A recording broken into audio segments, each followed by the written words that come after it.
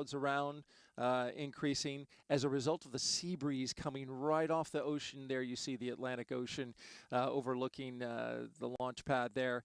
That could possibly trigger some cumulus clouds that could pose a risk. That's what they're going to be keeping their eyes on as we go back into the suit-up room. But the threat is low, as I mentioned, only just 10% chance that it could pop up during the T0.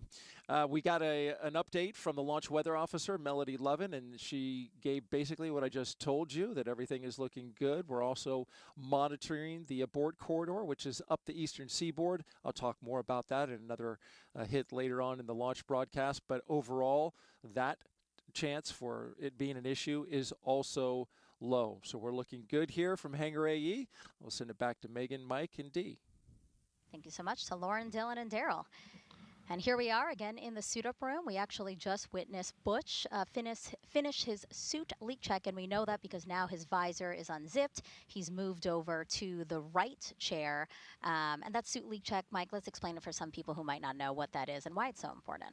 So as I'm sure our viewing audience knows, that we don't just wear our suits because they look good, and not just because we have to, but they serve a great purpose. So if you fly in an airplane, they talk about if the cabin were to depressurize, you should put a little mask in front of your face. Well, if our spacecraft for some reason would have a big leak, this is a second layer of protection. The suits will keep us from suffering any problems from being in a vacuum or low pressure. So our suits need to be able to hold their own pressure, and we've been working with these suits in the David Clark Company for a while. We know these suits are great, but we still check them right before launch, and then we even do another leak check inside the space capsule. This is the extended leak check, or a slightly longer one with some more sophisticated equipment. But once Butch and Suni get into the spacecraft, they'll do another abbreviated leak check to make sure that everything is good. So you see Suni's is getting her gloves on. She'll put on her visor, and then she'll inflate a little bit like the Michelin Man or the Stay Puft Marshmallow person or something like that. You'll and that shows that the suits are inflated. And then we have also practiced to be able to fly the spacecraft even with the suits inflated, that we can still do the things we need to do to keep safe and keep the mission flying. Oh, yeah, that makes sense. As you were saying, they really do puff up. It's very visually apparent that the suit leak check is happening. So, again, Butch has completed his, and he's waiting for his pilot, Suni, to have that same check on her suit. And the room where they're in, this is a historic room within astronaut crew quarters, which takes up the west wing of the third floor of the Neil A. Armstrong Operations and Checkout Building at Kennedy. And actually, NASA has used this very suit-up room since Apollo 7 in 1968. That was the first manned mission of the Apollo program, so a lot of history here. However, for the longest time, we had those recliner chairs. We still had them from the Apollo and shuttle time, and we brought in these new modern ones that you see Butch and Suni sitting in for the commercial crew program. Mm. And these suits are really neat because they are very lightweight. And when you're flying rockets, the lighter the weight things are, better. The launch and entry suits that we wore on shuttle and have modified. Here's Suni zipping her helmet.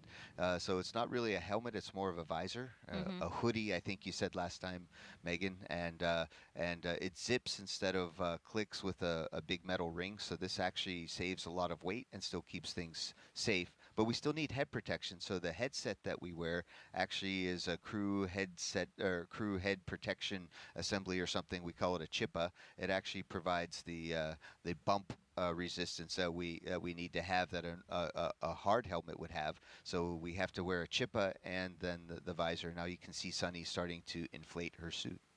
Is it more comfortable to be in that reclined position? So that's why we are using these recliners for this particular test? Yes, it's not just more comfortable, but it's more flight-like. That's it's mimicking the position we are in our seats on launch. It's a slightly reclined seat with our legs kind of sticking up. So this position is much more what the suit was designed for, and that's why we test in it. And it's also comfortable. Yeah. Yeah, these new suits obviously debuting with this flight. Dee, can you tell us a little bit about these suits? I mean, you guys developed it, Boeing developed it with a company called David Clark, yeah? That is correct. So as you can see there, first, the entire suit, helmet down to tennis shoes, are about 20 pounds, which is lighter than the original spacesuits. They're very mobile, easy to move in. They also come with gloves that are touchscreen friendly for our astronauts as they do their operations within the Starliner. And also something to note is in this room, you'll see two groups of people. You'll see people in white polos, and that's the people from David Clark, again, the supplier of the suit.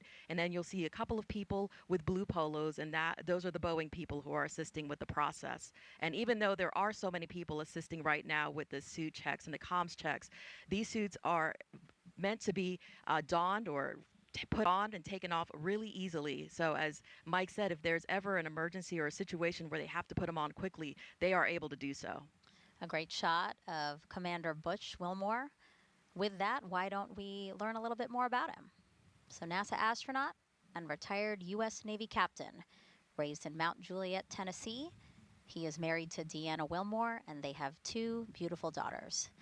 As a naval pilot, Butch racked up more than 8,000 flight hours and 663 carrier landings, all in tactical jet aircraft. He completed 4 operational deployments, supporting missions like Operation Desert Storm. And before his selection to NASA, Wilmore was on exchange to the Air Force as a flight test instructor at the Air Force Test Pilot School at Edwards Air Force Base in California. Butch is a veteran of 2 space flights as pilot on Space Shuttle Atlantis in 2009, and then in 2014 he served as flight engineer for Expedition 41 to the International Space Station. So far, Wilmore has spent 178 days in space and performed 4 spacewalks. This flight test will be his 3rd mission to the ISS. And Suni Williams, CFT's pilot and a retired U.S. Navy captain. NASA selected her as an astronaut in 1998, just 2 years before Butch. This will also be Suni's 3rd mission to space, making her the first woman to test flight on an orbital spacecraft. Her first trip to the ISS launched in 2006. She served as flight engineer for Expeditions 14-15. She then returned to the orbiting lab in 2012 and was commander of Expedition 33. Suni has more than 50 hours of spacewalk time, the 2nd most cumulative time by a female astronaut. So far, she has spent 322 days in space. Before NASA, Suni was a former naval test pilot and instructor, logging more than 3,000 flight hours in more than 30 different aircraft. Williams grew up in Needham, Massachusetts. She's married to Michael Williams. She enjoys hanging out with their dogs, working out, hiking, camping, as well as working on cars and houses. And right now, Suni is maintaining a comfortable position while her suit is getting inflated and going through the checks. I've worked with Butch and Suni pretty much since they both joined the astronaut office. Suni came in 1998, Butch in year 2000, and we've been a really good team together working, and I really admire their professionalism. There's a lot riding on their shoulders for this mission, and they're up for it, and they're ready for to go flying today. And they seem like they're in really good spirits. Again, we saw Butch laughing along with some of the people in the room. You know, after his suit leak check was done, I saw him give a pound to Suni before she started her check. It seems like they're really ready for today. Absolutely.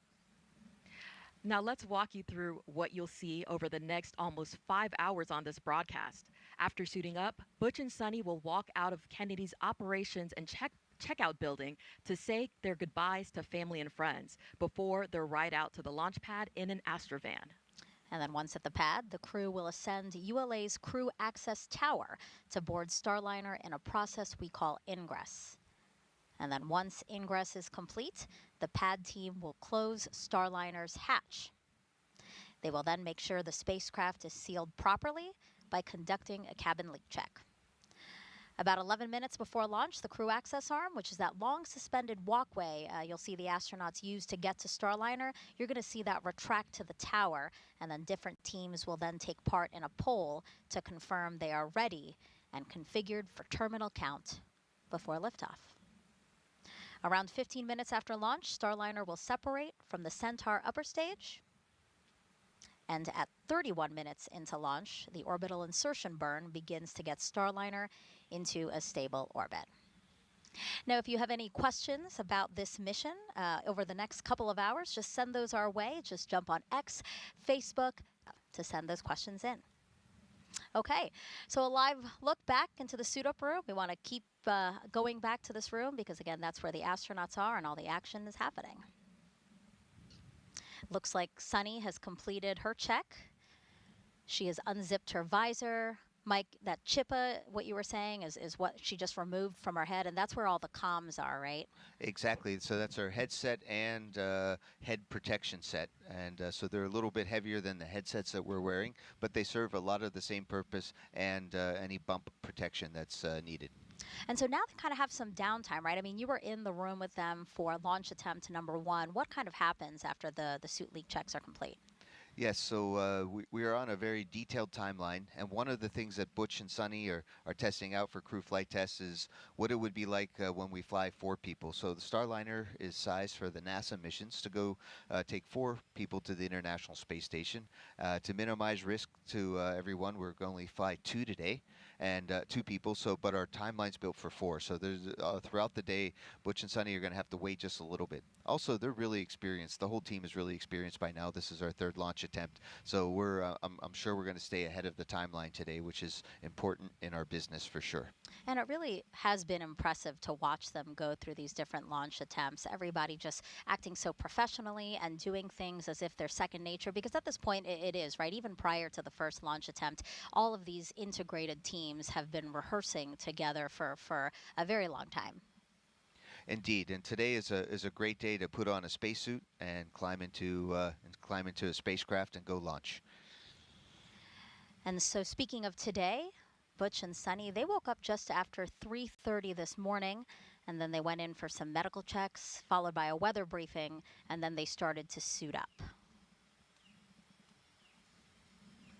And they've been in quarantine now, Mike, since April 22nd. We know what they did between launch attempts 1 and 2. You know, they were able to return to Houston to help troubleshoot some of the issues that we had between those 2 launch attempts, spend some more time with family, still in quarantine, of course. And then the time between our attempt on Saturday and now, do they have some time to enjoy some of the beautiful sights here we have in Florida?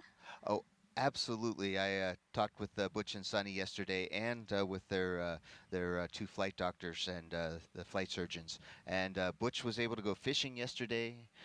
He saw the sunrise. He saw manatees. The alligator was chasing after his bait, apparently. And Suni was able to take a nice run along the beach. And she didn't run into. She saw some sea turtles, and you know, those are very beautiful things here in Florida. And we have a lot of great things in Houston, a lot of great nature things, but Florida is indeed special. And Butch and Suni got this last taste of Earth, if you would, of terrestrial life before they get to go to space and be away from all of these things such as weather and sand and sea turtles. And to be clear, all of the things that you just described right here at Kennedy Space Center, you know, Kennedy Space Center is huge, and it does afford us some of those beautiful opportunities you said, fishing and also running. So still in quarantine, still abiding by the rules, you know, required of them before launch, but they did get to enjoy some downtime. Yeah, we certainly don't want to take anything up to the International Space Station. Those people aboard Space Station have been away for months from terrestrial germs, and we have an important mission to do. So anytime we're down for a day or 2, that has big impacts to the mission. So we do maintain the strict standards of quarantine, not just because they tell us, but because it's a good idea. We have teams at Mission Control in Houston monitoring Starliner's flight to the space station. Let's check in first with NASA's Brandy Dean and Boeing's Jim May. Thanks so much, Dee, and welcome back once again to Mission Control at NASA's Johnson Space Center. I'm NASA's Brandy Dean. And I'm Jim May with Boeing. The flight control team here in Houston, they're well rested and they're ready to get back to work, preparing to see Starliner safely through its first ascent with crew on board. The team's been training pretty hard for this. We've got hundreds of simulations and now a couple live scrub launches, so they're ready to get Starliner into space. Yeah, I would say they're not going anywhere until Starliner does. The flight control team is again led by Flight Director Mike Lammers, who you see here in the view sitting next to Flight Director Rick Henfling. Henfling's working alongside him to keep an eye on the weather. And then further down the row on Lammers' other side, we have Canadian Space Agency astronaut Joshua Kutrick acting as today's Capcom. You'll hear him communicating with Butch Wilmore and Sonny Williams on the team's behalf. He'll be filing all of his experience away as he prepares for the next Starliner flight. He's assigned as a mission specialist on Starliner 1. So the team here today returned to their consoles around 4 a.m.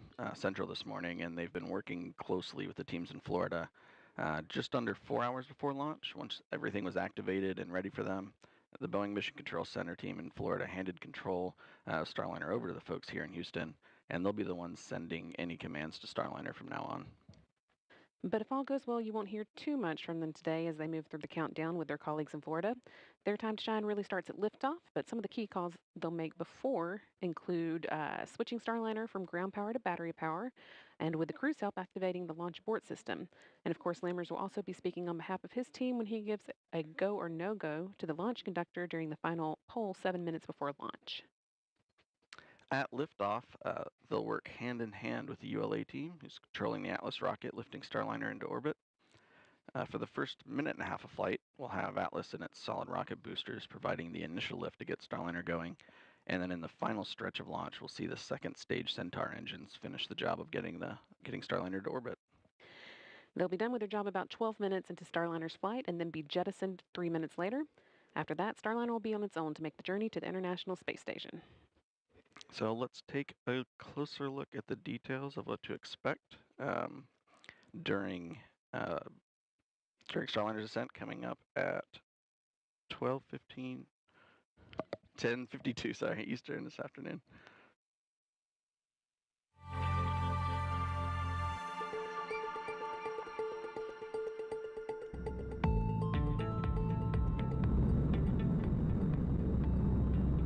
Ascent begins at T-0, liftoff, the end of the countdown, and the beginning of the mission. Shortly afterwards, at T+12 seconds, the rocket rolls, lining up Starliner with its target orbit and putting the astronauts in a heads-up position. Then, around T+40 seconds, max Q starts. That's also known as max aerodynamic pressure. This is a critical time when the atmospheric forces reach their highest. Next, at about +1 minute 35 seconds, the two solid rocket boosters run out of fuel and burn out, and about a minute later they separate from the booster. The Atlas booster engine continues to burn for almost 2 more minutes. Then at approximately +430, booster engine cutoff, or BECO. About 5 seconds later, the booster separates, and so does the ascent cover on top of Starliner. At around 4 minutes 45 seconds, the Centaur upper stage ignites, continuing the push to orbital speeds. Then a little after 5 minutes, Starliner is free of the atmosphere and doesn't need additional aerodynamic support, and the aeroskirt is jettisoned. After a long 6+ minute push from Centaur, main engine cutoff, or MECO, happens around 12 minutes after liftoff. Then, when Centaur successfully separates almost 15 minutes after launch, ULA's job is done. But Starliner is not quite in orbit yet. After a 16-minute coast, Starliner ignites 4 of its orbital maneuvering and attitude control, or OMAC engines, for the orbital insertion burn, and then 31 minutes after liftoff, the ascent profile is complete.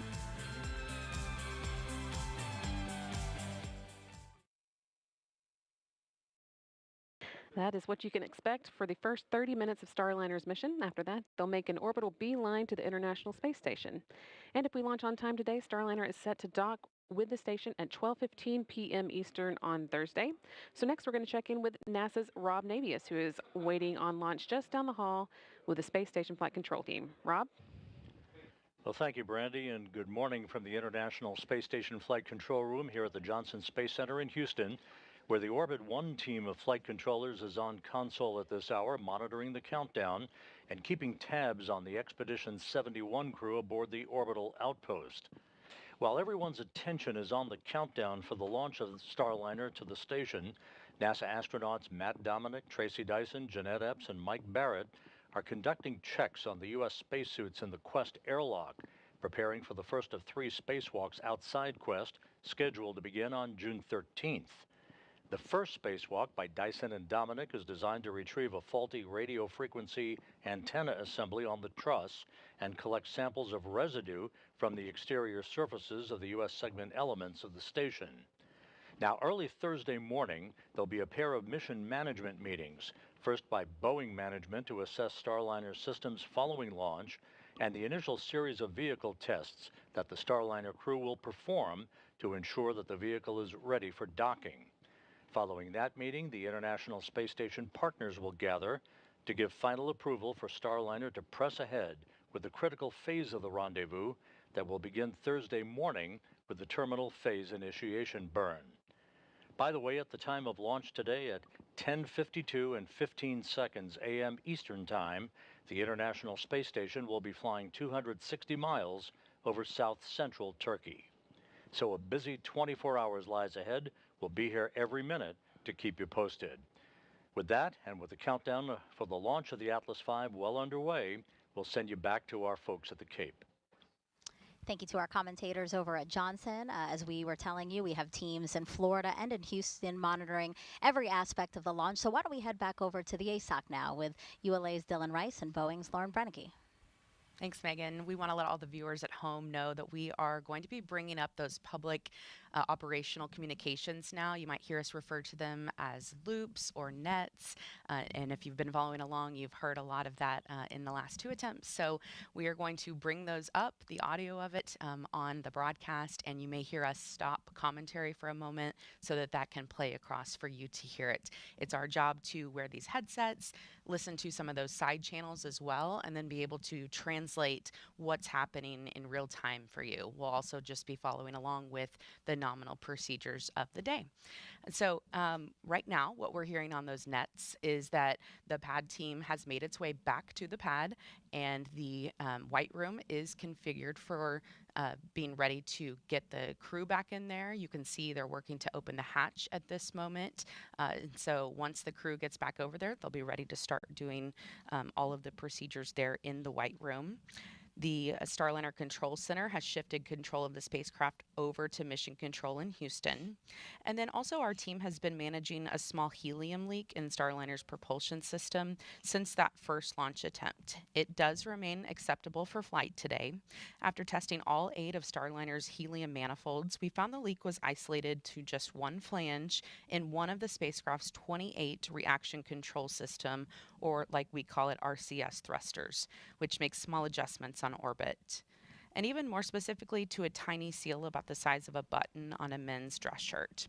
Helium is not combustible or toxic. Thorough data analysis showed Starliner could handle 4 more leaks, or this leak growing by 100 times its current size before needing to be managed in space. In fact, other spacecraft like the shuttle have launched with similar helium leaks in the past.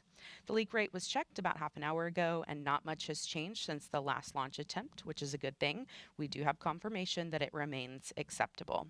Our teams have also been cycling the thruster valves, and those are now in the open position.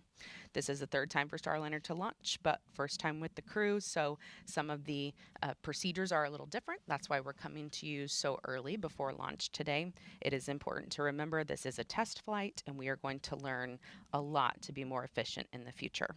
So Dylan, how are things progressing with the rocket? Well, Lauren, things are going very, very well with the rocket this morning. This is the 100th launch of the safe and reliable Atlas V rocket and the 3rd flight of the 172-foot tall N-22 configuration. This rocket is equipped with a dual-engine Centaur upper stage, a configuration that is uniquely capable to deliver the performance needed to shape the trajectory for crew safety. All right, and now we will check in with NASA's Daryl Nell over at Hangar AE. Daryl. All right, thank you, Dylan and Lauren. And back here at Hangar AE and out at the pad, you can see beautiful skies above. We talked about the weather at the top of the show. Only 90%, I say only 90% go, which is a fantastic weather forecast here at the pad.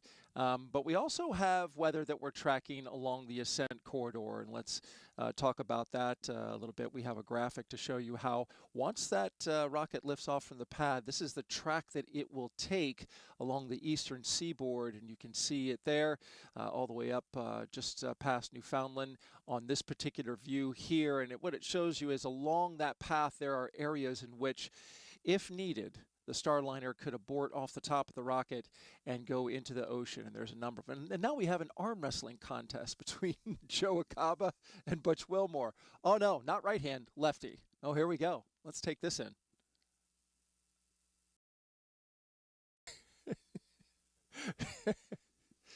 I think Butch said, "Are you trying?" Oh, I think it ended in a tie. Come on, guys. We're going to do some rock, paper, scissors. You know, I don't see any cards in this. This is a tradition. Normally, that's part of the suit up. After they've got their suits and done their checks, they do a card game. But in this case, it appears they are going with rock, paper, scissors. The whole idea here is to lose to the chief you see there, Joe Acaba. And he beat him. He beat him. So there you go. Joe Acaba wins one, and he's wins against Suni. Let's send it back now to the host desk. Yeah, this is a fun moment. As Daryl mentioned, usually it's a card game. That's a tradition that dates back to many missions ago. And the point is for just to have some laughs. No, the point is what, Mike? So the point is to try to get the bad luck out. It looks like the crew's about to leave the suit room, but I'll say this is that with Starliner, we're making our own new traditions. And apparently the card game didn't work for us the first two times. So we're going with something classic and true. And universal. Who doesn't know rock, paper, scissors? Yeah. I guess there's a lizard and a Spock for an advanced version, but we'll go with rock, paper, scissors. Yeah, so as Mike just said, because they have lost to Joe Acaba, they have used up their bad luck. So now they are getting ready, and in a couple of moments, we expect to see them walking out of the suit-up room, and then they'll walk down and out to the waiting crowd here for them. The Astrovan, obviously, to the right side of your screen, that is their ride to their launch pad, and they'll be getting in there for a about 20-minute ride to their launch pad. You see all those partitions because, Mike, there's levels, right, as to how many people can or who can get close to the astronauts because there's quarantine rules again. Absolutely, we do respect the health stabilization program, and that looks like that's the ULA president Tori Bruno. Yep. He's there, and he's the Atlas, the ULA team with Atlas and Centaur have been a really great supporter. They work with Boeing to give us a ride to space, and it's nice to see the president of ULA there. And the Astrovan is pretty awesome. It is. A comfortable way to get to their launch pad. It can fit 8 people, really. Yes, I think today we're going to have just Butch and Suni. I had a chance to ride with them on their first launch attempt, and there's definitely room for more. That call out again, 3 hours and less than 30 seconds until liftoff of Boeing's crew flight test.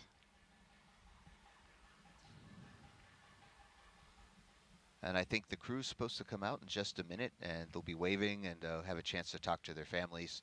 And this is an important moment. We have, Standing by.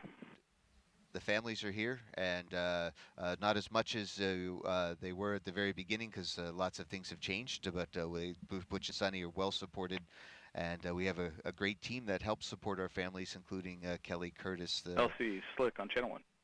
Go ahead. The NASA astronaut. Hatch open, ops are complete, confined space checks are nominal. Roger.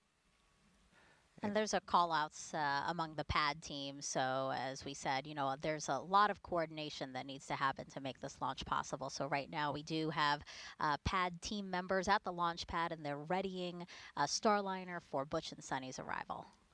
It's a well choreographed orchestra today, especially everything seems is going on time, and our family support team has made sure that the crew families are there for their and Butch and Suni are given the best send off that they can. And we have some leadership here at Kennedy also here for crew walkout. This is a really cool moment, you know, the final opportunity for the astronauts to say, see you later until their launch. Again, targeting 10:52 and 15 seconds a.m. Eastern Time.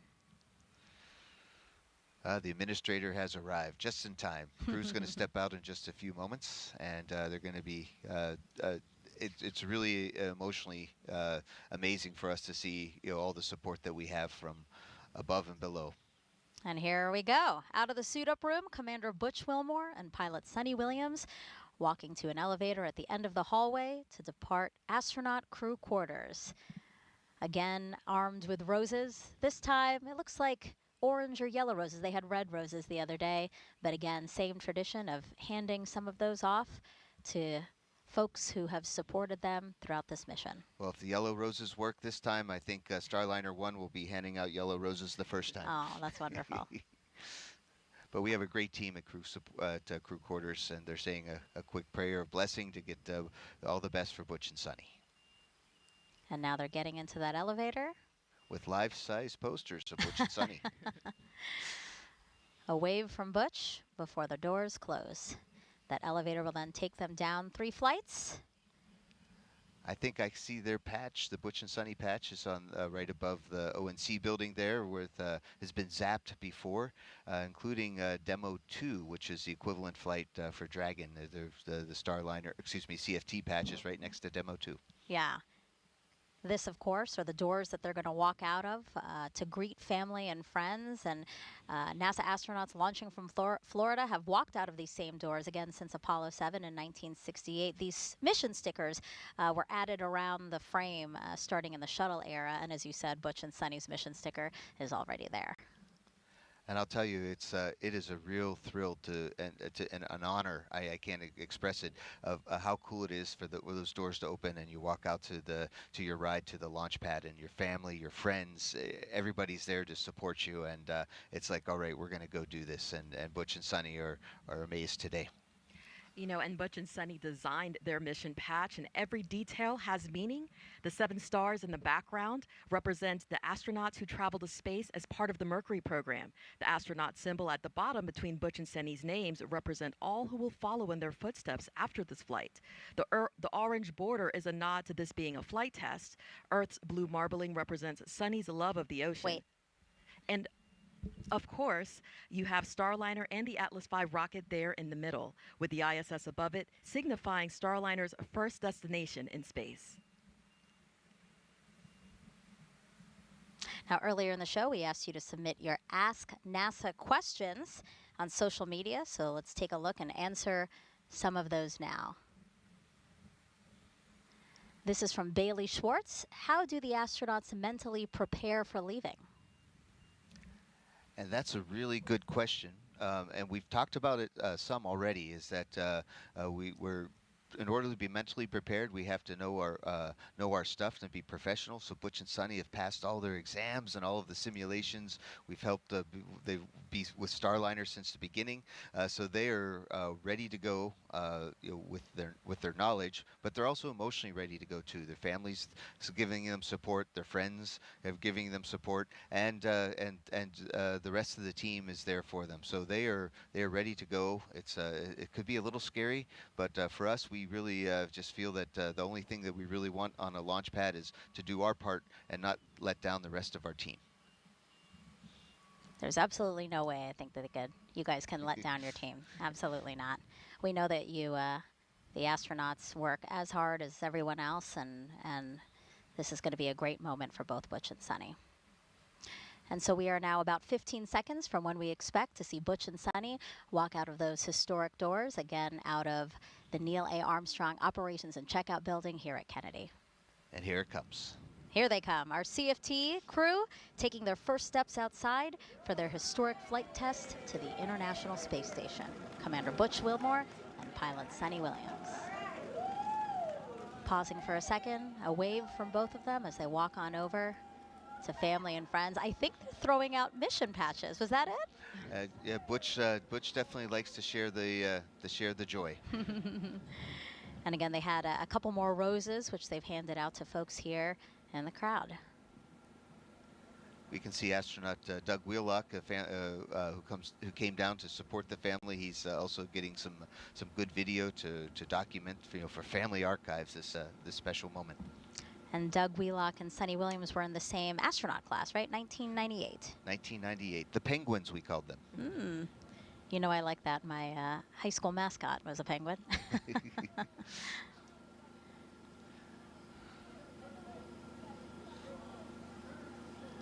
Playing to the crowd, as they always are. They have great personalities. They're really keeping up all the energy, getting everybody pumped for this historic mission.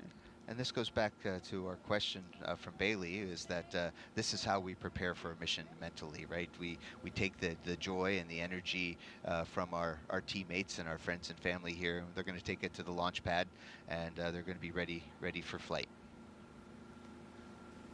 A couple more words here. Planned time to leave is about 3 hours and 20 minutes from launch, so they still have a little over 2 minutes left. Making their way down to other folks. A crowd following them to take some photos, some videos. The Astrovan door open and ready for when they want to hop in.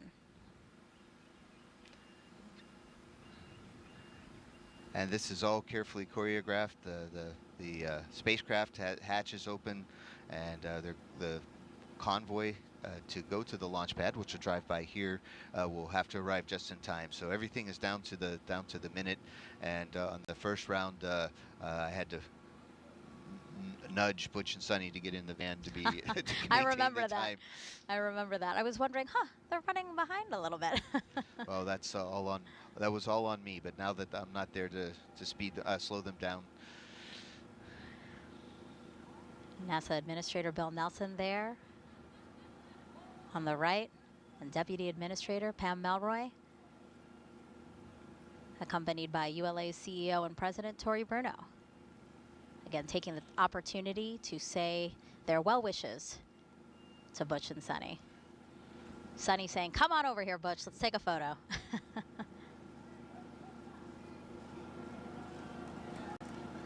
Some waves again as they slowly make their way to that Astrovan door. We can see Boeing's astronaut liaison, Megan Donaldson, getting a hug there. She has been such a great help to keep the crew and Boeing management and Boeing team in sync, as well as to make sure they stay on time. And that's why they're on time today. Thanks, Megan. Good job. Oh, not me. Got it. Oh, well. And thank you to you, Megan Cruz. All right, the door now closing. Also riding along with them will be the driver and a backup driver. The driver for all three attempts has been Rodney Perry. Again, thinks his job is so cool. You know, what an amazing, unique opportunity. And then we also have the backup driver. That's right. The backup driver is Blake Poston. He's riding in the passenger. He monitors the radio and gets minute-by-minute updates on the spacecraft and rocket. He typically handles transportation logistics for Boeing's space programs, and of course, he is excited to be here for this mission. Yeah, both really cool opportunities to be a part of this flight test. Now they will have a full security escort. Again, the drive will take about 20 minutes. And here they go. NASA astronauts Butch Wilmore and Suni Williams now en route to Cape Canaveral Space Force Station's Launch Pad 41. Go Butch, go Suni. Woohoo! Even more people there in the parking lot, waving, taking pictures, sending their well wishes to the pair. Yeah, the team here at Kennedy Space Center is definitely, they've been focused on a lot of things, a lot of other launches, but today they're there to support Starliner and Atlas and getting ready for the crew flight test today. And as they make their way to the launch pad, we want to remind you that both Butch and Suni are experienced naval aviators. So actually we have some old school pictures here. Suni back in the day, you know, she initially wanted to be a diver in the Navy, but said she watched the original Top Gun movie and decided to go to flight school. So actually she was a helicopter pilot for the Navy. And then here's a picture of Butch Fun fact, he was a real Top Gun pilot. He's there on the far left. Now, I mention all this because given their backgrounds, it's only fitting, right, that they wanted... LC Slick on Channel 1. Go ahead, Slick. Crew transport convoy is en route to LC-41. Estimated arrival at the roadblock is at L-307. Roger. That they wanted clips from the Top Gun Maverick movie playing in the Astrovan to get them all hyped up for their test flight to space. But my question for you, Mike, as you rode with them the first time, is are they actually watching that? Because my impression is they're making a lot of phone calls while they drive in the Astrovan to people they want to thank, right? Oh, yes. Butch. OSM, LC. OSM. Crew transport convoy is en route to pad. Permit entry into FHA. Roger. So that was launch conductor Doug Lebo giving permission for the crew to go into the the hazard area, flight hazard area, so that when the van gets there, they don't have to wait and go through security, because we know that's always fun. So they're gonna get the speed pass to go through. So Butch and Suni really have appreciated the team that we're all part of, and astronauts get a lot of credit because we're at the tip of the rocket, tip of the spear, if you would. But we really do appreciate everybody who's worked hard for Starliner mission. It's been a long time coming, and so Butch and Suni took some time in the previous flights for them to call their different teammates and along the way and show appreciation. And I know if even though they're my friends, if they were to ever call me, I know how excited I would be. And this is a pretty neat thing. Yeah. Now let's check back in with NASA's Brandy Dean and Boeing's Jim May, who are monitoring things in mission control at Johnson Space Center. Thanks, Megan. There are no issues being worked so far today at Mission Control in Houston. Things are going smoothly as the team works through their timeline. One of the first things they did after coming on console was a weather briefing with the crew in crew quarters.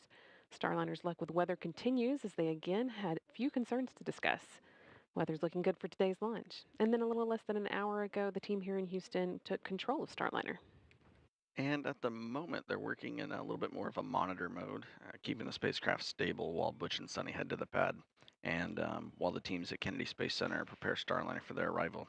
Once the crew gets strapped into their seats and the hatches closed, things here will start to pick back up as we perform cabin leak checks and monitor Starliner's life support systems, which are hosting crew for the first time into space. And then in the last 20 minutes before launch, there are a few important actions they'll work through, switching Starliner to internal power and working with the crew to activate the launch abort system.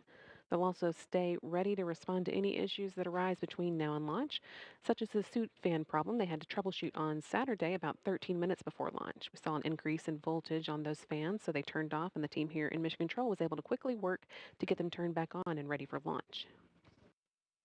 And this carefully choreographed pre-launch process has been practiced many times as a fully integrated team, with all of us sitting here in these same seats as our final set of training to prepare for Butch and Suni's mission today. And of course, all of this is aiming to get the crewed Starliner to the International Space Station for its crewed flight test. So let's check in again with the destination, the International Space Station. Rob Navius is with the Space Station Flight Control Team, standing by to give us an update. Thanks, Brandy. With the white flight control room down the hall, poised to take over Starliner mission operations at liftoff of the Atlas V rocket, the flight controllers in this room, the International Space Station Flight Control Room, are ready to collaborate with their colleagues once Starliner moves into integrated operations just after 9 a.m. Eastern Time tomorrow. That'll be about 3 hours prior to Starliner's scheduled docking. Now, once the new spacecraft is docked to the station's Harmony module, there'll be a period of about 2 hours to conduct leak checks on both sides of the Starliner Harmony docking interface before the hatches will swing open, allowing Butch Wilmore and Suni Williams to enter the station, the place they have both called home on previous missions. Wilmore and Williams will configure Starliner systems for docked operations, then will join the 7 Expedition's 71 crew members for a typical safety briefing. That will be conducted by Station Commander Oleg Kononenko of Roscosmos, who yesterday marked 1,000 days in space on this, his 5th mission.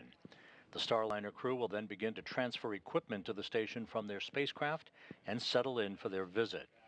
Countdown clocks are ticking backward as we close in on the launch of this test flight, and we are ready here in Houston. So let's turn it back to you guys at the Cape and our continuing coverage. Thank you, Rob. We are now 3 hours, 13 minutes and counting away from only the 6th time NASA astronauts will launch on a new spacecraft designed for crew. And if you're wondering about the first 5 crewed test flights, here they are.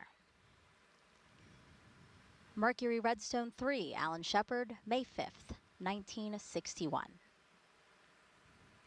Apollo 7, or excuse me, Gemini 3 with Gus Grissom and John Young, launched March 23rd, 1965. And then Apollo 7, Wally Schirra, Don Isley, Walt Cunningham, and that was October 11th, 1968. We have STS-1 with astronauts John Young and Robert Crippen, which launched April 12th, 1981. And NASA SpaceX Demo 2, Doug Hurley, Bob Behnken, May 30th, 2020.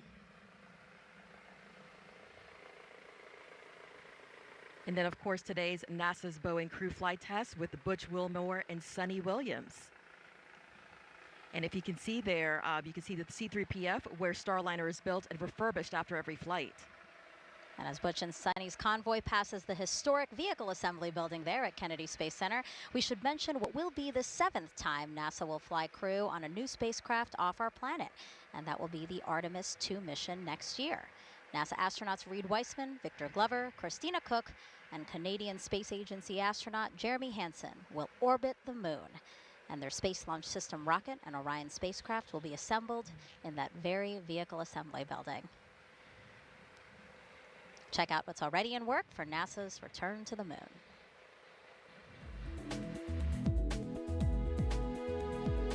Engineers inside the Neil A. Armstrong Operations and Checkout Building at Kennedy Space Center lowered the Orion spacecraft into a vacuum altitude chamber with the help of a 30-ton crane.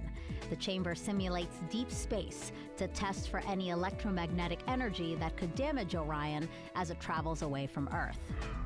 Meanwhile, the Artemis 2 crew completed an underway recovery test at sea. This exercise mimics Orion landing and recovery procedures when the crew splashes down in the Pacific Ocean off the coast of California. Navy divers and boats approached a mock-up Orion capsule and helped the astronauts into helicopters, which then flew them to a nearby naval ship, just like they'll do during the mission. Back at Kennedy and high above Launch Pad 39B, this 360-degree video takes you for a ride inside one of the Artemis emergency egress baskets.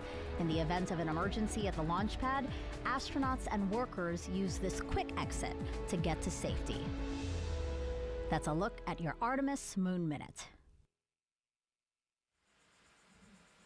And it's important to mention that, working with commercial partners like Boeing through the commercial crew program really allows NASA to focus on these other goals like returning to the moon. I think we're in the golden age of space exploration, and we're going to keep working on getting more people into space and building a low Earth orbit economy and exploration to Moon and Mars. This is an exciting time. Yeah, what I think is so cool is that there's so much to do with space exploration that we couldn't do it alone. We realized that we should bring in private companies, commercial companies to really help us meet this fantastic goal of getting off our planet and seeing what else is out there. Oh, there's a lot of opportunities for young scientists and engineers, STEM fields out there. So any of you kids out there, study hard. We could use you in the space program. We are now 3 hours and 9 minutes until launch. Let's check back in with Daryl Nail over at Hangar AE. All right, thank you, and good morning as we track the crew on their way to the pad, and they do so with some beautiful sunshine in their faces. That Florida sunshine is cooking up some heat, though. We're going to get into the 80s by the time we hit T0. But the good news is not expecting any significant issue from the weather. That doesn't mean they're not tracking a few things as we look off to the east. Outdoors, the temperatures, again, comfortable. Winds are light. That's not an issue. But we are tracking the possibility for cumulus clouds around the pad closer to T0, and that would be triggered by the sea breeze that we get here in Florida this time of year. Sea breeze, the cool air off the ocean meeting the warm air over the land. but we expect that to stay offshore. Could get some puffy cumulus clouds in the area, and if we do, that will be something that Launch Weather Officer Melody Lovin will alert the launch team to. Of course, can't fly through cumulus clouds because that can trigger a lightning strike, which would put the astronauts in danger. So they make sure that not have any cumulus clouds over top of the launch pad at the time of T0. Also wanted to recap the weather in the ascent abort corridor. We were talking about that earlier before an arm wrestling match interrupted that, but here you go.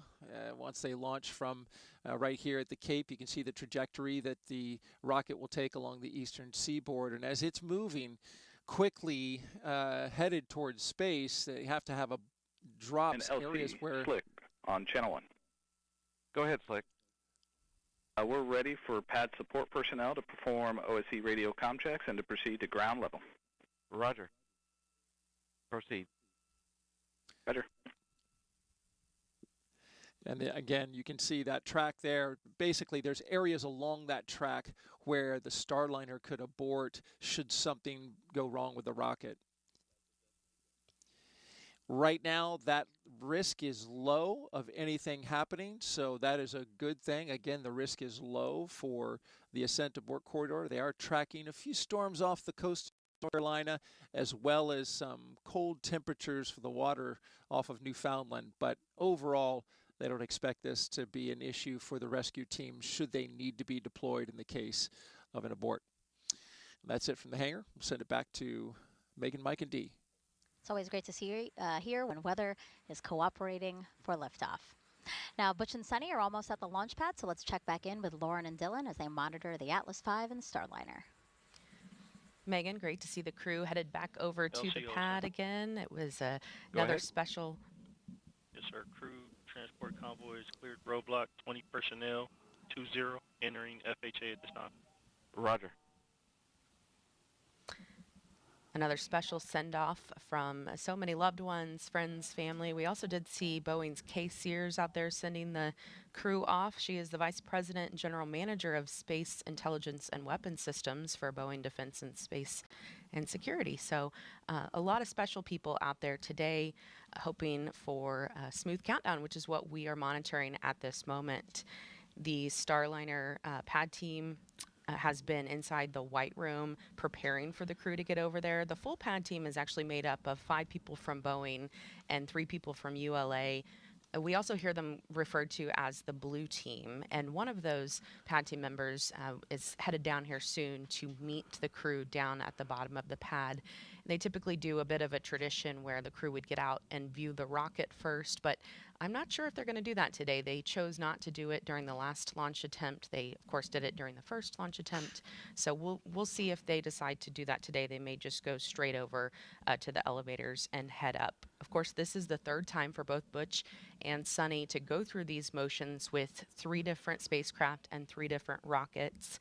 They both have ridden on the shuttle and the Soyuz in the past, but they really love Starliner. They have talked about just the agility, the nimbleness of the spacecraft, and they really can't wait to get up there and put their hands on it and do some manual piloting, as well as, of course, the automated piloting that it is made to do.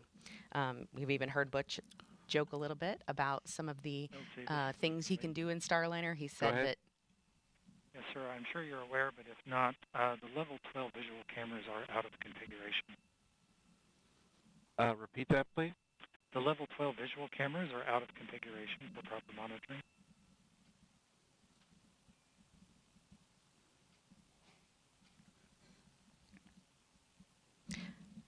All right. What are you looking for? So it looks like the I was curious if Astrovan is pulling into the pad at this moment. Dylan, this crew feels very confident with their ride to space on the Atlas, which has a 100% mission success rate. Go ahead. Yes, sir. Crew transport vehicle is entered the pad. Roger. Yeah, that's right, Crew Lauren. Clear to proceed to level 12. Roger. The Atlas V Starliner configuration was designed with a commitment to safety, and it's one of the most reliable rockets in the world. But in this configuration, we carry an extra layer of safety for the specialized duty of launching astronauts to the International Space Station.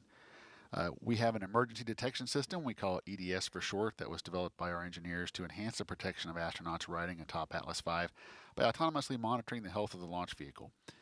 If the EDS detects an impending anomaly, it can trigger an abort faster than any human could possibly do so. Roger. But the astronauts also have a capability to trigger a manual abort if that's required. Along with that EDS system, we also have a dedicated ascent flight control team on console in Denver during this and any human spaceflight mission. This team monitors the health and performance of the rocket during ascent to space. Our engineers provide real-time status and collaborate directly with NASA's flight director and mission control Houston. When you hear the call sign Atlas, that's our ascent lead, and he'll be providing real-time telemetry data from the rocket and provide continued situational awareness. As the crew arrives out at the pad, the rocket remains ready, waiting on the opening of today's launch window. Roger. At this point on the launch pad, all the activity is really up on that crew access tower. You mentioned the blue team. There are 3 ULA personnel on that blue team. These individuals are performing the initial safety checks of the tower in the White Room prior to starting Starliner closeouts. And once the crew is loaded and Starliner is closed out, they'll prepare the crew access arms hydraulic system for arm retract, which we will control remotely from the LCC once the pad is clear. They'll also be retracting the Starliner access plank and raising the White Room environmental seal. Once all that work is done, the entire blue team will clear the pad and head back for the fallback area for launch. But right now, things are going very, very well with the rocket. As you can see, things seem to be going well. The crew access tower is ready, and the team here is hoping for cool runnings as we march toward liftoff. All right, and as we see the astronauts coming out there on level 12, we will send it back over to Dee, Megan, and Mike. Yeah, so Butch and Suni arriving on level 12 of the crew access tower, as we've been saying. We do just want to reference a little bit of the chatter that we heard on the loops just a couple of minutes ago. Somebody was saying that the cameras are out of configuration in level 12. That's, again, just this level, like outside. Nothing with the rocket or the spacecraft. It's just, right, Mike, cameras that are on the... That's exactly it. There's cameras, I don't say everywhere, but as you can see, we all can see where Suni's taking a quick look at last look at planet Earth for a while, looking out over the ocean, saying hi to us. Hi, Suni. I think he's saying hi to you. That's right. Just you, Mike. No, she's definitely saying hi to everyone. She's waiting. Butch is taking care of a little bit of business in a restroom, and you got to, what do you say? You got to go before you go, just like we teach our kids. And so Butch is a good student of that. And it's a beautiful morning, and I'm sure Suni is remembering the sea turtles she got to see yesterday. Yeah, the helicopter circling the pad. That's how we're getting this awesome shot here of Suni just taking it all in. As you said, waving to the camera, waving to friends and family watching this broadcast. What an amazing view. And also just off to the left of the screen there is the rocket and spacecraft. So an amazing, unique view from this level as well before they get into Starliner. And we didn't mention it last time, Megan and Dee, but this White Room is also configurable for other customers for the United Launch Alliance, including the Dream Chaser, which is LC Slick on Channel 1. Coming again soon. Go ahead. Crew is on CAT level 12. We can release the CTV back to the fallback area. Roger. And as we zoom out a little bit again, wow, what a great view. Really gives you perspective of where they are. Almost at the top of that crew access hour, but just a short walkway until they get into their spacecraft. Butch is back, and they're going to say another quick prayer for a safe and successful flight, and that everybody gets a chance to do their very best today. Butch is an ordained minister, and really it is nice. It's been nice to see them take these moments together and say some words. And OSM LT. OSM, go ahead, sir. Roger. Okay, I see the CTV backing up now. Chat. Yes, ahead, it's good to it's good to see that the crew transport vehicle has cleared the area. That means we're expecting the crew not to have to come back today, and we'll send them up to space. And their next stop would be the International Space Station. Again, it's important for teams to monitor exactly how many people are at the launch pad in that flight hazard area, because we are, fingers crossed, launching a rocket today. Well, we'll find out in 2 hours, 58 minutes, and 47 seconds. That's right. And here they go. Butch and Suni walking across the crew access arm. Their way into the white room there. LCSYS-11. Before they get into Starliner. Go ahead. Step 170, L1 balloon cycle task is complete. Roger.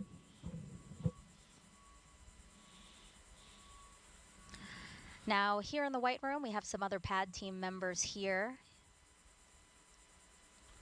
Obviously, they're all good friends, having a good time, and now a prayer before they get down to business. Yeah, we've had a chance to get to know our pad team very well. has departed the pad. And the CTV is out of the area. And what's really neat is that the Boeing pad team, this is not their day job. They have other jobs in the company, and then today they all get together and help the launch, get the crew inside the Starliner, and get ready for launch. Now, in the first launch attempt, after this moment, we saw Butch and Suni sign a mission patch that is off camera right now, but it is to the left of that hatch. You know, again, traditions are so important to us here at NASA. OSM, go ahead, sir. Roger. Please advise the CTV they're clear to proceed to the south fallback. Roger. At NASA and with our partners, so taking that opportunity to leave their mark, literally, in the white room there. Yeah. And it looks like Suni's on the phone, Mike. Yes.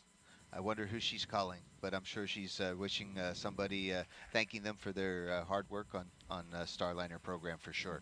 Yeah, so as the pad team readies Butch to start ingressing into Starliner, Suni is making a phone call. This is also something that astronauts get the chance to do, and Suni has made phone calls for the two of them in these last two launch attempts. And now for this time around, we know she's calling Steve Govain, NASA Commercial Crew Operations Lead.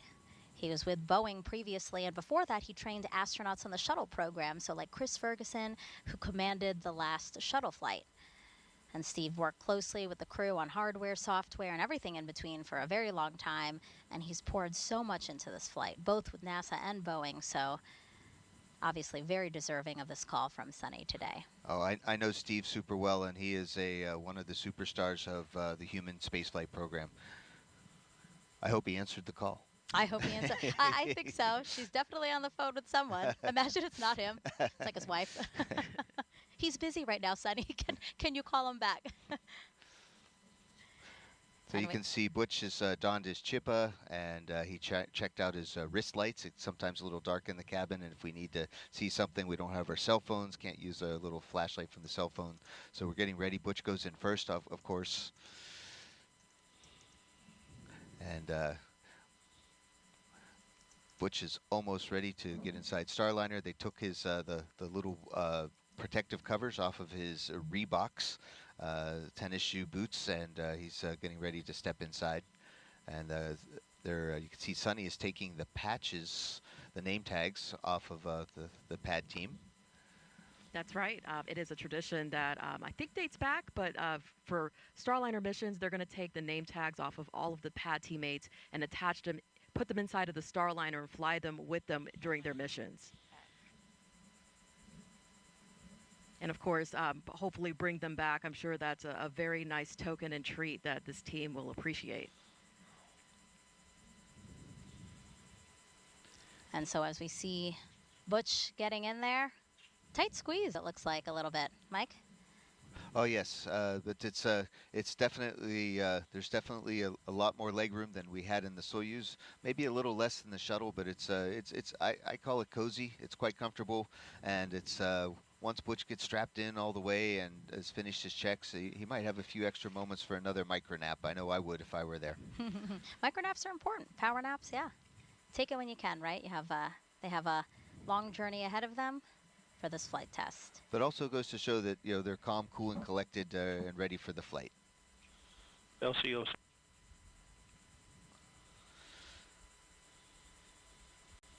Go ahead. Yes, sir. Per step 160, 18 personnel have exited FHA roadblock. Roger. So 20 went in and 18 came out, and the other 2 are? Butch and Suni. Butch and Suni. Math. Now, as Butch gets settled into his seat, let's toss it over to Lauren and Dylan inside with the launch team here in Florida to walk us through what else will happen before Suni gets in. Thanks, Megan. Yeah, we just saw Butch sort of slide across some of the other seats to get into what we call the commander seat that he's sitting in there. And Suni will sit right next to him to his right, which we've seen in the last couple of launch attempts as they've suited up and gotten strapped into their seats here. Suni won't start her ingressing, as we call it, or just getting into their seats until Butch is completely done. So the whole process takes about 15 to 20 minutes. So when the pad team finishes up with Butch, then they will start getting Suni in. And she is just standing right outside in the white room. As we saw her make that first phone call, we are expecting her to maybe make a second phone call. So we will wait and see who that lucky person is. But you see there the 2 pad team members, Armando and Garrett, who are helping get Butch in there. He's got a couple of leg straps that they're working on right now. One of those straps goes over his feet, one goes over his leg area, and then he also has like a 5-point harness strap that goes across his body. These seats are built custom to fit height ranges from 4'11" all the way up to 6'4". So they are made for all sizes, and they are also made of aluminum. And then there in front of Butch, his console is a unique mix of lots of screens, switches, and knobs. And then he also has 2 hand controllers there, which I mentioned earlier.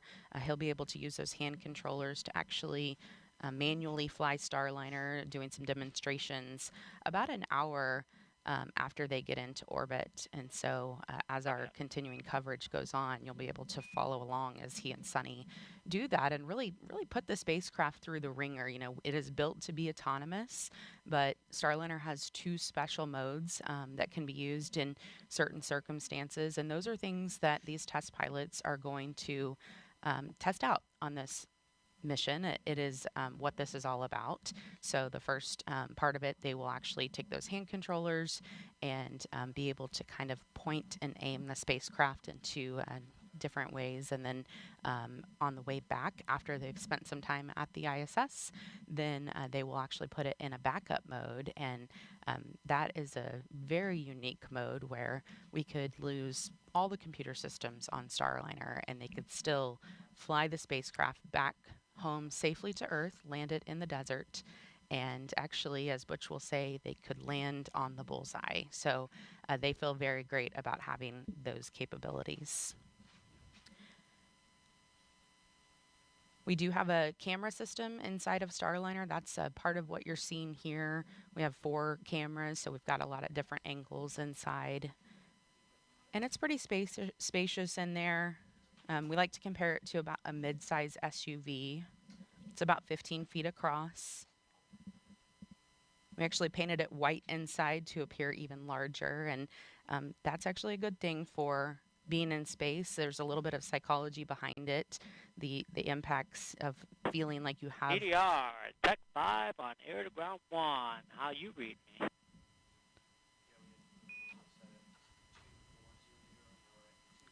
We're hearing CDR, got you loud and clear. How many? Copy, got you loud and clear, CDR. CDR, perform comm check on air to ground 1 with MCC. Houston Starliner, a CDR. How do you read? Starliner, it's Houston. We have you loud and clear on air to ground 1. Butch, good morning. Good morning. Good morning, team. CDR, report on air to ground 1 that we are ready to power sloop fan Bravo. Houston Starliner, we're ready to power sloop fan Bravo. Roger that. Houston is also ready for suit fan Bravo, so you'll go on the Eclipse control panel, suit fan Bravo to on. All right, here we go. All right. Butch powering his suit fan on. You've heard a couple of comm checks there, actually, between the pad team member you see working at the top with Butch and Butch himself, and then as well as Butch back and forth between Josh Kutrick, who will be on Starliner 1. Butch was a former flight test instructor at Edwards Air Force Base. Good airflow. All right. Good airflow. As I was saying, Butch was a former flight test instructor at Edwards Air Force Base with a Master of Science in Aviation Systems. So let's hear more about the retired U.S. Navy captain and CFT commander. A large part of the desire within us is to do things that are of benefit to others. In this job, we get to do things that are of benefit truly for all mankind as we explore the heavens that not many people get to experience, true, but we don't go just to get the experience. It's about the team and it's about the benefit that it brings. My name is Butch Wilmore, and I am the commander for NASA's Boeing Crew Flight Test Mission to the International Space Station. Life in Tennessee, God's country, that's where I grew up. Very fortunate, had loving parents, took us to church. When I was young, 7 years old, I believe, they bought a little land out in the country, 6 acres or so. We had horses and cows, and I raised chickens and ducks, and just enjoyed life in the country. I went to Tennessee Tech, started working on an electrical engineering degree, and played football, which was a very difficult combination, I learned, because they're both full-time jobs. So it was a lot of effort over those years, but it molded me and it helped instill the work ethic my parents had instilled in me when I was younger. I entered the Navy and was fortunate to fly the A-7E. It was a single-seat attack aircraft, and I flew that for a couple of deployments. And then I transitioned to the F-18 Hornet, and through that process, was selected in the test pilot program. You learn a lot about yourself as you go through test pilot school, where you're lacking in certain capabilities that are necessary to do a test pilot type of job. When it comes to flight test, the minute details matter. When we're doing our runs, hey, well, let's run it this way. Let's do it that way. Let's add this in. Let's take that out. And let's look at it in that regime so we can see how the spacecraft responds. And that's what you do with aircraft, that's what you do with spacecraft, and that's what this test is all about.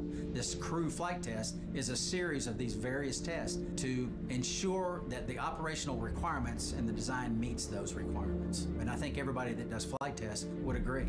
Focus, understanding, and also the team coming together to give you the overall understanding of the test and the capabilities of the spacecraft or aircraft that you're testing is vital.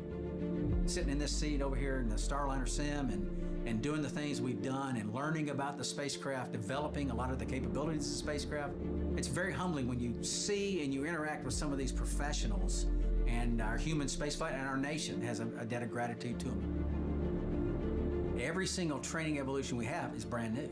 We're the first to do it. Whether it is checking the survival equipment in the pool with a mock-up of the spacecraft and how you egress, get out of the spacecraft, whether it's the side hatch or the upper hatch, while the seas are rough and all those type of things. There's a thought of how things should be, but then there's the reality of how things need to be. And that's what this test is all, everything we do is test. It's been a process over years that is such a benefit in all aspects of the capabilities of this spacecraft. And we're excited to be a part of it.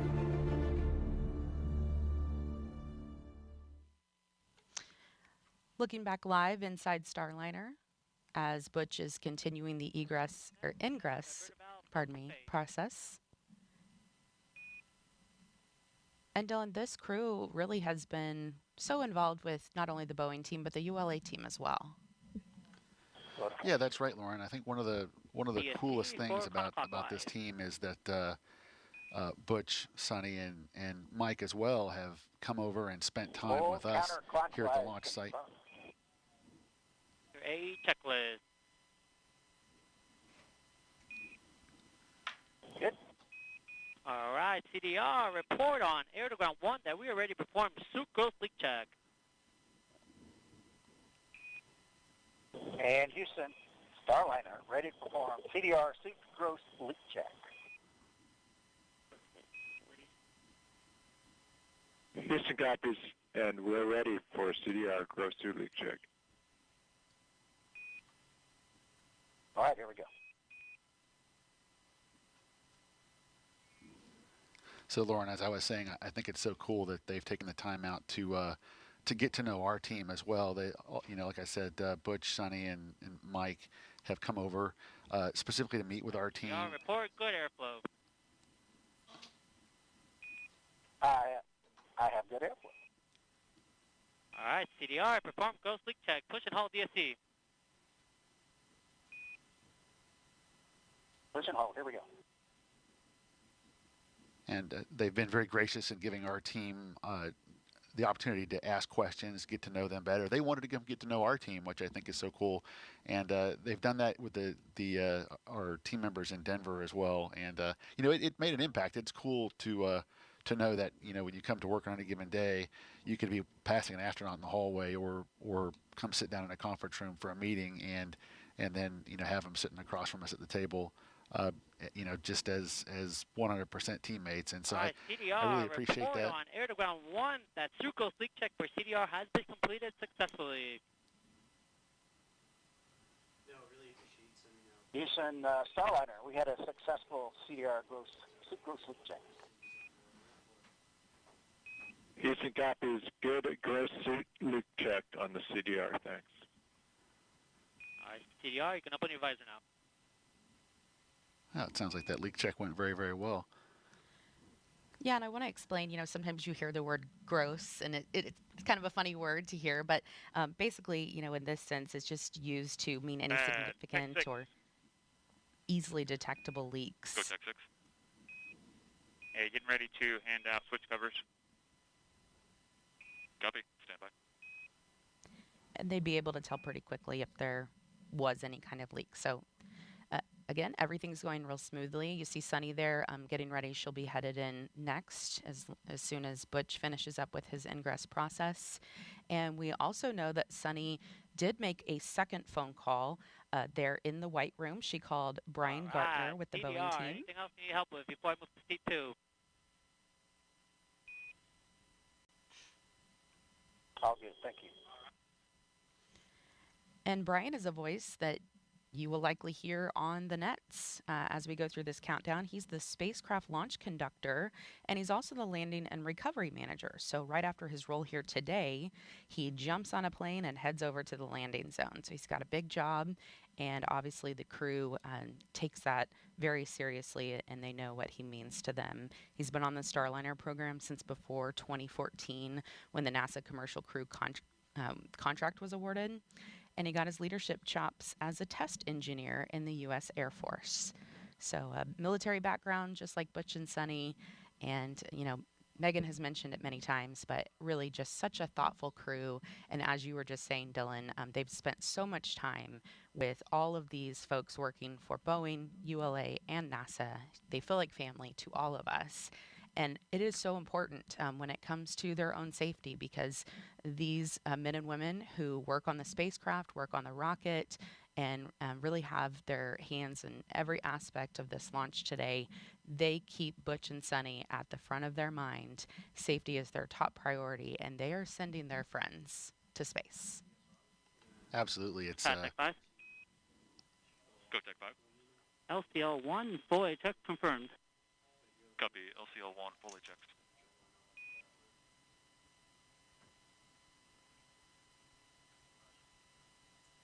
Tech 5. Go Tech 5. We are ready for PLT at this time. Copy that. We will send her in. All right, as Suni is going into Starliner to begin her ingress process, we're going to send it back over to Megan, Dee, and Mike at the host desk. Thank you, guys. And I do want to talk a little bit more again about this crew and how thoughtful they've been. We saw them hand out flowers for every attempt. We saw and heard about them calling all of these different folks, either from the White Room or in the Astrovan on the ride out to the launch pad. But also, this happened on Saturday. They sent a taco breakfast to the folks in Mission Control in Houston. Did that surprise you when you heard about that? Mike? Not at all. Of course, I didn't know about this one, but the fact that they did it was it's just very indicative of my crewmates. What we've how we've really tried to focus on the rest of the team, and the rest of the team focuses on us, and it's a big happy team working together. So least we can do is buy them breakfast. Yeah, and I'm sure they really appreciated it. It's really a nice gesture. All of these different gestures that both Butch and Suni have been able to do throughout these couple of launch attempts. Now here, Suni is. She's in her pilot seat inside Starliner. We're going to see the same sort of process that we saw with Butch, right? So they're going to get her buckled in, same 5-point harness, the toe and knee restraints. And then also we'll hear the various comm checks, again, with different teams, right, that they need to be communicating with, Mike? Absolutely. Everybody needs to be able to keep track for different reasons, but the Boeing Mission Control Center here in Florida, as well as the Mission Control Center in Houston, as well as the Launch Control Center here at the ASOC. And so everybody needs to be able to talk to each other, to the crew, in case there's something that needs us to fix or to solve before launch.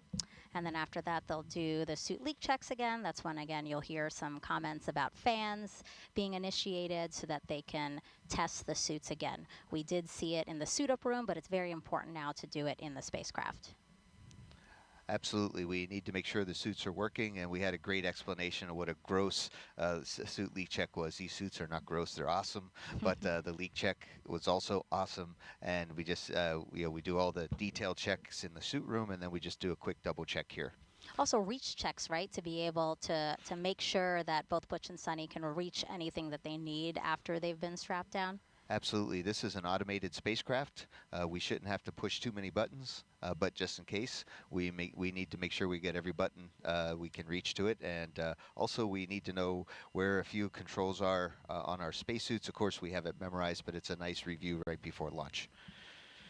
Now, look at the clock here. We are 2 hours, 36 minutes, and 56 seconds from liftoff of NASA's Boeing crew flight test. And we are well ahead of schedule. The pad team has until 1 hour and 37 minutes to get both Butch and Suni ingressed or into Starliner. Not just the entering of Starliner, of course, all of these checks that we're talking about as well. Mike, you mentioned it's because, yes, there's a lot of pad because we want to have that margin in case the teams need to work any issues, but also this timeline is for 4 astronauts for future missions. Yes, Starliner 1, for example, we're hoping to launch next year, and we'll need the same amount of time to get 4 people in, so that's why it's great to practice with 2, and you'll see that there hopefully is that extra margin of time that we would have been able to put in 4. I think the plan is that we'd be able to do 2 at once and then another 2 at once. So next time we do this, you won't have me here. I'll be inside. I'll be watching you. Yeah, that's but right. We'll see how well it goes. I remember that you said on Saturday that you're going to call me from the White Room. Oh yes. I'm saying it again now. I'm going to will it into existence. And so because they are ahead of schedule, it doesn't mean that they have to wait for 1 hour and 37 minutes to begin, moving along with the countdown. So after they're ingressed, the pad team will begin making sure that everybody is ready to close the side hatch. And then around 1:10 is when, again, they hope to close that hatch. But we don't have to wait for those times. We can just proceed. So we expect to see an early hatch closure. Right, Bang? Certainly, if there's nothing else going on, the whole ground team will try to get ahead of the timeline, and so that we can use that margin later on if needed. So far, so good today. And a beautiful shot from one of our helicopters again, orbiting the launch pad. You see Starliner there. That's where all the action is. Those camera shots we were just showing you, Butch and Suni atop a United Launch Alliance Atlas V rocket inside Boeing Starliner spacecraft. The first 2 astronauts to fly in the Starliner.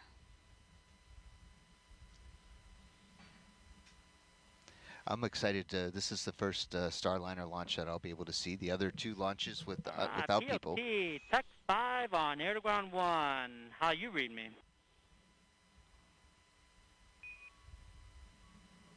Loud and clear. How me? I got you loud and clear as well. PLT, perform comm check on air to ground 1 with MCC.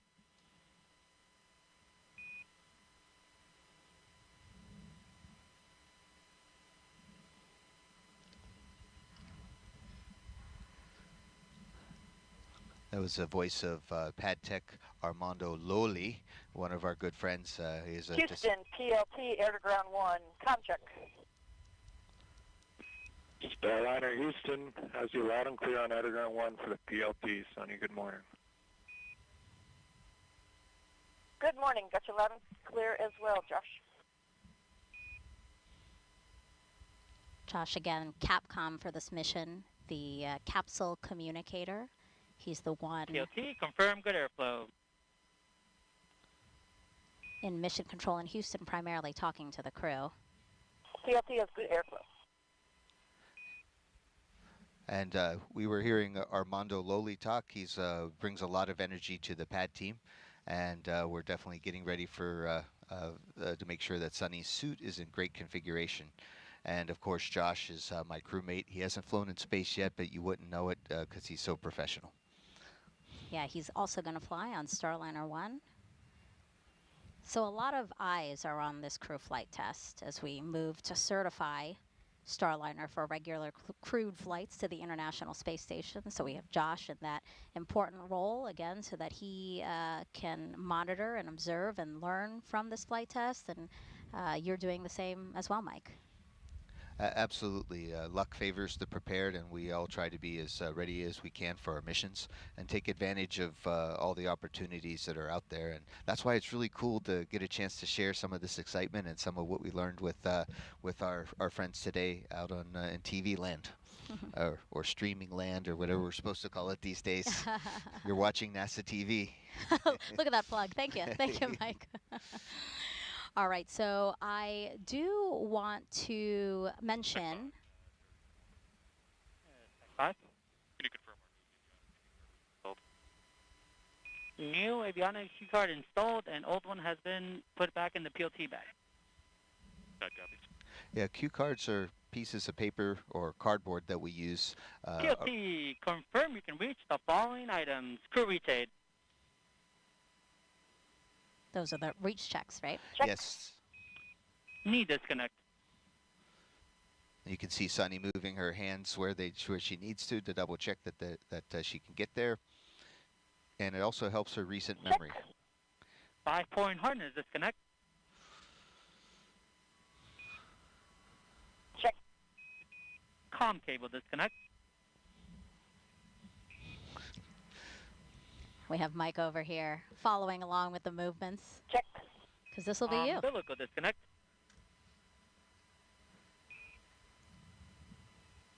Check. Divert valve, flow to phase. We have the ability to divert the flow ESC into the full suit. counterclockwise. And that's a dual suit controller. It pressurizes and depressurizes the suit in case of emergency. Check. Your A checklist. Ascent and entry checklist. It's a piece of paper that we use to make sure all the procedures are accomplished on the way up All right, PLT, and down. report on air to ground 1 that we are ready to perform sucrose leak check. Yeah, back to the gross leak check. Houston, PLT is ready to form the suit gross leak check. Houston copies, we're ready. Suit gross leak check on the PLT. And so what I want to mention, after all of this, look out like in the bottom left corner of your screen, because that's generally where... Good airflow? Good airflow. All right, let's perform sucrose leak check. Push and hold DSC. The dual suit controller, you can push it in and the suit will inflate, and we're just determining if the suit inflates fast enough so that there's no leaks. And it's holding the correct pressure needed. Absolutely. So as I was saying, that pad team member that we're seeing on the left-hand side of your screen, after these checks are done, you're going to see him remove this, from one of Sunny's bags. This is a very bright and rainbow sequenced narwhal. and it is the crew's zero gravity indicator. So again, a soft PLT, toy. report on Air to Ground 1. The Suco sleep check for PLT has been completed successfully. Great call out there. A soft toy that the crew picks to bring with them on their flight. For the PLT has been completed successfully. And you're going to see that pad team member tether this. A good suit gross leak check on the PLT, thanks. PLT, perform contact on ICOM with CDR.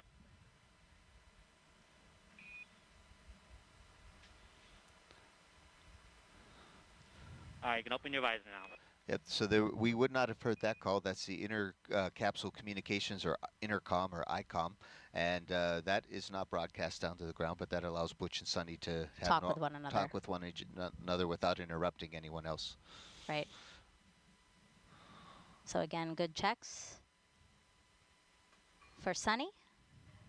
Butch perhaps waking up from his micro nap, as you said.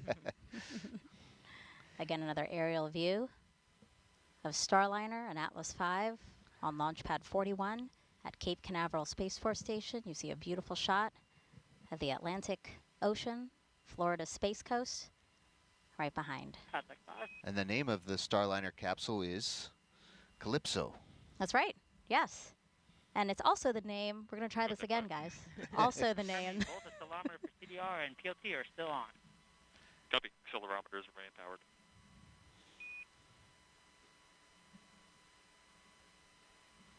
Is third time a charm for this narwhal? Let's see. Okay, guys. Nope. Pat for Jessica has been removed. Copy. I'll call it a TCOM. Again, we're listening in as teams do checks on Suni to make sure she is ready to go. All of these checks, a very detailed checklist, has to be done before we say that crew ingress is complete, and then we would see pad team members begin to egress, right? Pad team members will leave Starliner after they make sure that everything in there that's not supposed to fly is out of there, so that they can then start preps. Yes, they'll exit. Yeah, they'll prepare the hatch. They'll get it all closed, and then they'll exit the launch pad, and then it'll be just Butch and Suni and their Starliner, and an Atlas and a Centaur. Yep.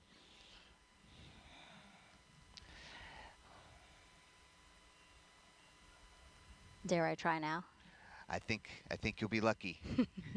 All right, guys, let's bring this up again, because this does have special meaning to Suni. Again, this is Suni and Butch's zero gravity indicator. You can see that it is a rainbow sequence narwhal, which is a male toothed whale. And male narwhals are the ones that you see with the signature. Look at Look at Fink taking a picture of me, showing this to you like Vanna White over here. But so the male narwhals are the ones with that single straight tooth. And Suni really wanted to pick an indicator that raised awareness for how space and ocean research go together. And space, of course, really gives us that unique vantage point of our oceans. So this particular narwhal toy was coincidentally also named Calypso, as Mike just mentioned, which happens to be the name of today's Starliner spacecraft, which Suni named in 2019. Copy that. LCL2, full Ajax. And she named it Calypso, the Starliner capsule, as a nod to the explorer Jacques Cousteau. His ship was named Calypso, and he sailed it all over the world to teach people about the ocean. And Suni believes Starliner will do the same for space. So again, this is their zero gravity indicator. Suni's niece and nephew helped her pick it out. And you will see the pad team members tether the zero gravity indicator to somewhere within Starliner, so that when the crew reaches the weightlessness of microgravity, this toy is going to be a visual indicator that they have reached that weightlessness, because it will begin to float. TLT, we're going to show off the gravity indicator.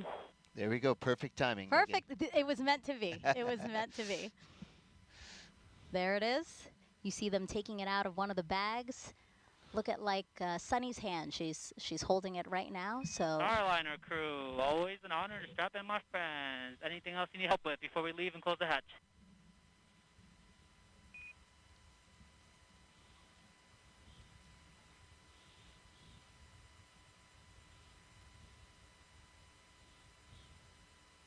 few last words here, Butch and pad team members, Suni as well.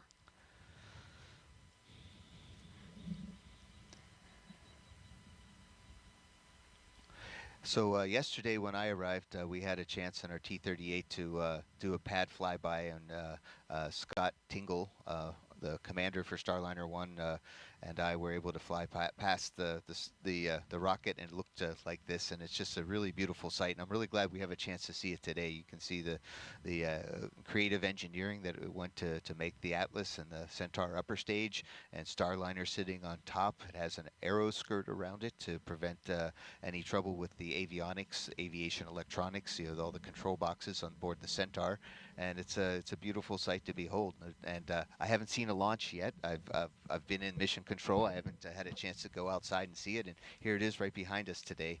Looking forward to the launch of Starliner. Yeah, for context, when you guys see us here at the host desk, the launch pad is just across the water right behind us. So Mike, you will have a beautiful view of launch today. I guarantee it. You can see that the steam, it looks like, coming out of the side of the rocket there. That's nothing to be afraid of or scared. That's expected. That's actually, as we have the first stage is powered with liquid oxygen and kerosene, or RP1, rocket propulsion 1. So liquid oxygen actually boils off because it's not, at that temperature and pressure, it just wants to become a gas. As we go from liquid to gas, you can kind of see it boiling off. And then we have some top-up valves that replenish the liquid oxygen both on the first stage and the second stage. And those top-off valves we talked about a little bit at the beginning of the show. Starliner Houston, for the entire crew, comm check on air to ground 1. CDR, loud and clear. CLT, loud and clear. Loud and clear also. Houston has both of you, Lima Charlie, stand by for comm check of air to ground 2. I'll be coming to you over the T0 line. You'll hear me in reply on air to ground 2. Stand by. Lima Charlie is short for LC, or loud and clear. Sometimes we say lick and chicken, but they encourage us. They say that's not so professional. Oh, no, I like it. We were talking about those topping off valves. The team had to troubleshoot those a bit for Saturday's launch attempt, but working great right now. No issues. All right, retired U.S. Navy captain and Boeing CFT pilot Suni Williams once lived underwater for 9 days while working within the robotics branch of the International Space Station. Here's more on Suni's journey. Exploration is curiosity. It's asking the question why.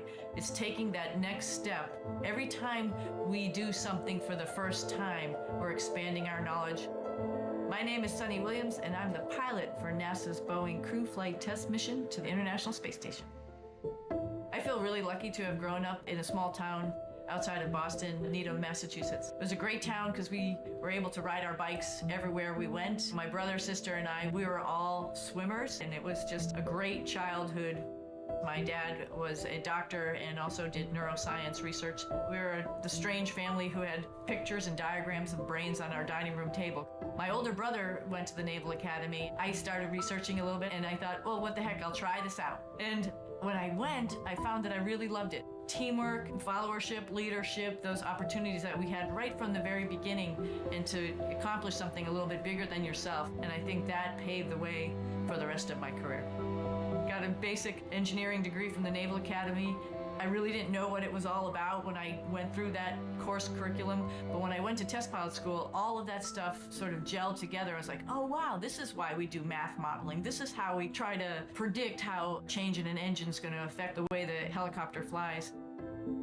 Time on the International Space Station is priceless. People always ask, do you get bored, or, is it terrible being up there for a long period of time? And for me, I loved every minute. There was always something to do. You wake up, you look at your timeline like, wow, I got to do this experiment today. I got to get ready for a spacewalk. Every day was different. And just life on the space station becomes routine, which is sort of crazy to think about it. At one point in time on my first mission, I was like, I don't even remember really what it's like to walk. I've been flying around for so long. I don't even know what it's like to sit down. I got assigned to the commercial crew cadre in 2015. We went to the companies, found out the shell of their programs, and then actually started working with them to make them what they are today to accommodate astronauts. For Starliner, we've been heavily involved in the last couple of years in the software with the folks doing the development to make sure its capability will allow us to come home. And we've been involved with all the suit development, making sure every different size of person could fit in all these suits and they could operate the spacecraft adequately. We've had our fingers on every single procedure that we work inside the cockpit, as well as operated it with our mission control team to make sure that everything that future crews will do will be right. We haven't had the classic training as we had for Shuttle and Soyuz. We've sort of helped develop the training as well as the hardware. And this is sort of the shape of things to come as we get ready to go back to the moon. All of that is going to be developmental, and we're going to have the same mindset. It's not already established. We all have to be part of this big team to help develop it and make sure that integration, as the astronauts use all this equipment, is going to be top-notch and ready to take us even further. I love these profile videos because, again, it just really shows all of the experience, Mike and Dee, that they bring to this mission. Blue team lead, LC on 1. Go ahead, sir. Yes, can you talk to me on channel 20? Yes, sir.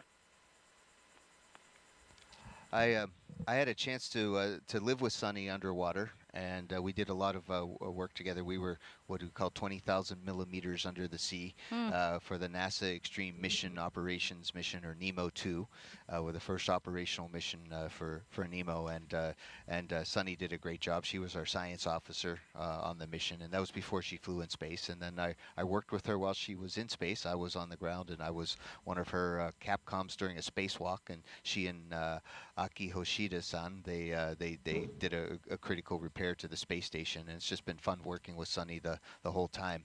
Right before this this mission, I mean, right before yesterday, I think we call it, Suni said she really wanted me to mention how much she really is in love with our planet and our oceans especially.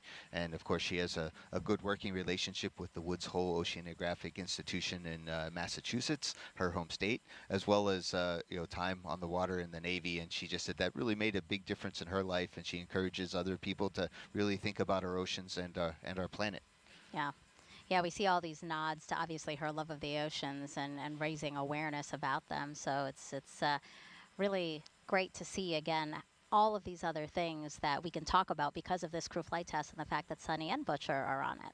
So I'll look at the clock again, 2 hours, 16 minutes, 22 seconds and counting until liftoff of NASA's Boeing crew flight test. We've been looking at gorgeous aerials from our helicopter team here at Kennedy Space Center. We hope you're enjoying those. When we fly airplanes in preparation for spaceflight, we call it spaceflight readiness training. We often say you can tell when the airplane's talking to you. In other words, it's kind of giving you feedback. You feel an extra rumble, or you feel that the gear going down a little bit slow or something, and that gives you a little bit of feedback to know that something's not going wrong or everything's going right. And today, Starliner and Atlas and Centaur are not talking back to us, and that's a very good sign. And that's also a great sign. Again, we are ahead of schedule, both Butch and Suni in Starliner,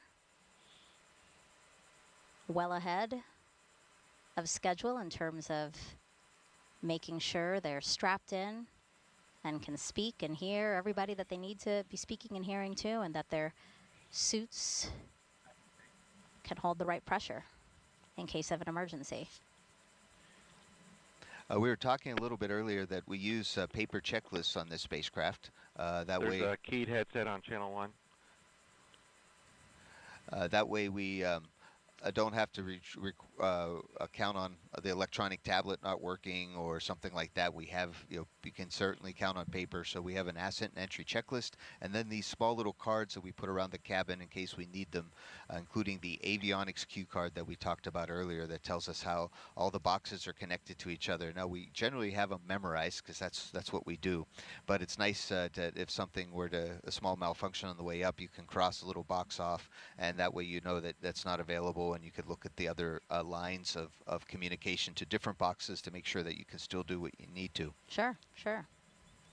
And like Sunny said, our fingerprints are all over that, so we've actually made that. The team has made those updates to the avionics cue card, so we had to put in a new one today. Oh, okay, great, good to know. Now, this flight test is going to validate all aspects of Boeing's Starliner spacecraft, proving it is safe and ready to fly as part of NASA's Commercial Crew Program. So I want to introduce you now to Jessica Parsons, who is the program's mission manager for this launch. I'm a mission manager in the Commercial Crew Program, which means I'm responsible for all the mission preparations to the different crew missions that go into ISS.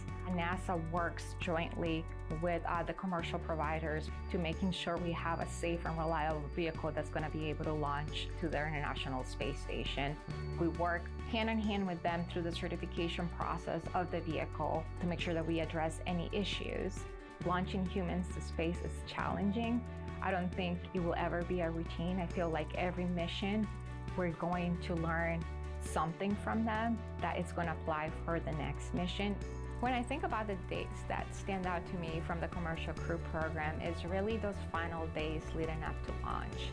The final countdown and preparation to launch, to me, is the most exciting moment in the program.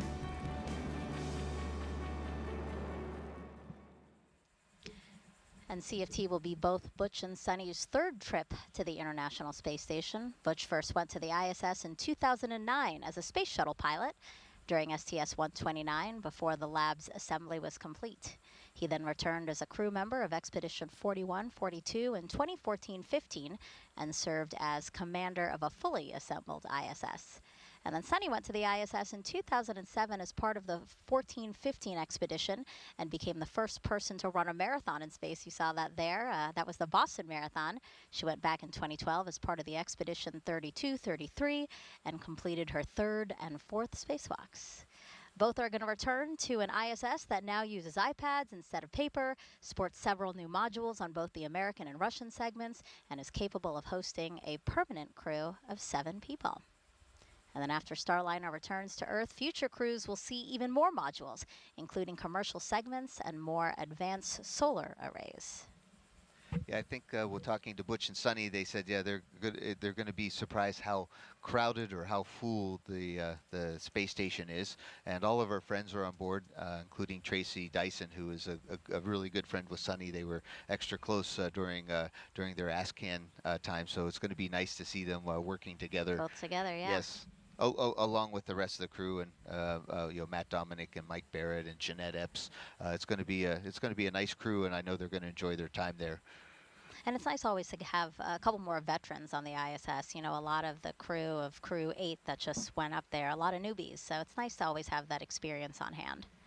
Yeah, even though they're not designated as ISS full-up ISS crew members, I remember being up there on the space shuttle as a space shuttle crew member, but they counted on us to do some ISS work, and they even let us stay up for an extra day to fix the carbon dioxide removal assembly. So Butch and Suni will be there, and they're ready, and they've had station training.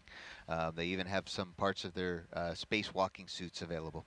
Yeah, as a reminder, Butch and Suni are not going to be part of the expedition that's already on the International Space Station. They're there for about 8 days, and really their mission is to test out Starliner and how it integrates with the ISS. So if needed, they may be called upon to do stuff with the expedition crew that's up on the space station now, but they have their own very specific mission while they're up there for 8 days. 2 hours and 10 minutes, 15 seconds until liftoff. Both Butch and Suni now inside Starliner, ready to go. And we don't see any pad team members anymore. Minus 2 hours, 10 minutes. There they are. ECS, Yes. Elsie. ECS? Adjust TI flow rate to 170 pounds per minute.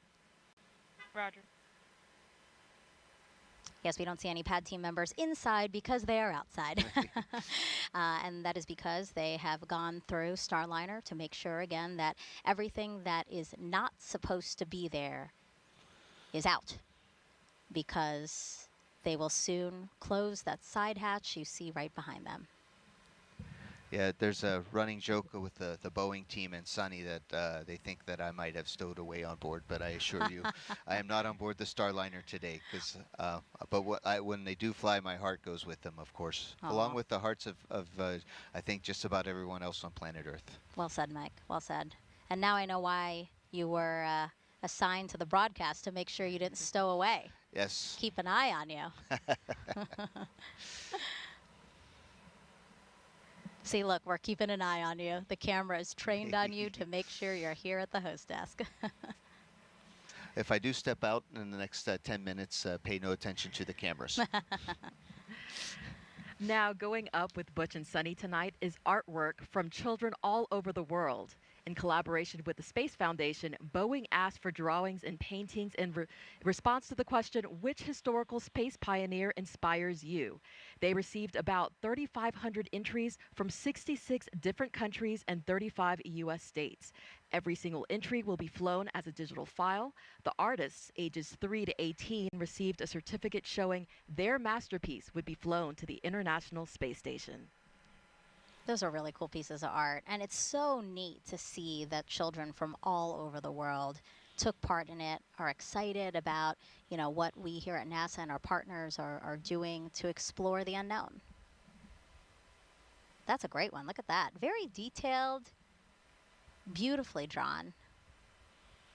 This one again from Singapore. We just saw one from Mexico, Slovakia. So not only are the hearts going up, but our beautiful, the beautiful artwork from our children are flying to space. This one from New Mexico. Really great.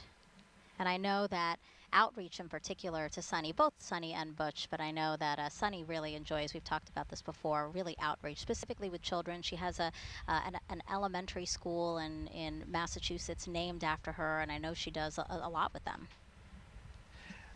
Yes, I think on her NASA bio at one time she was called a favorite aunt, because she is so appreciated, not just to her niece and nephew, but also to all the kids. In fact, I know my kids call her Suni, auntie, right? Okay. So she's for sure an important part of a lot of kids' lives and a great inspiration. 2 hours, 6 minutes, and 51 seconds.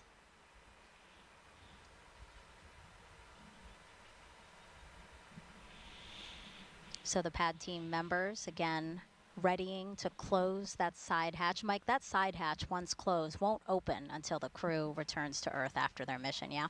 Absolutely. So that's why we got to make sure that it has a great seal on it, so there's no leaks. And when it closes, it closes. And next time it should open, the ground team, including Brian Gartner, who was we talked about earlier, are going to be there, and they'll open it up and they'll see Suni's smiling face somewhere in the United States Southwest. And what are they doing here, Mike? They seem to be cleaning off their shoes. I'm assuming making sure there's no FOD, things like that. Yes, the white room has to stay nice and clean. They're waiting for a go right now for a hatch closure, since it is an important step, and they're a few minutes ahead of timeline.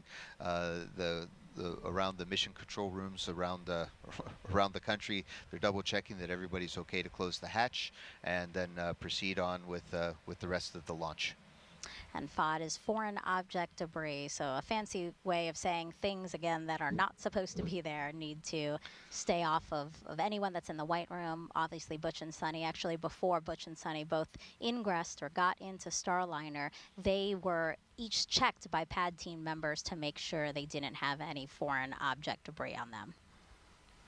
Yeah, Boeing's manufacturing here at the KSC has been really extra careful to keep Starliner extra clean in its development, and and putting it all together. We count all the tools that go in, we count all the tools that come out, and there's vacuum cleaners everywhere to get any little metal shavings or any little pieces of extra tape. And I've been very impressed how clean Starliner has been for. I mean, this is the second flight of Calypso, for example, and our capsule that's being right here manufactured and getting ready to go fly next year. They're a really clean spacecraft. A testament to the teams, for sure. All right, 2 hours, 4 minutes, 35 seconds and counting until liftoff of NASA's Boeing crew flight test. 2 NASA astronauts flying in the Starliner spacecraft for the first time, headed to the International Space Station. On the way up, there's one particular person we've heard throughout the day, mostly communicating with the crew.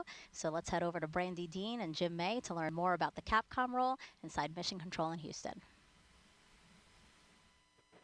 Thanks, Megan. The Capcom role has been around as long as NASA has been sending people to space. It's shorthand for capsule communicator, but it's used even when there's not a capsule to communicate with. For instance, there's a Capcom today in the International Space Station Flight Control Room working with the space station crew. For the Starliner's case, though, the name is entirely accurate as Starliner is a capsule. Letting you know crew insertion is complete, So and we are starting hatch closure prep and standing by for weather brief. Roger.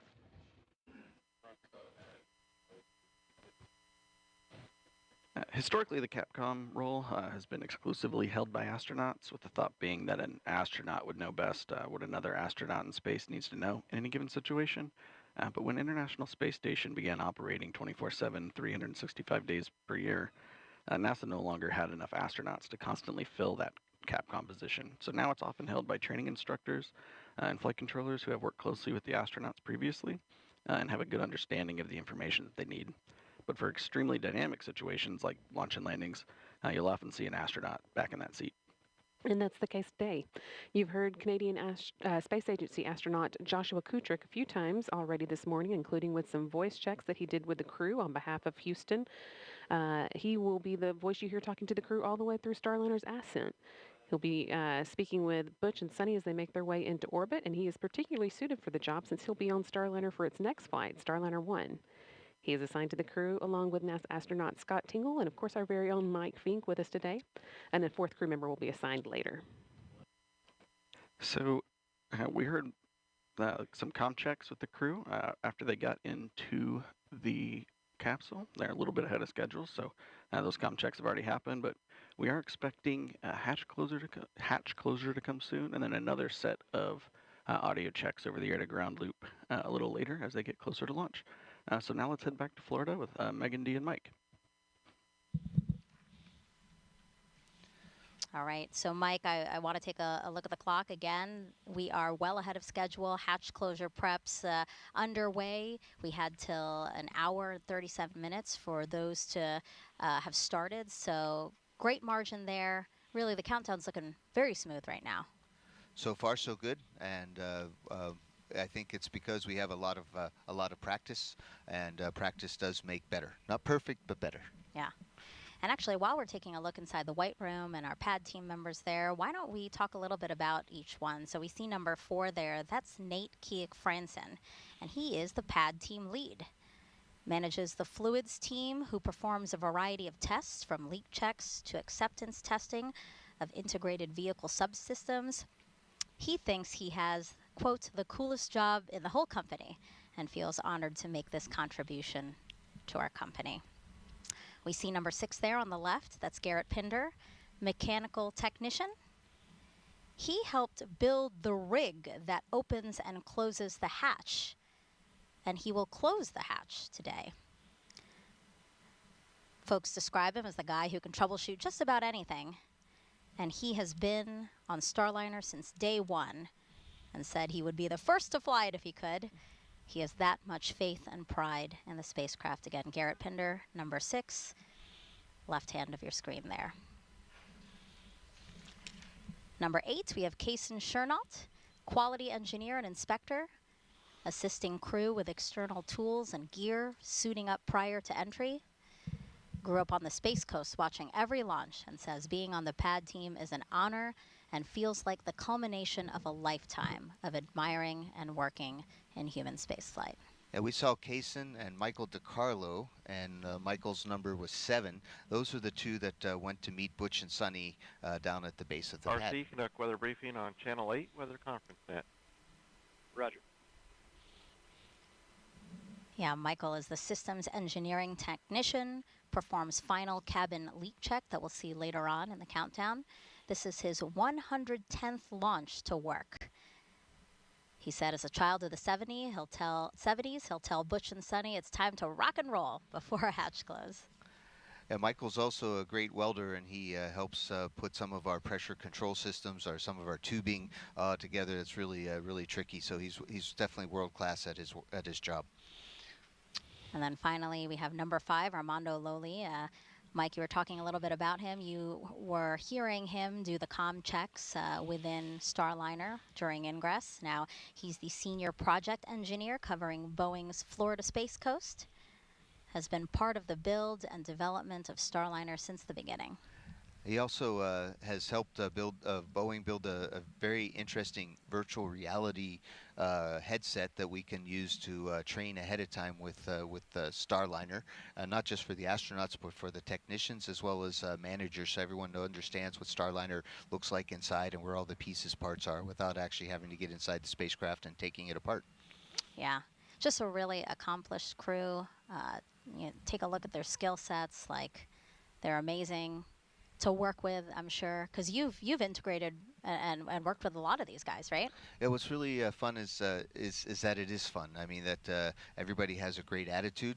Everybody looks out for each other and does what it takes to make it happen, and enjoy the process along the way. And it's really fun to be in the space program, because we get, as astronauts, we get to be part of so many really excellent teams, and our PAD team for sure is an excellent team. And so we heard on the communication nets that teams are doing a weather brief right now. That weather brief has to be done prior to them deciding to close the hatch, right, Mike? Yes, we need to make sure as part of our checks that everything is still good to go. Typically at this point, the weather briefs are pretty short, just saying nothing changed, or a small thing changed here, or something really big changed. Let's talk about it more. Yeah, the weather's beautiful from here, our perspective here at the host desk. No wind to speak of, which is a little stifling, if I could be honest. It's a little hot, but again, those are not launch constraints at all. Just maybe Megan D and Mike constraints as the day goes on, but we'll be waiting on the official word from that weather brief here shortly. Again, the team in the White Room, when they do get the go-ahead to close the hatch, kind of what are some of the things we'll be seeing, Mike? So obviously we said they cleared out Starliner, but here we're going to see them like removing some equipment and inspecting the seal, right? Exactly. So you can see that there's this golden frame around the hatch, and that's to protect the hatch seals, right? Because we wanted the hatch to be able to stay closed and airtight. So they're going to take that hatch protection unit out of the way, and that takes a few moments, and then they're going to actually get I think ultraviolet lights and take very good look at the seals to make sure that they look good, and then they're going to close the hatch and then do a leak check. They'll put extra pressure inside the Starliner and see if any of it leaks out. It shouldn't, and then they'll depress depressurize the Starliner to have a regular normal atmospheric pressure of 14.7 pounds per square inch. Yeah, and there they are removing the piece you were just talking about. Some of the ways that they'll inspect the seal, as you were talking about, yeah, they're going to use white light. They're going to clean with foam wipes to remove any debris, and then they use black light. Again, foam wipes to remove any debris. As I'm sure is not a surprise to anyone, again, another very detailed process to make sure that everything is done as is supposed to be done. Well, speaking of a child of the 70s, a lot of us watched Mr. Rogers' Neighborhood, and Mr. Rogers would tell us to take our time to do it right. And that's what we're doing here. You always perfectly have like the one-liners that sum up the situation. So again, guys, very lucky to have this guy here. Yeah, Butch says the same thing about me. In fact, I think that's the only reason he kept me around, is that I made him laugh now and then. Aw. Now, we've been asking for questions on social media, and you guys have been sending them in, so why don't we take some now? This one is Nikki Colby on X asking, can you describe the suits in depth to me as a blind person? Also, what does it look like inside the Starliner? Well, 1 hour, 55 minutes. Well, Nick. ECS, Elsie. ECS? Adjust the ISA temperature to 145 degrees Fahrenheit. Roger. Well, Nikki, that's a great question. How do you describe a spacesuit? Well, it's made out of cloth and some puncture-resistant material. I think a lot of it's Nomex, And on the inside of this suit, and it's really, it's all like almost one piece. There's a reason for that. Because it has to hold pressure, right? So it's kind of like a hoodie on top that the visor can float, go over your head like a hood, and then you can zip it. And it's a one-piece overall that has long sleeves and long legs. And of course, it doesn't matter what color it is. Boeing chose the Boeing blue color for it. It has a few pockets on it, and at the bottom, it actually, where the legs come out, is actually a rubber bladder that goes throughout the entire part of the spacesuit, and so our feet go inside there, and then our feet also, they put boots on top of our feet, but we don't need the boots to remain pressurized. So all we need to do once we are inside of our suit is put on our gloves. There's a left glove and a right glove, obviously, and there's a small wrist ring that you have to kind of click the glove on and turn to the left or turn to the right to make sure it's locked, and then we put our hood on, right, our visor or helmet, and then we have to put our head back and zip it across, and then all of a sudden we're hermetically sealed inside of a spacesuit, and we can do our pressurized leak checks, and it can protect our lives. It's comfortable. It's very lightweight. I think Megan and Dee have the specs. Go ahead. Step 200 L2 balloon cycle task is complete. Roger. I think we have the specs on the suits, but it's a very lightweight suit, especially compared to the suits that we've worn before. And when I moved from the shuttle program to go fly on the Soyuz, I was very impressed with the Soyuz suit. And these these suits built by David Clark are even lighter than the Soyuz suit because the Soyuz uses a helmet. And then Nikki also asked about describing what it looks like in the Starliner. Can you talk a little bit about that? Oh yes, Starliner. It's interesting. It is. I don't say full of cargo, but it's there's a lot of there's two seats near. If you look inside the hatch on the left-hand side, there's two seats. Butch sits the one on the farthest away, and then Suni sits on the next one. There's two other seats that we're going to use for future flights. This time we have cargo on them. The cargo come in these soft bags. We learned from Space Shuttle program that you can put more stuff into flexible bags than to metal containers. So we have these flexible bags called cargo transfer bags, or CTBs. And Boeing cargo bags are all blue, and the NASA cargo bags are all white, so we can easily tell the difference. And on the outside of the bags are labels. So we have bags strapped around the cabin. Butch and Suni right now are sitting on their backs with their legs a little bit above their heads in a 90-degree position, and this provides crew safety for launches and landings. Those were both very detailed. That was a great answer to that question. And again, Nikki, thank you for asking that. We also have Lizzie Versett on Instagram asking, what is the coolest part of the launch in your eyes, Mike? Oh, so everybody asks about launch, right? Because that's how does it feel? And sometimes I think people are asking, how does it feel for launch, like all the G forces? Sure. Well, we only get up to 3 Gs in these things. And, only. Yeah, well, only, guys. if you've flown high performance jets like Butch and Suni and the rest of us, 6 or 7 or 9 Gs are a lot. So 3 is quite manageable, especially with these comfortable seats that are built for that.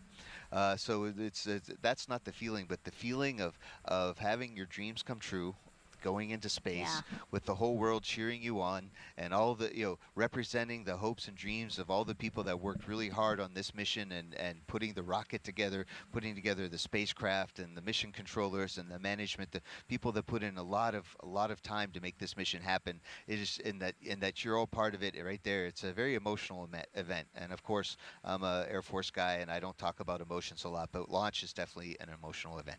Yeah, that's a great distinction, because you're right. I think when people think feel, or ask about feel, it's answering physically how you feel, but really emotionally is quite overwhelming as well, or can be. Emmett Reese on X asks, what will the crew be doing during their stay on the ISS? Well, Megan, you mentioned that we're looking at somewhere around an 8 to 10 day mission for Butch and Suni, and most of the time on the ISS they're going to be working for Starliner, doing some testing with Starliner and certification. Right, we're going to see what it's like to take out the cargo, put in down mass cargo, things that need to come down. We're looking at seeing how set up the inside of Starliner in case there's emergency aboard the International Space Station. Now, for Butch and Suni's mission, chances are really small, but for a long duration mission, we do have to set up things like an ammonia sensing kit and a few other things that are standard for all the other spacecraft that visit the space station, and we just want to see how it works with Starliner. They're going to pretend that Starliner is a safe haven, which is a 24-hour lifeboat that they can hang out on the space station in case there is emergency aboard space station, and that helps certify saying Starliner's ready for long duration missions. And so Butch and Suni and along with the rest of the team are going to get this flight test data. Yeah, and you detailed some of them, but there's a total of 87 flight test objectives and many more operational capability checkouts that Boeing is looking to complete. There's Starliner's crew flight test. Dee, I know that the team will be watching each one very carefully, collecting data, analyzing that, again, on the road to certifying LC, Slick on Starliner. channel 1. Go ahead. Ready for hatch closure and pre-launch leak checks. Roger. Proceed with hatch closure. Fantastic call out there. That's right, Megan. You mentioned what the teams are looking forward to. You know, this is the great thing about having such a veteran crew. They've been to space before. They know what it takes to complete missions there. And so they'll be able to tell us, you know, what works, what doesn't. If there's anything we can improve, you know, how can we make the capsule or systems more efficient so that, you know, as we continue on to Starliner 1 with Mike or, you know, future missions, that, you know, we have the most efficient system that'll work for, you know, everything we're trying to accomplish on the International Space Station.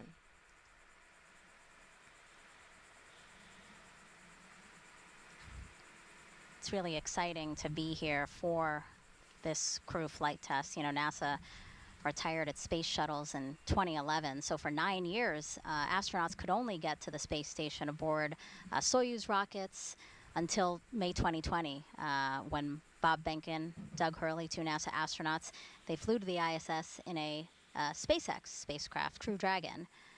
And right now that capsule is the one that we see ferrying astronauts to and from the U.S. to the International Space Station. So this second dissimilar system, Starliner, it's really important, right, Mike, that we get this online and in use and part of the commercial crew program. Absolutely. We made the decision as NASA to have two commercial crew providers when we let the contract in 2014, and since then the commercial crew program has been working really hard to give those capabilities to the country. I talked with Doug Hurley just the other day, right after our launch broadcast on Saturday, and he wishes everybody the best, all the best for this launch, and he can definitely associate with what Butch and Suni were feeling and how they were getting ready. And I worked very closely with Doug and Bob for their mission, and now with Butch and Suni for this mission. And it's really neat to be able to put together new spacecraft, and we're getting better at it. And we're going to need all that experience and test mentality and building fast, like we've learned from SpaceX company, to be able to go to the moon in the time frames that we want. So this is all great experience for us, and we couldn't do it without without Boeing, for example, for today. Pad, air to ground 1.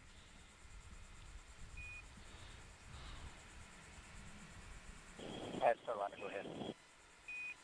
Starliner, be advised, we've been given a go to proceed with final hatch closure. We are ready. Oh, they are ready for sure. They are ready, I know. We're ready too. Several weeks. Copy that. We're smiling out here too. See you in a couple weeks. That's great. See you in a couple of weeks. Which will be then when we open that hatch again. And so now for the latest out of that last weather briefing we heard about and NASA's oversight of launch operations, let's bring back NASA's Daryl Nail here at Kennedy. Daryl. Yeah, you heard about the weather brief. You're talking about it. The weather brief was a great one, just reiterating that we are in a great position. Outdoors, temperatures are nice, around the 80s. We have some light winds, about 10 knots flowing in. We do have some coastal showers, but they're pretty far offshore. We have a satellite, we have radar rather, that can show us that, and you can see there on the right-hand side, you see those showers kind of popping up and growing just south of the Space Coast. But Launch Weather Officer Melody Lovin just reported to the launch team that she is forecasting that they will all stay far away offshore. In addition, there's some cumulus clouds that are popping up and around, but she says those shouldn't be a factor as well. They are going to keep an eye on them. So we are still, according to our weather officer, 90% go for liftoff at T0 at 10:52 and 15 seconds a.m. Eastern Time. There you see the light winds and the expected temperature, and that only concern the cumulus cloud rule, because you can't fly a rocket through a cumulus cloud. Otherwise, it could potentially create its own lightning strike. So that's why they have that rule in place. There's a beautiful shot right there. You can see some of the puffy clouds in this shot, but that looks a little more compressed because that's a distant view, which makes those clouds look like they're more clustered. This is kind of gives you a better shot here. Looks like we're launching into a clear blue sky, and we sure hope that that holds for the rest of the way, and certainly the forecast indicates as such. Want to take a moment now to bring in and introduce one of the members of NASA's Commercial Crew Program who is working the launch today. We're joined by Brittany White, who is with CCP. She is a launch site integrator, and you sit right over there. Yes, right back there.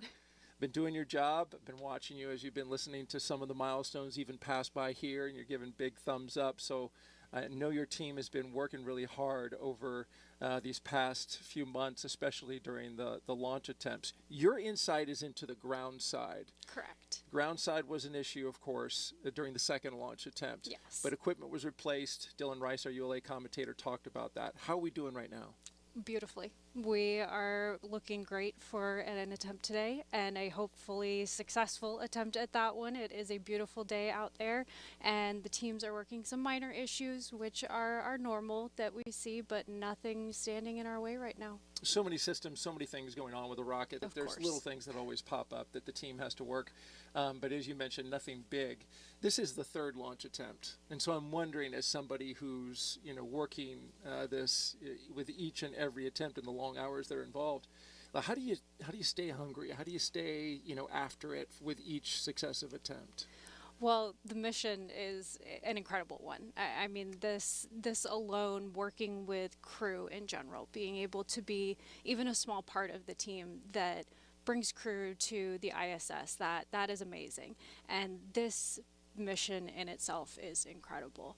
The very first crewed flight of Boeing Starliner, the first crewed flight of ULA's Atlas V, and the first crewed flight from Cape Canaveral Space Force Station in about 60 years? Yeah, 61 years. So, I mean, just so many firsts, so many incredible moments, incredible milestones, and the team looks out for each other, and we're reminded of how important this mission is every day.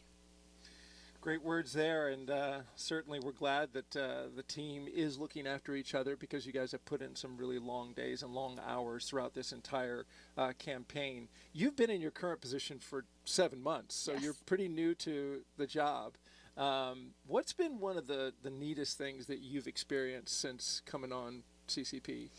Well, so one of the pinch me moments, I'll say, was in February of this year. I was able to be on the tower that we're seeing here live today. Up on the top of the tower. Up on the top of the tower, and I was able to witness ULA testing that crew arm and white room that we're seeing right here swinging. They perform functional tests, functional swings, to make sure that on launch day everything is going to go according to plan and work out any kinks that they might see. So I was fortunate enough to be standing, almost as close as we are right now to when they were swinging that arm, and not only seeing a piece of hardware that size swinging so seamlessly, that in itself was amazing, of course, but also realizing that, hey, we're swinging this arm to make sure that it is going to operate properly today for Butch and Suni to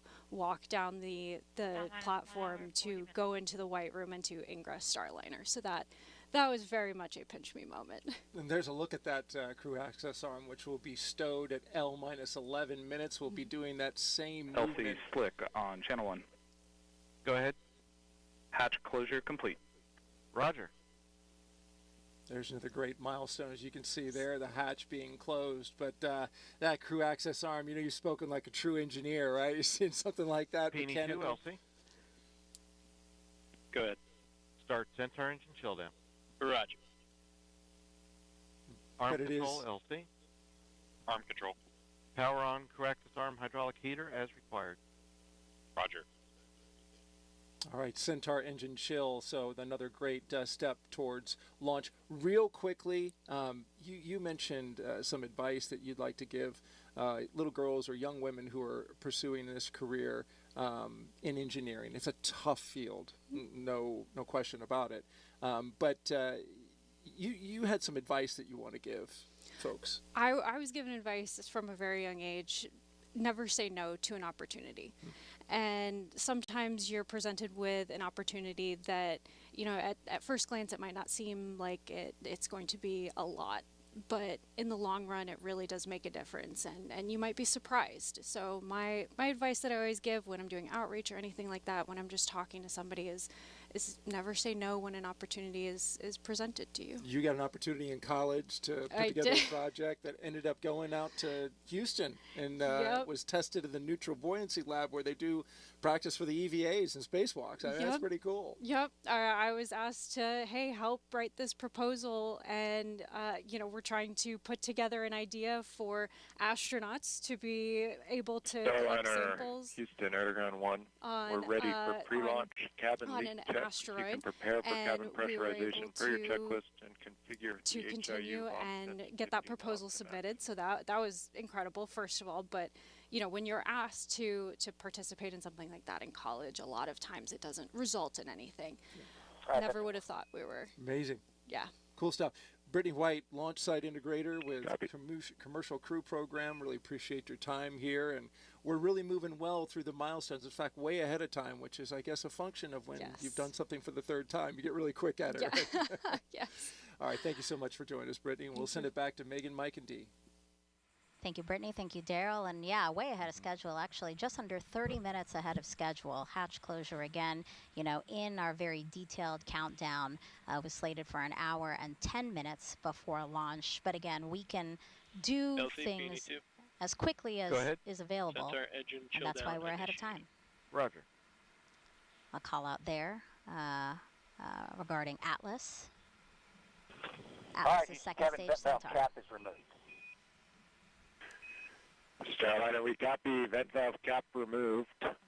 And so Starliner, ground team's going to perform cabin pressurization. The caution will enunciate for cabin P high and cabin PPO2 high. As a function of that high cabin pressure, you can acknowledge the alarms. Starliner copy. All right, so Capcom telling Butch and Suni that teams will soon begin pressurizing the entire capsule for a leak check. So we did just see hatch closed a few minutes ago, and you might have seen them locking the hatch with something that kind of looks like a tire iron, and actually a similar mechanism was used on Apollo and shuttle spacecraft. So, so now that the hatch is closed, again, pressurizing the entire capsule for a leak check, Mike. Yes, so we practiced this a few years ago for the first time, and when we did it, it actually made some loud noises inside the cabin as the pressure was increasing and then decreasing. So that now we made a call to the crew saying, "Hey, you're going to hear some things, and we're ready to do it." We have a voice-activated intercom system. We call it a Vox, right? So we turn up our Vox dials so that loud noises don't get transmitted and amplified in our microphones. And in order to do this, Butch also had to take a cap off of a valve that was that's inside the spacecraft. We do have ways to depressurize the spacecraft from inside, so we usually keep them capped, so it keeps things extra safe. And Butch had to take the cap off for when we depressurize. And pressurizing is going to take about 3 to 4 minutes. Again, you heard Capcom telling them to just be aware of maybe some audible noises. And then basically the team wants the capsule to stay at the correct pressure for about 10 minutes. So that's what we'll be looking out for in these next few minutes. And we talked about how things were ahead of time, and that's good in case the hatch check doesn't work. We have time to redo it again. There's still a little margin in the schedule. You know, not only is Starliner flying Butch and Suni today, it is also bringing up nearly 800 pounds of cargo to the space station. Let's check in again with Boeing's Lauren Brennicke and ULA's Dylan Rice. Yeah, Dee, along with our most precious cargo, of course, Butch and Suni, we are taking around 800 pounds of cargo up today, and we are taking something that was added just a few days ago, actually, but more than half of what's going up is Boeing cargo, like CFT patches, mission coins, silver Snoopy pens, American flags, and a hard drive, which we mentioned earlier. It has about 3,500 pieces of artwork from children across the world. We're also taking tools, emergency life support equipment, and then that late add at NASA's request just a few days ago, our teams packed a new pump for the space station's urine processing assembly. That is a part of the water recovery system there on the ISS. It is about 150 pounds. It's a pump, and it is replacing 2 non-essential cargo bags inside Starliner. It is all methodically packed weeks in advance, besides that one late cargo. And about 25 bags are for Boeing, 10 bags now for NASA. And those NASA bags are carrying things like food, clothes, exercise gear, medical supplies, and anything the crew wanted to bring with them. On the way back, Starliner will bring about 750 pounds of cargo, so just a little bit less, and that includes 1 empty NORS tank. That's a nitrogen oxygen recharge system, and that will be refilled for future missions. So, Dylan, we are focused on the crew, on the pad team, on what's been going on with the hatch closure and the pressurization testing, but there's been a lot going on in the background as well on the rocket side. Yeah, that's right, Lauren. So as we've wrapped up the crew ingress process, we're starting to hear a little bit more traffic now back from the launch vehicle team. A few moments ago, we heard about the Centaur engine chill down. So the Centaur engines are fueled by cryogenic propellants, which are very, very cold. So this process takes about an hour, and it brings those engine temperatures down so that we don't cold shock them when they're introduced to those cold propellants. So that process has been started. The vehicle itself remains in propellant topping mode as the blue team is continuing their work up on the tower. We heard about the beginning to warm up the hydraulic system for the crew access arm. One of the big differences in today's countdown as compared to our countdown for our traditional uncrewed missions, our payloads that don't talk back, as I say, is the length of the built-in hold. So we've spent the duration of this broadcast in our 4-hour built-in hold. Typically, our built-in holds are 15 or 30 minutes, depending on the length of the launch window. But for today, it's been lengthened to 4 hours to allow loading of the crew and closing out Starliner for flight. With today's instantaneous launch window for the International Space Station, launch vehicle and Starliner operations have to be precisely choreographed to occur on time. So far, things are looking great. The team's working no issues. All right, Dylan, we are about 1 hour and 31 minutes away from launch. We'll send it back over to Megan at the host desk. Let's talk a little bit more about that urine processor because, Mike, you actually helped install one. Not just one, but the first one. When Chris Ferguson and his team came up on STS-126, I was commander of the space station, and Don Pettit and I got to install the urine processor. And it's a really neat kind of, I know it has a funny name, a UPA, right? UPA, right? So, but the urine processor is in essence a pump, and it takes our waste products, our number one, our P, and helps take all the water out of it. Our water processing assembly assembly aboard the International Space Station. We've gotten to be really good at it. We can get over 97% of our water recycled, and each time we send a liter of water aboard up to space station, it's like $5,000. So being able to recycle water is not just good for space station, but for when we go to Moon and Mars. So this urine processor, when it's not working, and a space station program manager said so at the most recent press conference, we've got to get it up there. Other than that, we have these large bags full of urine that need to be processed, and it'll start stacking up on us because we don't want to throw it away. We need to definitely process it. So having Starliner, an hour and a half to go. Having Starliner there to be able to take up the UPA really helps the space station program a lot, and this is that dual redundancy of having rockets go up to the space station on a regular basis.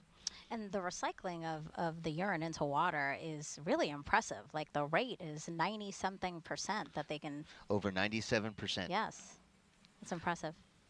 That's a great technology for Earth, Moon, and Mars.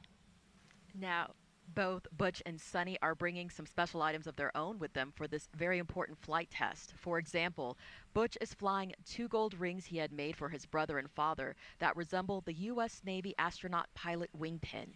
He's also flying shirts from Tennessee Tech and the University of Tennessee, his alma maters. Suni is flying T-shirts from the U.S. Naval Academy and the Sunita L. Williams Elementary School in Massachusetts, plus a diver pin and dog tags that her mom had made for her 2 Labrador retrievers, Gunner and Rotor. Suni also loves to wear fun socks and packed many multicolor socks she plans to wear in space. Other items will remain a surprise until the astronauts have a chance to reveal them publicly during the flight test. I imagine, Mike, that having these personal effects is so important. And yes, for long duration missions, but it's nice to also have, even though if they're only there for 8 days. As you can see, Butch and Suni brought up things to help inspire others. Starliner Houston, the pad is proceeding with cabin pressurization now. Copy. And a thumbs up from the crew. Let the pressure increase. But it's really it's really cool. I know that from the universities that I went to, every time I wore their shirt, just to kind of represent like any other alum should, it really inspired the undergrads and the grad students to say, hey, if that schmuck could be an astronaut, so could I. There's hope. There's hope for us all. And it's so those are kind of things that make a difference to us. And hopefully make difference to other people too. It's inspiring to see your school represented in space. Yeah, so personal effects and also those opportunities that inspire, because that's really a big part of being an astronaut. You know, you've said that before, that a big part of your job is also to inspire that next generation. Right, we stand on the shoulders of giants, of those who inspired us. I mean, I remember, I couldn't believe it when I met John Young for the first time. He walked on the moon and he flew the first space shuttle, and he interviewed me for the astronaut program, and he ended up coming to my wedding. I mean, so it's really, it's my wife's wedding too, and we really look up to other people, and I know there's a lot of folks today that are looking up to Butch and Suni as pioneers of a new spacecraft. That's right, Mike. Butch and Suni have spent a lot of time working side by side with the men and women who developed Starliner. Many consider the crew like family now. Here's their perspective on Boeing's journey to crewed flight and how their relationship with Butch and Suni influences every decision. I think of perseverance when I think of Starliner, just because we've come such a long way. Being on this Starliner program, there's been some ups and downs, but I would say we worked through and pushed through them, and our flight coming up for CFT is going to show it. It's really exciting. You can feel the buzz around the office. Everybody's talking about it, that it's so soon. It means a lot to be this close to reaching our ultimate goal of launching our NASA crew to the International Space Station. It will be an amazing accomplishment. All the testing leading up to this mission has been very successful. The goal is to work out all of the kinks and make sure, again, we can fly and operate safely. We want the Starliner to be as highest quality a product as possible, and that goes from software development to manufacturing systems in the factory. We think about it as a test flight, but we really work towards perfection. When we find something that we can improve, we go ahead and we go do that work.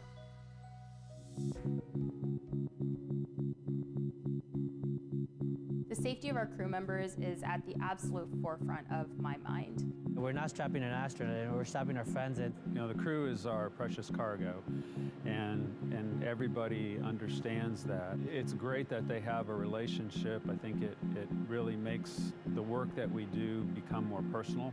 To have such legends from the human spaceflight world kind of be our North Star as we're navigating our way to the crewed flight test, it's kind of hard to describe how really special it is. They know us and recognize us, and they become part of our team. Working with Butch, he is very honest with his experience and his feedback, which I think is really important. I find him, beyond being a very accomplished pilot, he's a man of faith and a brilliant engineer. He's very sharp-minded and has a pretty good sense of humor as well. Working with Suni Williams has been an honor, not just because she's an astronaut with human spaceflight experience, right? But because she is another fellow woman in STEM. Suni is everybody's astronaut. She is the most approachable person in the crew office by far.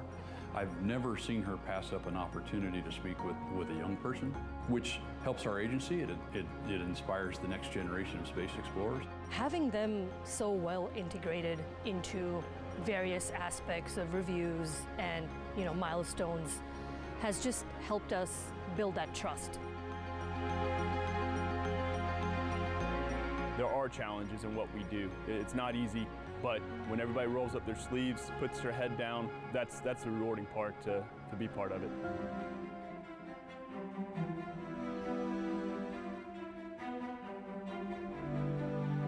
And until that door opens and that crew gets out safely, that's when we'll celebrate. That's the true end of the mission, right? I talked to a lot of people before, and that's what I look forward to. I mean, certainly getting successful launch, successful dock, but we got to get home. It's just going to be an immense sense of pride that we accomplished something that is so, so difficult, to send humans to the harsh environment of space and back safely. As soon as they get out of that vehicle, I think everyone's going to take that breath and go like, oh, they're here, they're safe. To everyone that I've met on this program, it's not just a job. It's a dream that we are making come true.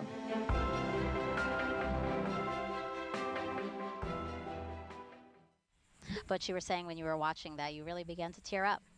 Yes, you can call me Mike today. And oh, what did I? Oh my gosh, I'm so Butch sorry, is on Mike. the start. No, I just wanted to say that montage was really meaningful, and it really shows how integrated the crew and is with our Boeing teammates, and how much that their spirits and their hard work are helping us soar to the stars today. And so that was a really nice montage. And Dee, your team, obviously. Yeah. Absolutely. I mean, this is great. We've been waiting for this moment, and here we are. So, let's check back in with NASA's Brandy Dean and Boeing's Jim May, who are monitoring things at Mission Control in Houston. Jim? Thanks, Dee. Flight Director Mike Lammers and his team here in Houston are still working steadily through their pre-launch actions, and everything's been going pretty smoothly.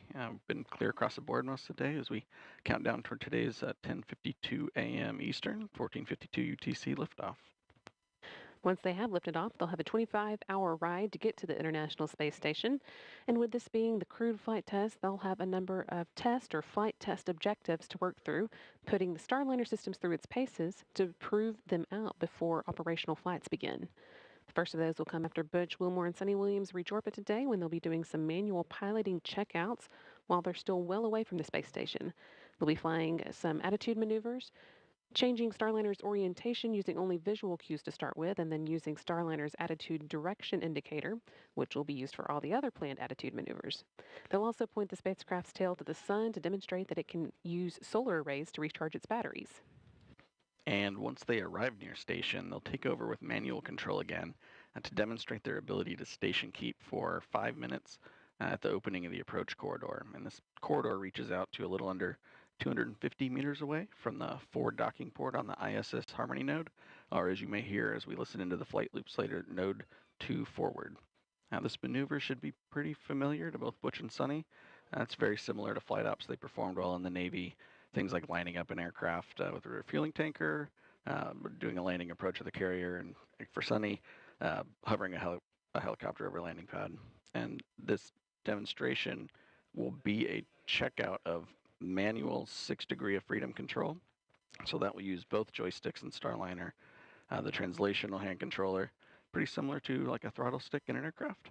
And the rotational hand controller, which looks and operates almost identically to a joystick in an aircraft. But we've got to get into orbit before we can do any of that. We've got another 1 hour Starliner and Houston, 20 the minutes. side hatch is being configured. Audible noise may be heard. Starliner, copy. As I was saying, another now 1 hour and 19 minutes until today's 10:52 a.m. Eastern launch. Flight Director Mike Lammers has been keeping close eye on the activities in Florida as the crew got into their seats and went through their suit checks. Also, as they closed the hatch and started pressurizing Starliner. In about an hour, Lammers is going to be polling the team here in Houston for goes or no-goes, hoping to get thumbs up across the board for today's launch. He'll be speaking for his team when he gives his final go, no-go to the launch conductor about 7 minutes before launch. The International Space Station also has to be go to welcome Starliner tomorrow. So let's go back to the Space Station Flight Control Room and NASA's Rob Navius for an update. Rob? Thanks, Jim. And the International Space Station Flight Control Team, led at this hour by Flight Director Allison Bollinger, has in fact polled her team, and the ISS is go for launch. During the week or so that Butch Wilmore and Suni Williams are aboard the International Space Station as visiting crew members, each dock day will see a different variety of activity for the Starliner duo. On Friday, the Starliner astronauts will continue unloading cargo they brought to the station and will transfer some of the used emergency equipment from station to Starliner for the trip back to Earth. They will stow their launch and entry suits aboard the vehicle and conduct a debrief with NASA and Boeing officials about the rendezvous and docking phase of the mission. Once Starliner's batteries are recharged through station power resources, Starliner will then be configured for quiescent or steady state operations. So it's a busy timeline that lies ahead for both Wilmore and Williams and their Expedition 71 crewmates once Starliner docks to the complex tomorrow. And if you're just joining us at the time of launch, at 10:52 and 15 seconds a.m. Eastern Time this morning, the International Space Station will be flying 260 miles over south-central Turkey. For now, that's it from the Space Station Flight Control Room. Now back to you guys at the Cape. Certifying a second spacecraft for regular flights to the International Space Station will greatly benefit the orbiting laboratory. For more on that, here's NASA's Antonia Jaramillo. Thanks, Dee. We are here on the roof of the Atlas Spaceflight Operations Center, and joining me is NASA Deputy Administrator Pam Melroy. Deputy Administrator, as a former astronaut, you are no stranger to launch scrubs. Can you talk us a little bit about the process that our astronauts go through when a scrub is announced? Yeah, good morning, Tony. It's great to be here. I was actually teasing Butch and Suni a little bit this morning about it. Really, there are a lot of procedures that have to be followed, but for the astronauts, they'll have some critical action steps to safe the vehicle. So thinking about anything to do with the boosters, the propulsion system, maybe the pyrotechnics. And so they will take those critical actions to safe the vehicle. You want to make sure it's perfectly safe. And then it's a process of getting out of the vehicle and going back to crew quarters. If there's a longer delay, they might go back to Houston, but usually they'll stay in quarantine. And then it's back to hitting the simulators again. And let's talk, you also have obviously firsthand experience on the effects of spaceflight on the human body. Can you discuss with us the human research experiments that Butch and Suni will take part in during their mission? Yeah, this human research program is critically important. There are so few people overall that have been to space that every single one counts. So when Butch and Suni go up to the space station, they'll join our astronauts up there right now, Tracy, Mike, Matt, and Jeanette, and they will join in some of the same medical experiments so that we can have a larger pool of data. But in addition to that, we'll be watching very closely a couple of things. This is a new trajectory for a vehicle. It's going to be the first question I'm going to want to ask. How did it feel? What was the ride like? And then, of course, they've got plenty of experience getting out of the vehicle before launch, but it'll be a different thing after flying in space, and we're going to want to look at that closely. Absolutely, we are. And, talking about some of the science then that's currently on the International Space Station, what are some of the new interesting experiments that you are most looking forward to learning about? Boy, there is so much exciting that happens on the station, from studying basic research, but also doing Earth observations. But something that is really exciting to me is a new ESA experiment called immune assay. We know that the immune system of people in space is suppressed, but we don't really understand what's happening at the cellular level.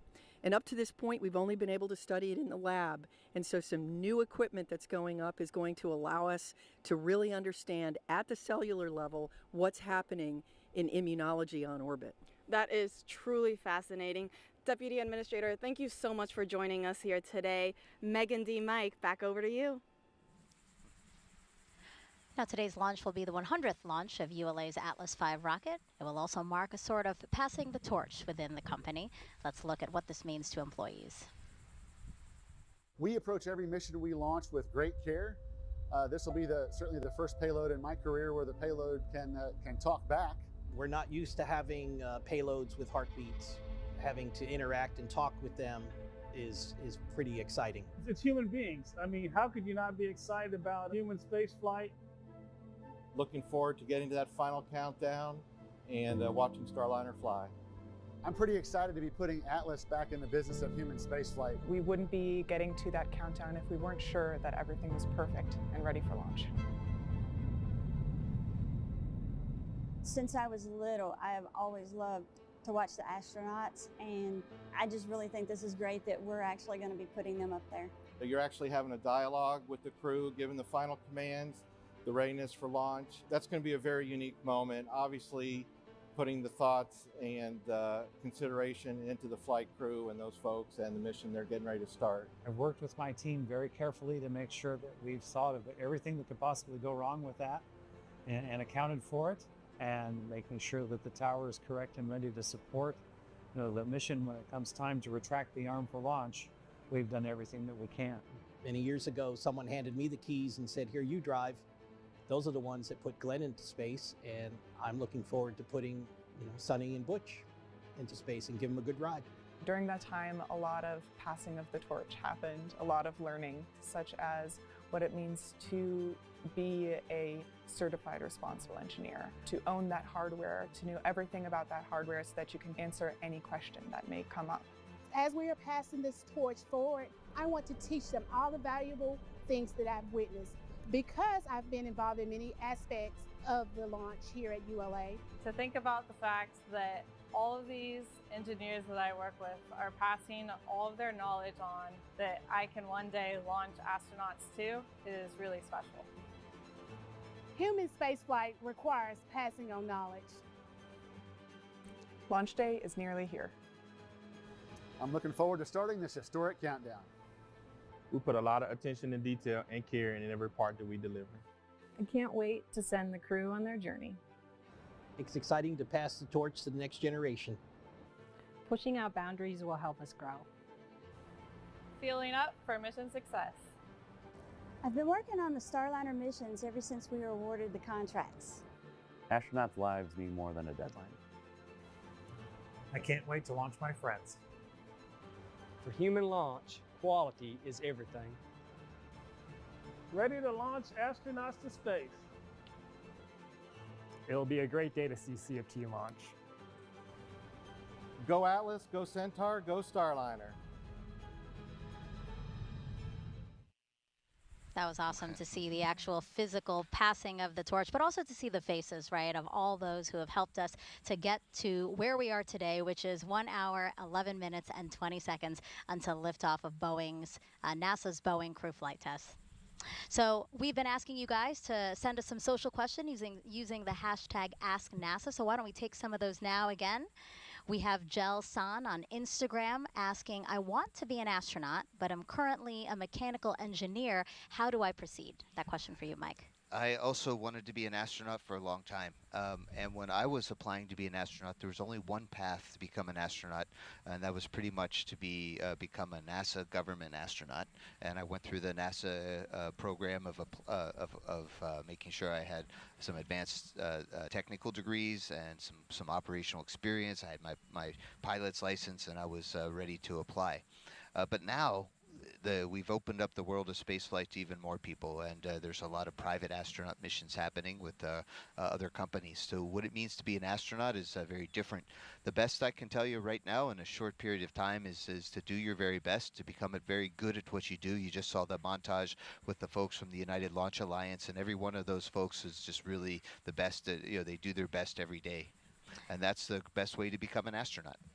And I think we can squeeze in another one. This is Susie McGowan on Facebook asking if for whatever reason either Butch or Suni couldn't fly on Starliner today, would the mission be scrubbed, or is there a backup team member just in case? Hi, Susie. I resemble that remark. Verify range ready for FTS open loop test. Verified. So they're FTS LC. This is FTS. Start final open loop FTS test. Roger. They're doing a kind of a safe version of the flight termination system test to make sure they're ready for launch. So Susie, yes, I as a backup to Butch and Suni, was able to, we could have turned the around us if they got sick, but not on the day of launch. Certainly not today. We have an instantaneous launch window. We don't have very much margin for someone else to get into their spacesuit and go. But if unfortunately somebody were to not do well and we need to switch out crew members, we have preserved that capability so that the mission can go on. It's not about an individual, but it's about the mission that's important to NASA. All right. Remember, it's super easy to submit questions for this broadcast. Just go to NASA's YouTube, Facebook, X, or Twitch pages and add your question with hashtag AskNASA. We want to introduce you to the man with the final go or no-go here today. He's a familiar face to those who have been following human spaceflight over the years. That's Leroy Kane, live inside of the ASOC. He's Boeing's Commercial Crew Deputy Program Manager, and he serves as Starliner's Mission Director today. Previously, Leroy served as NASA's Space Shuttle Flight Director and then as Space Shuttle Deputy Program Manager. He's been involved with more than 100 shuttle missions. Our team asked him how today's flight compares and how his experience supporting so many astronauts from the ground influences every decision he makes. Starliner Houston, we got a good leak. The first crewed flight of Starliner ranks pretty high, I would say, in terms of not only importance, but I think significance relative to my career anyway. I worked with a lot of astronauts, a lot of flight crews, and of course also with Butch and Suni. They bring a lot to the table in terms of helping us as a team get to a place where we're ready to go fly. They've been very integral to the process for years, and all of that culminates with this flight test. This business that we're in, human spaceflight, it is, I've said before, it's not for the faint of heart. It has the highest of highs and the lowest of lows. It's very unforgiving. Spaces are very unforgiving. The margins are small. We understand. And really to be in it, your heart has to be, you have to be, I say, in it to win it. So what I try to do is try to think about, what are we missing? What are we not thinking about? What have we not discussed? What have we maybe failed to have enough imagination or curiosity to pursue? And I try to look at things through a lens of what's missing. I expect it to be a very successful flight test. I think we'll learn some things because we always do. We'll learn every time we fly. And that's part of the beauty of this business. It's part of why we're so drawn to it. It's part of what exploration is about.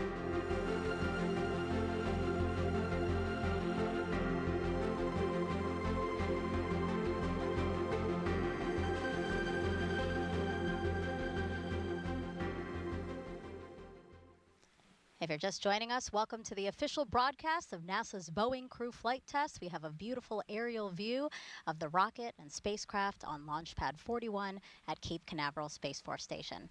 I'm NASA's Megan Cruz. This is NASA astronaut Mike Fink, and that's Boeing's Dee Russell. Good morning. Now we are here to watch NASA astronauts Butch Wilmore and Suni Williams make history as the first people to fly aboard Boeing Starliner capsule. And Mike, liftoff of the United Launch Alliance Atlas V rocket is slated for 10:52 and 15 seconds a.m. Eastern Time. Where are we in the countdown? We're looking really great in this countdown. Yes, so far so good. The rocket is in great shape, and the capsule on top, the spacecraft, Starliner, Calypso, they closed the hatch about 10 or 15 minutes ago and are just finishing up on the leak checks, saying that the hatch is definitely holding air, and we're ready for the pad team to say goodbye and head off the launch tower. 1 hour and 5 minutes to go. Now, CFT is the last test before NASA can certify Starliner for regular missions to the International Space Station for its commercial crew program. It's also only the 6th time that NASA astronauts will launch on a new spacecraft designed for crew. The last time an Atlas-class rocket launched humans to space was 61 years ago with the final flight of NASA's Mercury program. Over the last 3 hours, both Butch and Suni, who you see there on your screen, have been getting ready for liftoff. The astronauts were helped into their suits inside the historic crew quarters suit-up room. You see that there. And then they walked out to family and friends. A wave there from Butch and Suni before the 20-minute ride to Launch Complex 41 in an Astrovan. After arriving at the pad, the crew ascended the crew access tower to get into the Starliner spacecraft. They ingressed or got into Starliner and are now strapped in, awaiting liftoff. Mike, why is it so important for NASA's commercial crew program to certify a second, again, dissimilar crew transportation system to the International Space Station? Megan, it's really important because right now we only have 2 ways to get into humans into space. One is with the Soyuz and our Russian partners, and we all know that that's our relationship with the Russian Federation's a little bit tricky. We still maintain a good connection in space. And then we have Dragon, which is a fantastic spacecraft launching on the Falcon 9. But those are only 2 ways. Having a third way to get to the International Space Station, or from the U.S. perspective, a redundant way to go, is that if something goes wrong with anybody, we still can get people up and down to the International Space Station. And we found that out with the Columbia disaster, how important it was to have another way to get to space. We stopped flying astronauts up and down the space station solely on the space shuttle, and we started flying on Soyuz, and that really taught us some good lessons then. Mike, you spoke with Butch and Suni recently. How are they feeling about the road to this moment with only 1 hour and 3 minutes to launch? I think Butch and Suni right now are probably taking small cat naps, or I guess Suni, she doesn't like cats as much as puppy naps, I don't know, but they are very excited. They've had it's been a long road in quarantine, away from friends, and they've been able to see their family from a distance, but they're ready. They're very much mentally prepared and physically prepared for a great launch today. As you can see, guys, Mike is a great resource for us today. He actually trained alongside Butch and Suni to fly on this mission and is actually the backup pilot if needed. So we're encouraging you to send him any questions you might have about what you see today. Just go to social media and use the hashtag AskNASA, and we will continue to take as many questions as we can live. Again, a check of the clock, 1 hour, 2 minutes, 26 seconds and counting until NASA's Boeing crew flight test. What's significant, again, is that we are ahead of schedule. Again, we were going through the paces as things were done so that we can build that margin. Starliner, we copied. Cabin vent valve closed and cap. Good config. Talk to you again in a few minutes. And again, those call-outs there have to do with the cabin leak check that is in progress right now. Yeah, one of the last steps is Butch puts a cap on a valve that can open up the outside of, or open up Starliner to the outside. So we want to make sure that the valve is closed and capped, so it won't be a leak path if unintentionally.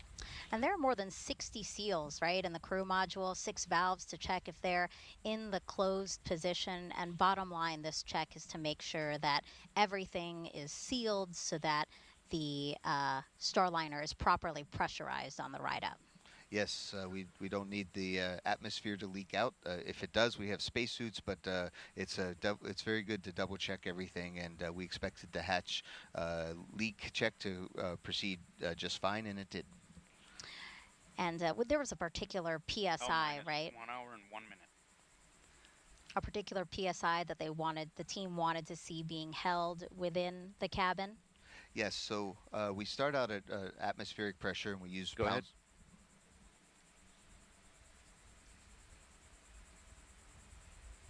pounds per square inch as our measurement, so that's PSI. So we normally start at something, whatever it is here today in Florida, like 14.6 or 14.7 PSI. We add 2 extra PSI, so they were holding at 16.9 pounds per square inch, and that held throughout the 10 minutes, and that's an overpressure, so it would have leaked out if we had a leak path, and it turns out we didn't, so leak check good. All right. And we have teams in both Florida and Houston watching every aspect of this mission. Let's head over to ULA's Dylan Rice and Boeing's Lauren Brennicke, who are monitoring the spacecraft and rocket from United Launch Alliance's Advanced Spaceflight Operations Center, or ASOC. Go ahead. Yeah, for anyone just joining us, as Megan just said, we are here at the ASOC. It is ULA's rocket headquarters over here on the Cape side. Dylan and I are in a great location to be monitoring all of the operations that are going on around us. We have the whole launch control team down here behind us, and you might be able to see us there in the middle in the glass. Alarm at a bad time, we're going to recommend that line item 390 be disabled. Roger, copy line item 390. LC concurs. LD? LD concurs. Roger. RLM? LC? RLM on 1. Roger, please disable line item 390. Active. All right, another part of our job is to wear headsets and listen to the loops that you're hearing there on the broadcast, as well as some of the other side channels, just to keep track of everything going on today. We did just get an update that the helium leak on Starliner remains good. We have confirmation it is still acceptable for flight, looking about like it did on Saturday, so that's great news. And Dylan, Atlas has been really all over the solar system, but preps for today's launch are just a little bit different. Go ahead. Line item 390 has been disabled. Roger.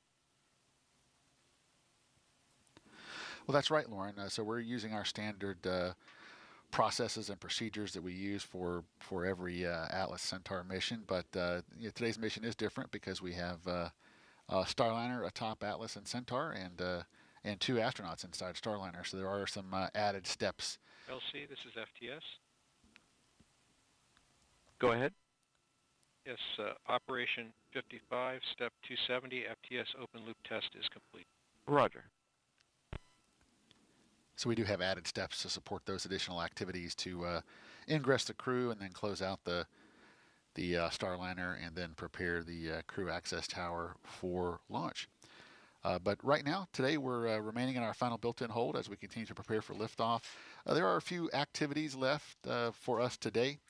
The blue team will be clearing the area soon, at which point the final preparations for launch will get underway, and we'll be configuring the vehicle's propulsion and hydraulic systems for flight. The avionics team will be loading upper-level wind data into our flight computer that allows us steering through the atmosphere. And you'll also start to hear final comm checks between the LCC, Mission Control in Houston, the BMCC at Kennedy Space Center, and the Starliner crew.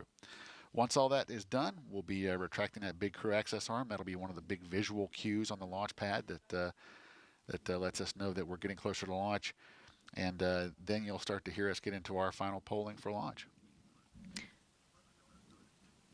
All right, Megan, we are now just under an hour to launch, so we will see you guys back here in just a little bit. Actually, we're going to go over to NASA's Daryl Nell at Hangar AE. Daryl.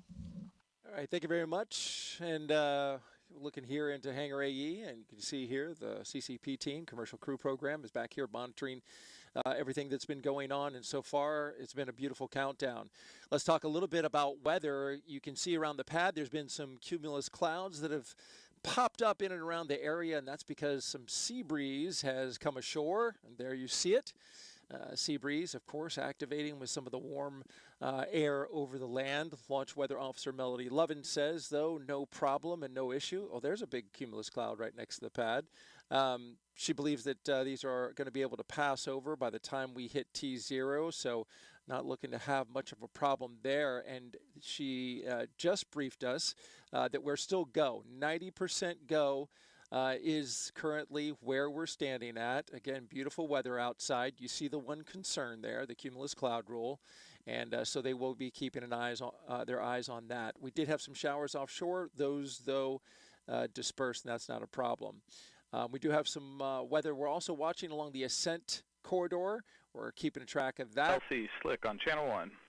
Go ahead, Slick.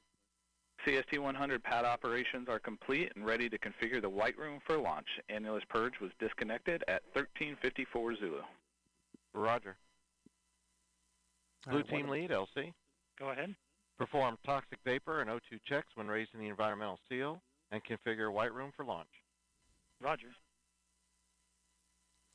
Getting that room right there ready to launch. You'll see that environmental seal around the Starliner and get ready to go up as they get that room ready for launch, and eventually at L-11 minutes retract the arm away.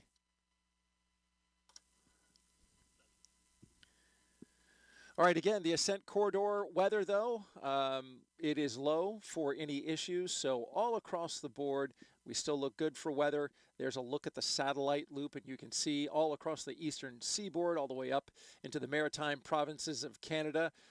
Fortunately, we got a high-pressure system off North Carolina that's keeping everything pretty stable and clear out there. Just a couple of issues along the way, but nothing that would put the Starliner at risk of splashing down all along that track if they needed to, should something happen to the rocket. We're looking good so far from out here at Slick 41 and Hangar AE, and we'll send it back to the host desk.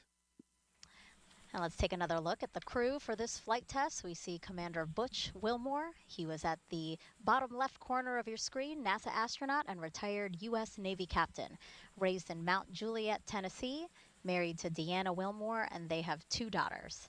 As a naval pilot, Butch racked up more than 8,000 flight hours and 663 carrier landings, all in tactical jet aircraft. He completed 4 operational deployments supporting missions like Operation Desert Storm. Before his selection to NASA, Wilmore was on exchange to the Air Force as a flight test instructor at the Air Force Test Pilot School at Edwards Air Force Base in California. Butch is a veteran of 2 space flights as pilot on Space Shuttle Atlantis in 2009, and then 5 years later he served as flight engineer for Expedition 41. So far, Wilmore has spent 178 days in space and performed 4 spacewalks, so this flight will be his 3rd mission to the ISS. And Suni Williams, CFT's pilot and a retired U.S. Navy captain. NASA selected her as an astronaut in 1998, just 2 years before Butch. This will also be Suni's 3rd mission to space, making her the first woman on a test flight of an orbital spacecraft. Her first trip to the ISS launched in 2006. She served as flight engineer for Expeditions 14-15. She then returned to the orbiting lab in 2012 and was commander of Expedition 33. Suni has more than 50 hours of spacewalk time, the 2nd most cumulative time by a female astronaut. So far, she has spent 322 days in space. Before NASA, Suni was a former naval test pilot and instructor, logging more than 3,000 flight hours in more than 30 different aircraft. Williams grew up in Needham, Massachusetts, and is married to Michael Williams. She enjoys hanging out with their dogs, working out, hiking, and camping, as well as working on cars and houses. As the crew aboard Starliner prepares to launch to the space station, let's take a look at what's in store for Suni and Butch while on this mission. The mission of the Commercial Crew Program is to provide transportation for astronauts to the International Space Station. Multiple providers provide you redundancy. Redundancy is important, as we know. In our systems, we have redundant systems. But actually, more importantly, it's providing the aerospace workforce the opportunity to test out new ideas, new technologies, and work them into spacecraft. Butch and I are the first 2 to fly the Starliner, so this flight will be a crew flight test, so there'll only be 2 on board. We're going to fly it up to the space station, dock it, and test it all out, and then come back home. Everything's new. The procedures are new. We have procedures now that we didn't have a year ago because we've learned as the process has gone forward. We've had 2 test flights uncrewed previously, but this will be the first time we're putting people on it. We're test pilots, and so we're going to be testing the spacecraft in all aspects of the flight, from launch, on orbit, all the way to entry and landing. We're testing out the environmental control system. We're testing out the manual flying of the spacecraft. Then while we're docked to the space station, we have a bunch of tasks to make sure that the spacecraft can act as a lifeboat. And just in case anything bad goes on the International Space Station, the crew on board can come to the Starliner and make sure that they're okay. This has a mode where we call it backup mode, which is your get home mode, if you will. We can, without any communication at all, we can still effect a return to Earth, do a deorbit burn, and hit the point where we're trying to land, even without our computers. You know, that old mantra, failure is not an option, because it's a very dynamic thing we do flying in space, and it's not very forgiving, and we know that. And that's why we have these multiple systems and multiple redundant capabilities, because human life is special, and we want to preserve it at all costs. I think exploration is just in the human heart. Butch, he describes himself as the first thing he said as a kid was why. And I think that's in all of us. Maybe we don't verbalize it, but we all ask why. And that's what exploration is. It's that next step of why. So why not go back to the moon? Why not try to live on the moon? It seems like a natural stepping stone to the next thing, Mars, which just calls us. Like, why is that planet there? What is the future of that planet? What is the future of our planet? And to be able to take these next steps in exploration, we're going to start answering those questions.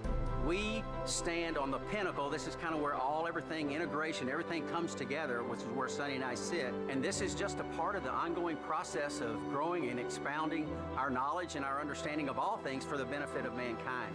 I am Suni Williams, and I am ready to fly NASA's Boeing Crew Flight Test. I'm Butch Wilmore, and I am ready to fly NASA's Boeing Crew Flight Test.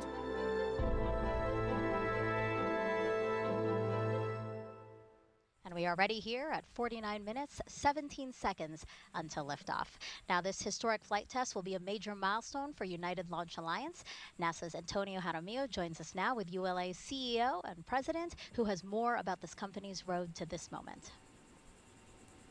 Thank you, Megan. Joining me is Tori Bruno, CEO and President of United Launch Alliance. Tori, it's so great to have you back on here. Can you give us a quick recap, first on the issue that occurred during the last launch attempt and how teams resolved it and got us to where we are today?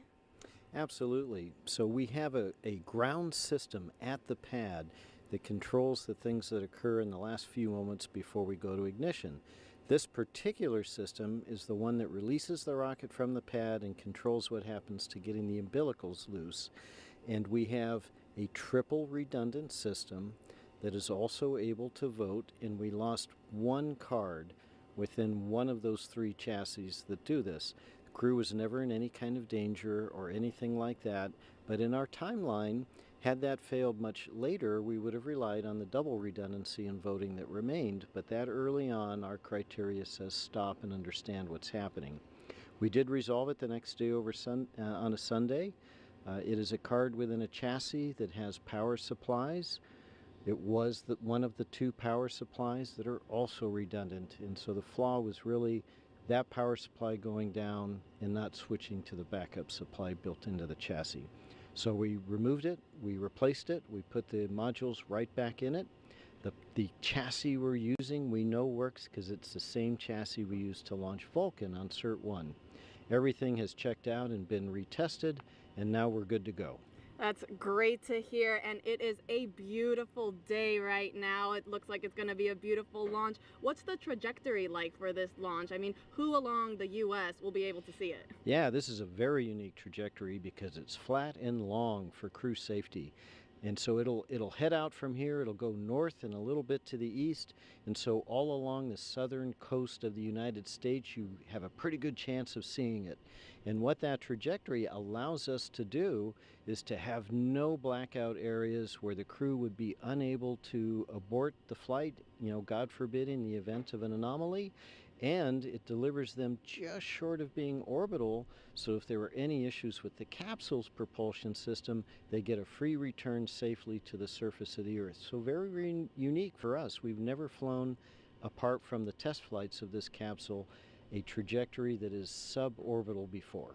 Wow, and talking about uniqueness, is there anything new or different on this Atlas V rocket for this crewed launch compared to other uncrewed Atlas V launches? Yes, there are. There's a handful of things, and they are all safety related. So the most obvious thing is there's no payload fairing, because if there were to be an abort where we want the capsule to fly the crew safely away, the fairing would be in the way, so we fly without it. We also have an emergency detection system, which is like a very high-speed computer that is plugged into all the systems on Atlas and monitoring its health, so that if an anomaly started happening faster than any human could possibly do it, this computer would detect it and command the separation of the capsule. And of course, on Centaur, we have 2 RL-10s instead of 1 rocket engine for more thrust, because of that long, flat trajectory. The last thing we do is actually kind of subtle and maybe a little bit trivial for most people, but we anodize the first stage of the booster to protect it from a thing called stress corrosion cracking. And just to be extra careful for the crew, we actually double the thickness of that anodization. Wow, that is fascinating. Tori, thank you so much for joining us here today. Megan, D, Mike, back over to you. And as we check out some pad team members there getting ready to leave the crew access tower, teams inside mission control at Johnson Space Center in Houston are also keeping a close eye on launch. Here's NASA's Brandy Dean and Boeing's Jim May. Thanks so much, Megan. Welcome back to Mission Control Houston at NASA's Johnson Space Center. We are now 44 minutes away from launch and everything continuing to go pretty smoothly. Team here is under leadership again of Flight Director Mike Lammers today. Once Starliner gets off the pad, Jim and I will be with you through the ascent, giving you the play-by-play as Starliner makes its way into orbit and expanding on the calls that you'll hear from Capcom Joshua Kutrick, making to Butch Wilmore and Suni Williams. There are a number of major milestones you'll want to keep an eye out for during Starliner's climb to orbit. The first you'll hear from Starliner's crew is roll program coming from Commander Wilmore, indicating that Starliner is rolling into the planned orientation for ascent and orbit ops. Then about 45 seconds into flight, the crew and Starliner will reach what's called max Q, which is the maximum dynamic pressure that they will experience during ascent, and that happens just before they reach Mach 1. A minute and 35 seconds into flight, the solid rocket boosters that give Starliner its first major push into orbit will have been used up. Starliner will then hold on to them for just a little more than a minute after that, and then jettison the boosters before second stage takes over and gets Starliner the rest of the way to orbit. Starliner will actually reach orbit about 11 minutes and 58 seconds into flight, at which point the Centaur's main engines will cut off. Starliner and its crew hold on to that stage for a couple of minutes, and then separate from it at around 14 minutes, 58 seconds into flight. From there, Butch and Suni will be free-flying Starliner on their own. During ascent, you'll hear Kutrick mentioning a number of abort-related milestones as Starliner moves past them. Starliner can safely abort all the way up to orbit, as you just heard in that interview we saw from Florida. That includes the East Coast, off the coast of Newfoundland, and off the coast of Ireland.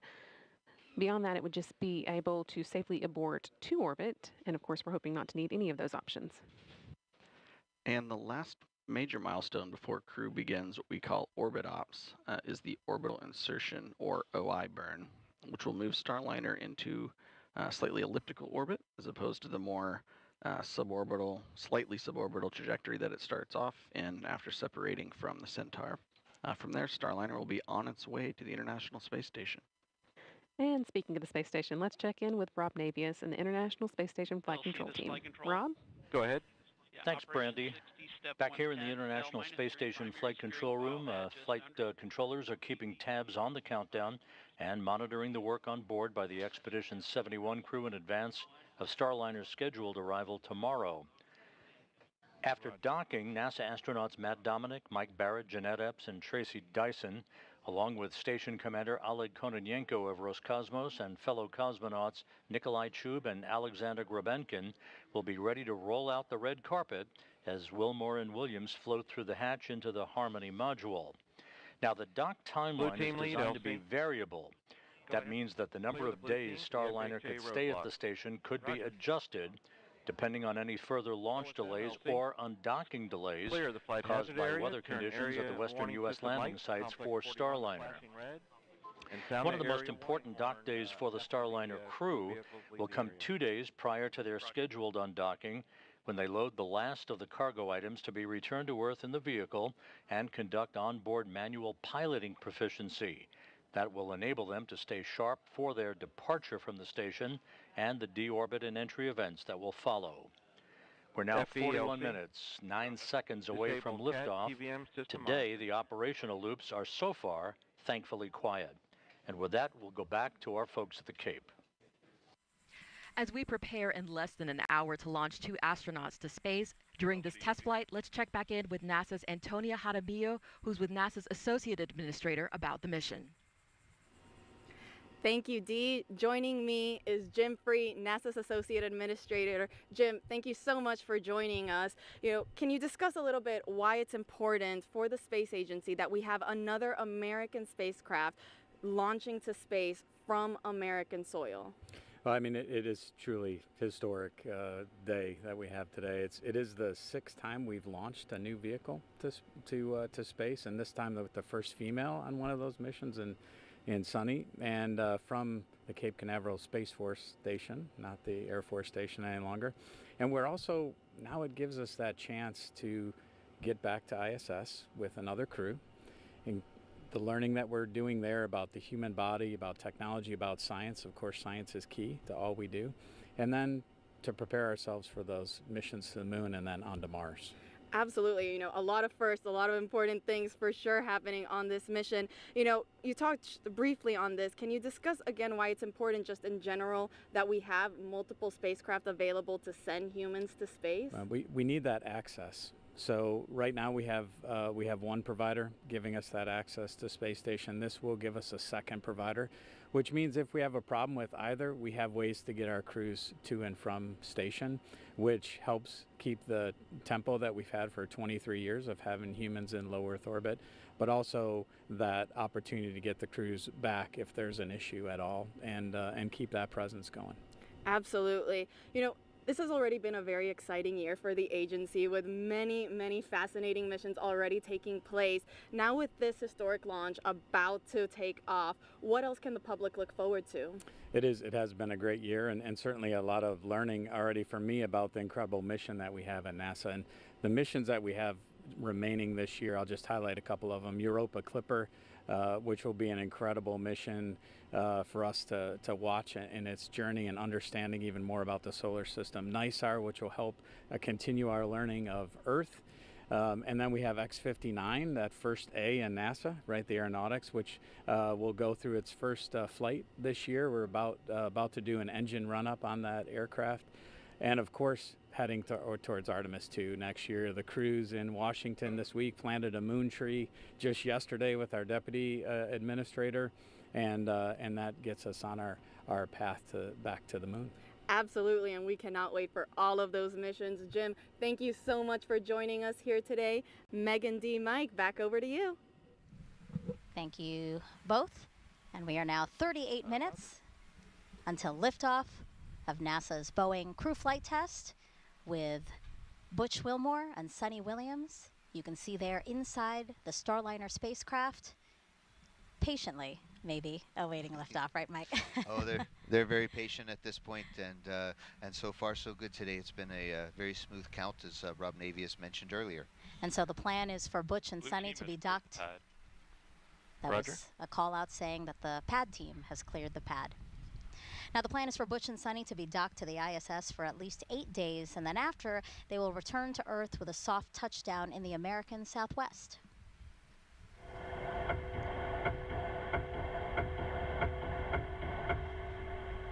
That's video and sound from inside Starliner during its return to Earth 2 years ago as part of the Orbital Flight Test 2 mission. Its heat shield will reach 3,000 degrees Fahrenheit during re-entry. Parachutes then deploy, and the heat shield is discarded to expose Starliner's airbags. The original test pilot you see on the bottom center of your screen, Rosie the Rocketeer, collecting data of what astronauts might experience during landing. Starliner is the first and only American orbital crew capsule to land on land. This allows for quicker access to crew and cargo. It also makes turning the spacecraft around for future missions quicker. But Mike, Starliner can also land in water in the case of an emergency. Absolutely. Starliner has a lot of heritage and commonality with the Orion spacecraft, which lands on water. Starliner is a little bit smaller and a little bit lighter, so it can actually land on land. It has those airbags, as we saw. I can't wait to try them out. That's the first thing I'm going to ask Butch and Suni about. How are the airbags? Because Soyuz is a little bit hard landing, but everybody's fine. But it's really those airbags, I think, are going to make a difference. But landing on water, we have a different airbag configuration, and so we have a fifth airbag that opens up in the middle, and so it's definitely planned that we could land on water, but we save that only for emergencies because refurbishing the capsule afterwards is going to be kind of tough with all the saltwater contamination. So we'd really like to land on land. We have 5 spots in the southwest of the United States that we can land on. And I remember Suni saying that she would much rather land on land because she said she had a lot of anxiety with landing in the water, even after you're back on Earth, because it's such a long rescue process and you're bobbing in the ocean. You know, she said when you land on land, it's done, you're safe. See, that's the Air Force perspective. That's how we always think of things too. The Navy guys, you know, they should like the water, but no, this is jokes aside. That's exactly it. It's a lot easier to find us and a lot more options if and when we land on land. All right, so we're coming up on 35 minutes until liftoff. And here comes a comm check. Yeah, I want to set the stage now for a series of comm checks. Go ahead. Yes, sir. Op 60, step 10, step 20. Blast danger area is clear. Roger.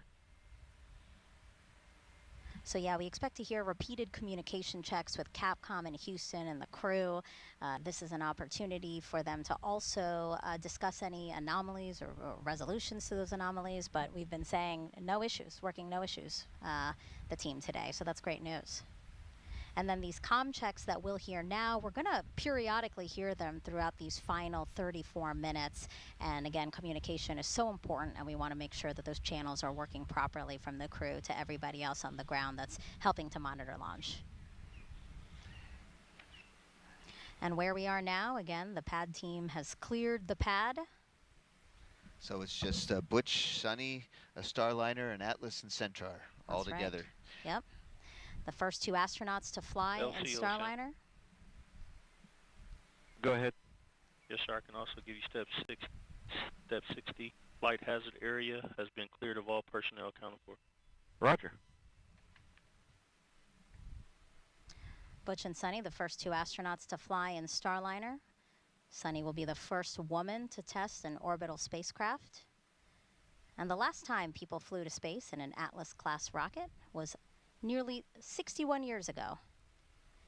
CFT is going to be that final test to certify a second commercial spacecraft to ferry astronauts to and from the space station. And this is a cool fact too, actually. Once in orbit, for the first time in NASA history, the agency will have 3 different crew spacecraft orbiting in space simultaneously. So that's, of course, the International Space Station, the SpaceX Crew Dragon, and then Boeing Starliner spacecraft. What an incredible milestone. That is an incredible milestone, and NASA's going to break that again, hopefully soon, when we have another spacecraft. We're working here at the Kennedy Space Center to get Artemis and the Orion spacecraft up into space, too. So these are exciting times, and we're building a future where there's even more spacecraft in the future with humans on board going to space. And that's more opportunity for future astronauts.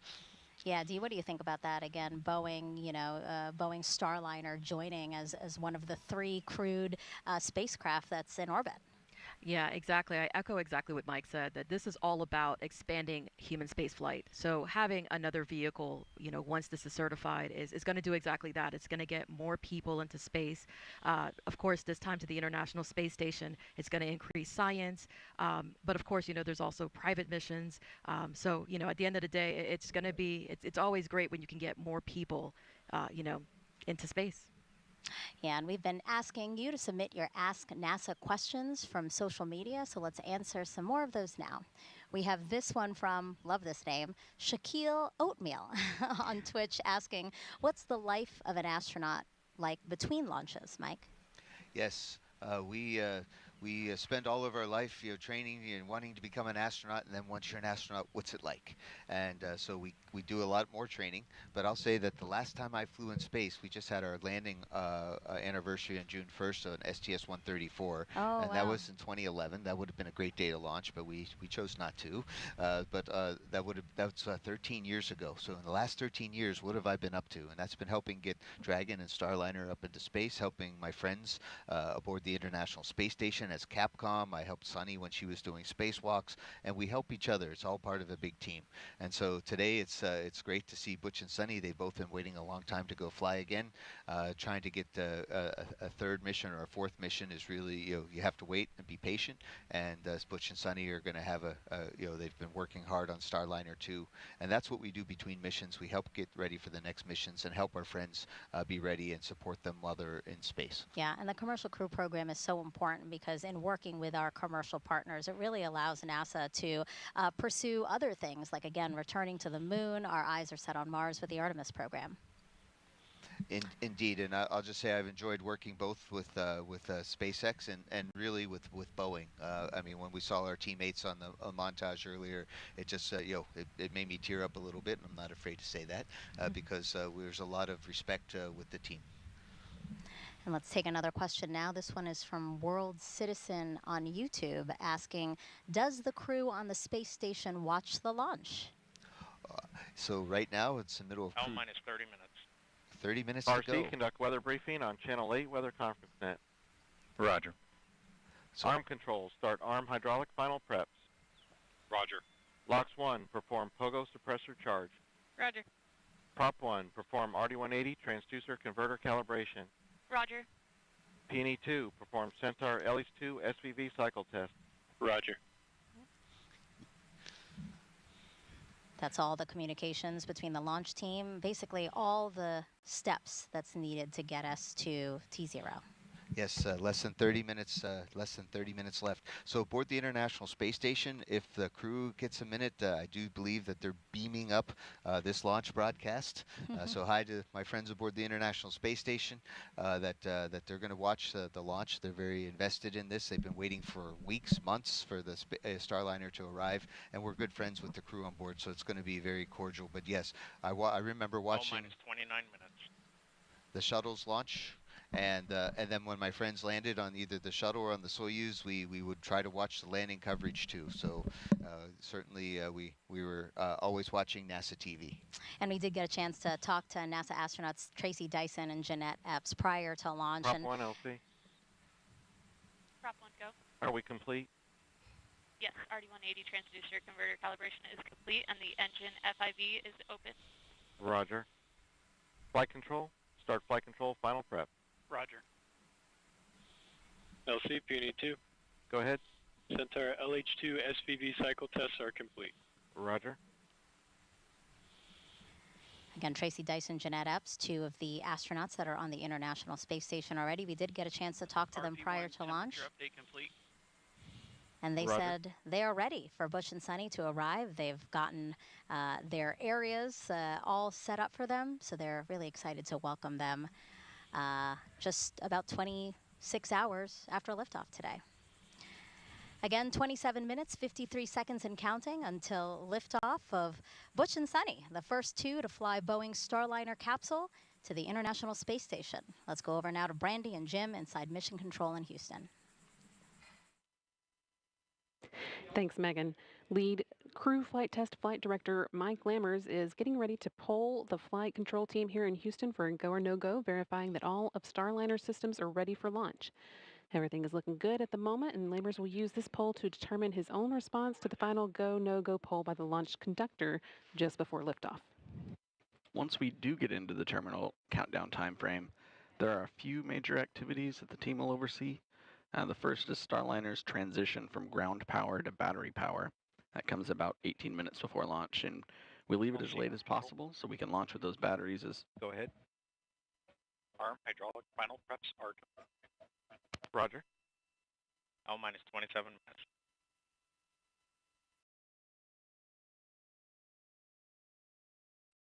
We leave that power transition as late as possible so we can launch the batteries as close to full charge as possible.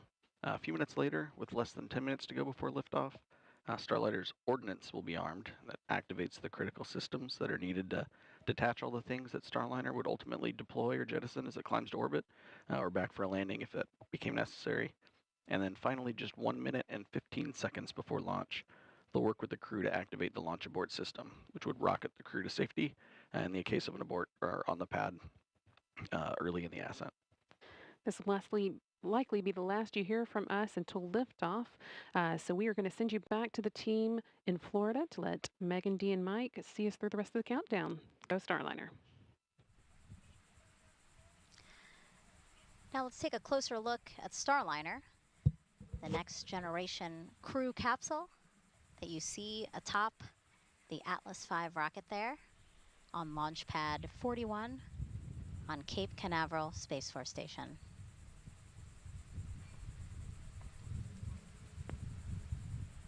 Mike, Starliner is something, like you said, and Butch and Suni, you guys really have your fingerprints all over that to make it the ride to space that you guys wanted. Indeed, Starliner is definitely Ferguson even called it a astronaut or pilot spacecraft. And so that next generation crew capsule, it measures 16.5 feet tall with a diameter of 15 feet. That's about the size of a mid-size SUV. It was designed to carry up to 7 astronauts or a mix of crew and cargo for missions to the International Space Station.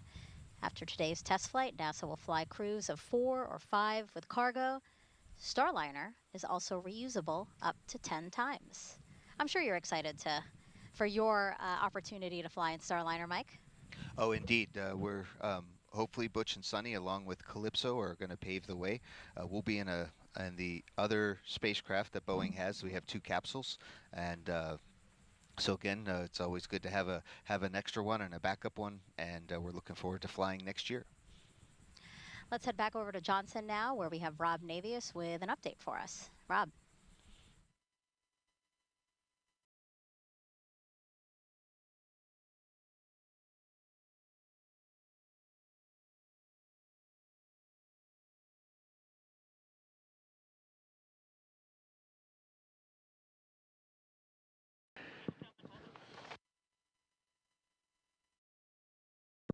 As we mentioned earlier, in the midst of Starliner arrival preparations on the station, NASA astronauts Matt Dominic, Tracy Dyson, Jeanette Epps, and Mike Barrett are preparing spacesuits to be used for a trio of spacewalks scheduled to begin on June 13th. Other maintenance work is also planned for today by the expedition crew as they gear up for the docking of Starliner tomorrow to the forward port of the Harmony module. Once Starliner docks, it will be the 6th visiting vehicle at the International Space Station, a crowded house 260 miles above the Earth. We're standing by here in Mission Control for the Atlas V to take flight and for a new chapter in human spaceflight history to begin just 23 minutes from now. With that, we'll head back now to the Kennedy Space Center. 23 minutes, 9 seconds and counting until liftoff. So let's check back in with ULA's Dylan Rice and Boeing's Lauren Brennicke with the latest. Guys. 23 minutes. Hey, Megan. Thanks for coming back to us here in the SYS, ASOC. We've switch been all monitoring. secondary decoms to RF link and verify lock. Roger. Initiate orbital parameter calculations on primary CCLS. Roger. Monitoring those procedures here, and we're coming up on about L minus 22 minutes to launch. And around this time during the last launch attempt, our team worked through what you may have seen a suit pressurization issue. They worked very quickly around this time in the countdown to make sure that everything was going smoothly with this. But when we switched to internal power at L minus 18 minutes, that triggered a small voltage trip, and flight software correctly identified it and turned off the fans. So we quickly turned them back on, just like you would do with your computer, off and on. And today we're going to turn the fan off when we move over to internal power so it doesn't trip again. Then we will turn it back on after.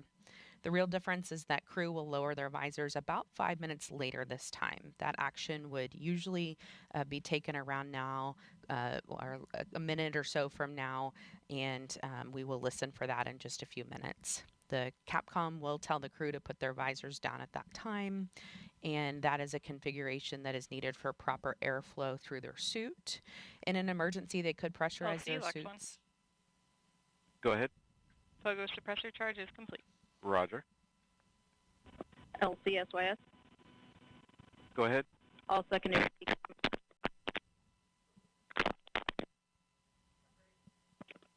Secondary. Yeah, you're breaking up, SYS. All secondary comes verified on our link. I did copy that. Please check your headset.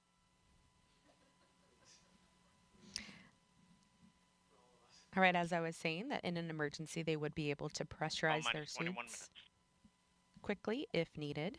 And it's a little different for them this time because, as we mentioned during this broadcast, their helmet is really more of a visor. It lays back like a hoodie on their shirt, and they pull it forward and then just zip it up. And this config also calls for them to deflate their lumbar support and secure their restraints from launch. So once we get to that point, it's really buckle up, it's almost go time, and then the crews will report back when finished. And then while we're talking around L-19, we're also going to be looking for the Starliner readiness poll for terminal count. That will happen on a side channel. So I'll be listening for that, and I'll let you know when we hear it.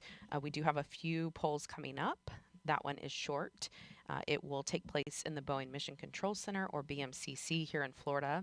That is where the spacecraft launch conductor, Brian Gartner, will pull people in that room in charge of the propulsion system. Yeah, you see the room there on your screen. Oh, minus 20 minutes. P&E-1, reinitiate AHB charging. Roger. RLM, verify redline monitor and event table are in the correct configuration for terminal count. The lumbar support. Verify. RC, verify solar radiation, acceptable for launch. Verified.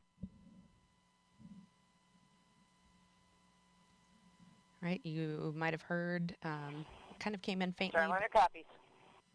They asked them to go ahead and deflate their lumbar support.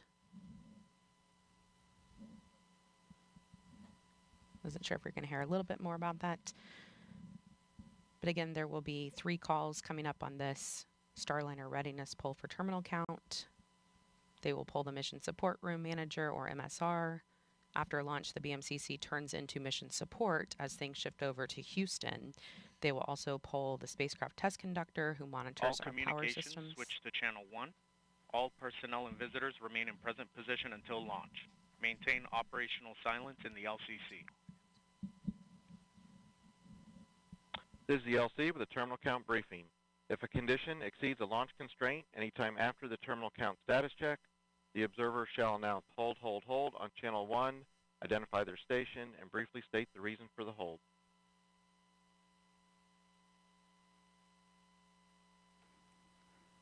So, Lauren, as we were mentioning earlier, there's been traffic on multiple side nets, and that announcement that you just heard is Chief Launch Conductor Doug Lebo now bringing the team out from the individual subsystem nets, bringing everybody to the command channel, channel 1, for the final minutes of the countdown here. So we're gonna start to hear more traffic on the command channel as we start to do our final configuration steps for launch. So we're gonna hear a couple of things. We're gonna hear minus 18 minutes. Flight control, perform launch on time verification. Roger.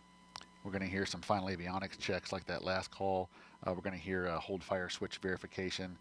The range hold fire system allows representatives from Space Launch Delta 45 a hold button in the up the road at the Morrell Operations Center. So if there's an issue, a range safety issue that comes up, they can press a button and automatically stop our sequencer. So that's called a hold fire check. Those hold fire switches will be configured shortly, and we'll also start to hear calls about wrapping up our helium bottle charging on both the first and second stage.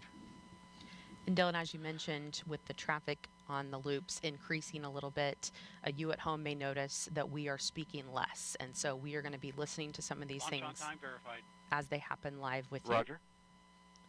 you. And we feel it's important for you to be able to... Go ahead. AHB charging reestablished and at flight mass. Roger. L minus 17 minutes. OSM, place SRB ignition SNA switch in the enable position. SRB ignition enabled. Verify FCO, RCO, and OSM hold fire switches are in the proceed position. Ready to proceed. All right, we're going to send it over to NASA's Daryl Nail at Hangar AE. Daryl. All right, thank you very much. And getting a final look at the weather, I could tell you this, it's a beautiful day to fly. Outside, our launch weather officer told us that there's no change in the forecast. We are 90% go, and what a beautiful shot of our beaches here from the courtesy of our chopper team here at the Kennedy Space Center. Folks coming out to enjoy the launch and an amazing day. Weather, no changes again. Low-topped cumulus clouds on land, which you see some of it there, but because they're low-topped, that's not a concern.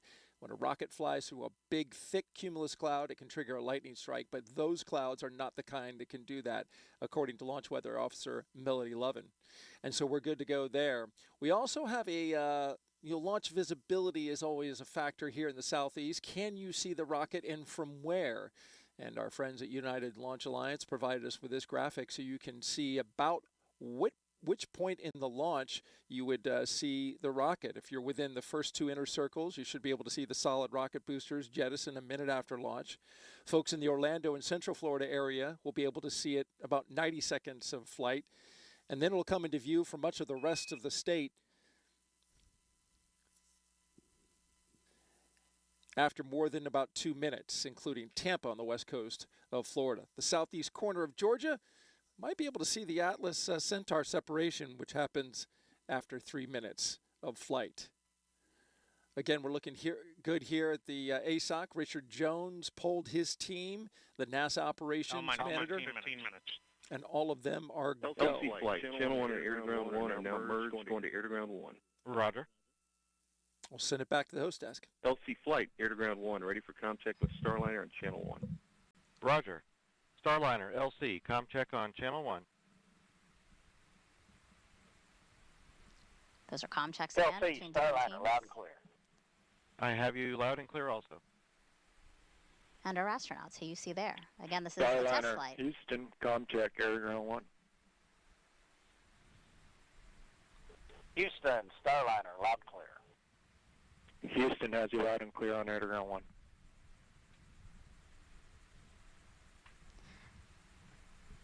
Test flight, and Boeing is working towards certification. To do that, there are a total of 87 flight test objectives and many more operational capability checkouts. So take a look at some of the main objectives with the crew on board. I'll go through a couple of them here. So they will demonstrate the performance of crew-related equipment. The crew will perform hatch operations and transfer emergency equipment. They will also evaluate the vehicle and transfer cargo while in a docked configuration. They'll conform functionality of manual piloting and deorbit with a successful separation of the crew module from the service module. And finally, they will demonstrate Starliner's entry and descent. 13 minutes and 24 seconds from only the 6th time NASA astronauts will launch on a new spacecraft designed for crew. And if you're curious about the previous 5 flights, we have you covered. Check out our video here. Mercury Redstone 3 was the first test flight. Alan Shepard, May 5th, 1961. Gemini 3 with astronauts Gus Grissom and John Young launched March 23rd, 1965. Apollo 7, October 11th, 1968, with Wally Schirra, Don Isley, and Walt Cunningham. STS-1 launched with astronauts John Young and Robert Crippen, and it launched April 12th, 1981. Starliner Houston, your suit fan Bravo is repowered. It looks good. Please close your visors. Column closed. You saw video there of Demo 2, May 2020, Doug Hurley, Bob Benkin. And then, of course, today's NASA's and Boeing's crew flight test with Butch Wilmore, and Sonny Williams. You know, Mike, 12 minutes and 15 seconds to go. How are you feeling? I am excited. I'm grateful to ULA and Boeing and NASA team that we are sharing this historic moment together. Go Starliner. Yeah, our hearts and well wishes are with Butch and Suni as they make history testing what is poised to be the second commercial crew vehicle that is certified to ferry people to and from the International Space Station. So with 11 minutes and 46 seconds to go, let's send it back over to ULA's Dylan Rice and Boeing's Lauren Brennicke to walk us through the final moments of today's launch countdown. Let's do it, guys. Let's do it, Megan. We just heard the Starliner readiness poll is a go. We know the crew's visors are down now, so we are moving along smoothly into the final 11 minutes and 30 seconds of this countdown. This is an instantaneous launch window today, which means that we will launch when the orbital path for the ISS aligns with the Space Coast. Once we get into orbit, Starliner will be working to catch up with the space station, eventually reaching speeds of more than 17,500 miles per hour. It'll take about 25 hours or so to get there. And we are going to be watching here any minute minus 11 minutes. For the crew access arm. Control, so the crew access arm for launch. Roger. Right on cue. Crew access arm about to start moving away from the spacecraft. And Dylan, we will watch it move very slowly today, but it could move much faster if needed. That's right, Lauren. It takes about 2 minutes to rotate the 120 degrees back away from Starliner to its stowed position and latched position on the crew access tower. Here we go. But we could, in the event of an emergency, redeploy it in less than 15 seconds. It's amazing that it can do that. We hope to not have to ever see that happen. After liftoff today, Brandy and Jim will continue commentary from Houston through ascent, spacecraft separation, and the orbital insertion burn. We will have the shot of Butch and Suni inside Starliner until the moment of launch, and then we will get it again when we get to the ISS. minus 10 minutes. Flight, verify CST 100 on internal power. Verified. Starliner, configure ordnance for launch. Touch and land. All right, the spacecraft is running completely on its own now. And they are configuring ordnance for launch. That means the devices that initiate our separation events are ready to support both nominal and contingency operations that, that happen or could happen during ascent.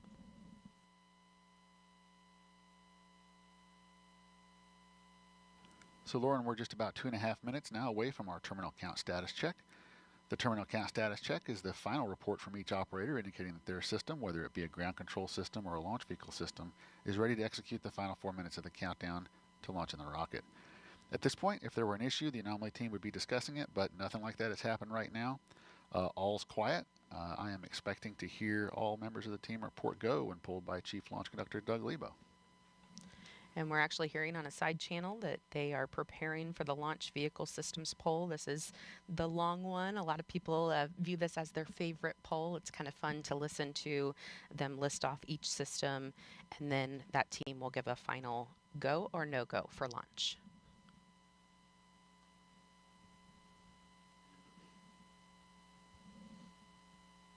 And we will be able to watch cameras on the rocket today, and live telemetry feeding back will provide a real-time look at the spacecraft model when video isn't possible during the ascent as it moves through the dynamic phases.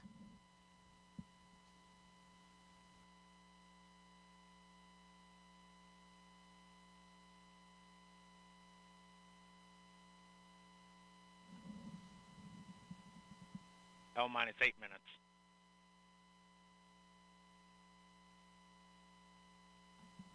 Under 8 minutes before Butch and Suni head back to a place they consider home. Both of them have spent 2 different stints of about 6 months on the International Space Station, and they are thrilled to be going back for a 3rd time. Suni told me she even cried the last time she left the space station because she didn't know if she would ever go back. So this flight is a dream for her. LC arm control. Go ahead. Crew access arms stowed for launch. Roger. LC switch to ready position. All steps are complete prior to status check.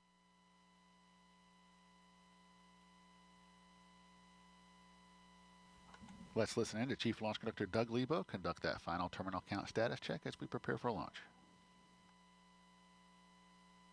minus 7 minutes.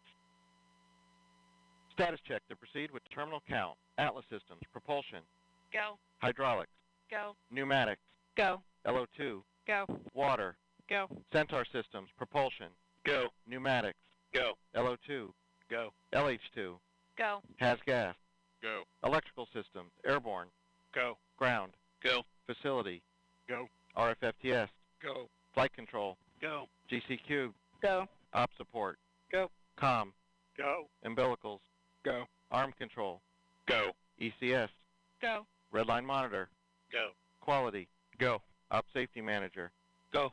ULA safety officer, Go. vehicle system engineer, Go. anomaly chief, Go. range coordinator, Clear to proceed. flight director, Houston flight is go. Starliner, Starliner, go. launch director, You have permission to launch. proceeding with the count. ALC, verify T0 is set for 14:52:15 Zulu. Verified.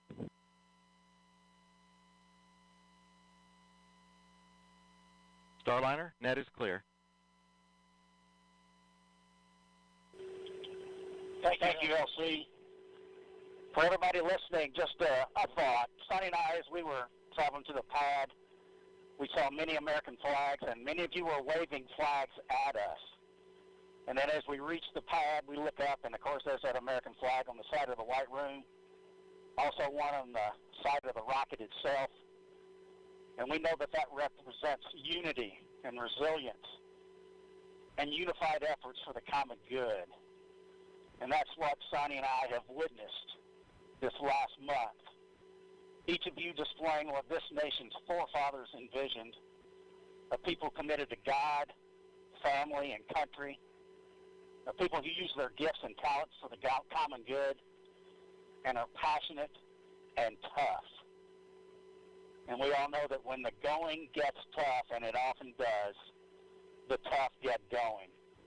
And you have. And Sonny and I are honored to share this dream of spaceflight with each and every one of you. So with that, LC, let's get going. Now let's put some fire in this rocket, and let's push it to the heavens where all these tough Americans have prepared it to be. Let's go, Calypso. Take us to space and back. LC flight, Starliner configured for terminal count. On my mark, Roger. the time will be T-minus 4 minutes and counting. 3, 2, 1, mark. Clocks have 3:55. resumed for Ground on-time power is enabled. liftoff.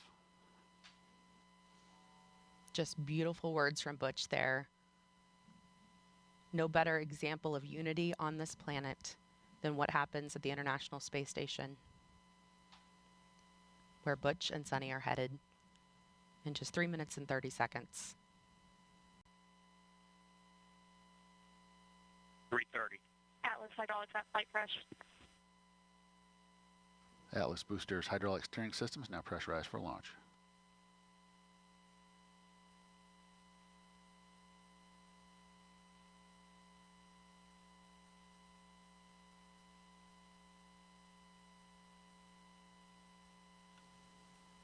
Starliner's LAS prop valves are configured for launch, the propulsion valves that need to be open in the case of an abort from the pad. 3 minutes. Pressurizing Atlas tanks. Securing LO2 topping. 250. FTS internal.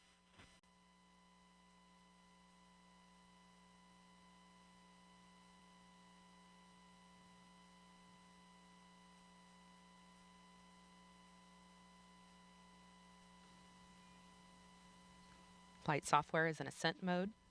It is now set for the uphill climb.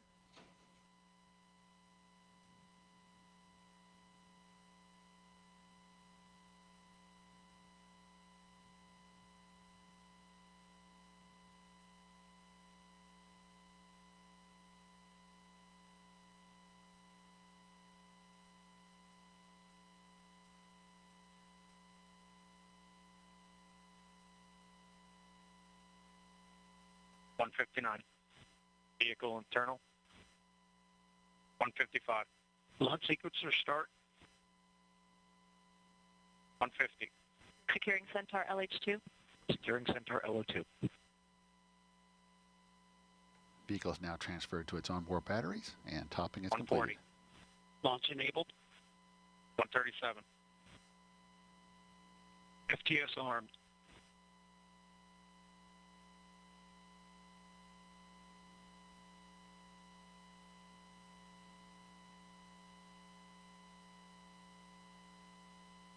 120. OCU's armed. SCS count started. EDS ascent. Starliner, last arm to auto. Last arm auto. Roger. That call meaning if the emergency detection system on Atlas detects something. Rock report range status. Range green. 54. POP started. It will trigger the launch abort system on Starliner and fire automatically. If that happened, the spacecraft would push itself away from the rocket a mile up and a mile out. Atlas at flight press.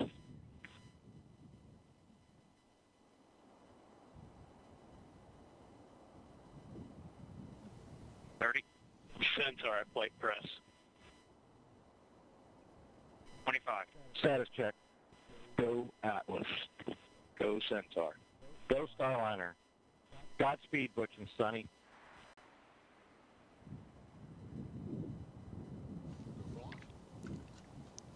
Ten, 9, 8, 7, 6, 5, 4, 3, 2, 1. Ignition.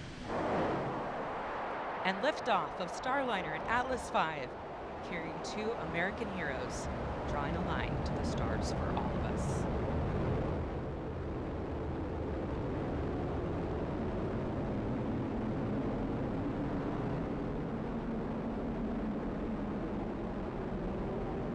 Commander Butch Wilmore there, calling down to Mission Control here in Houston that the spacecraft has begun rolling into the right attitude for its ascent, and the Guidance, Navigation, and Control Officer here in the room seeing good data on that.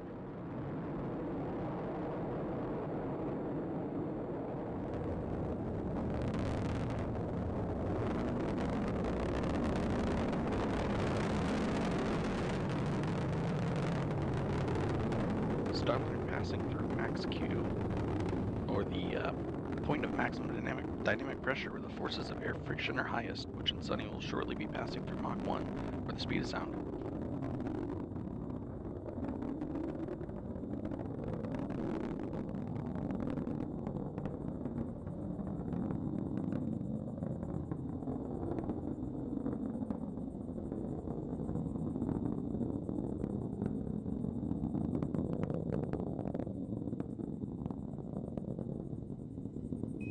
Got a good throttle up.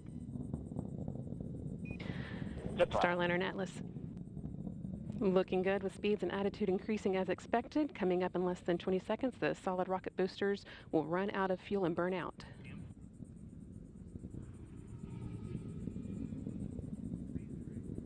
Good SRB burnout. Good SRB. Now that the fuel in the solid rocket boosters has been depleted, the Atlas main booster stage will be continuing its burn for about the next 3 minutes.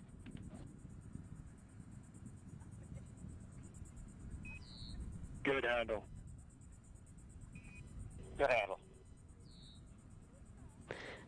That call, good handle, from Capcom Joshua Kutrick, indicating that the crew now has the ability to initiate an abort manually if needed. All looking good so far. Now 2 minutes into Starliner's flight and coming up on the solid rocket booster jettison at the 2 minute and 40-second mark.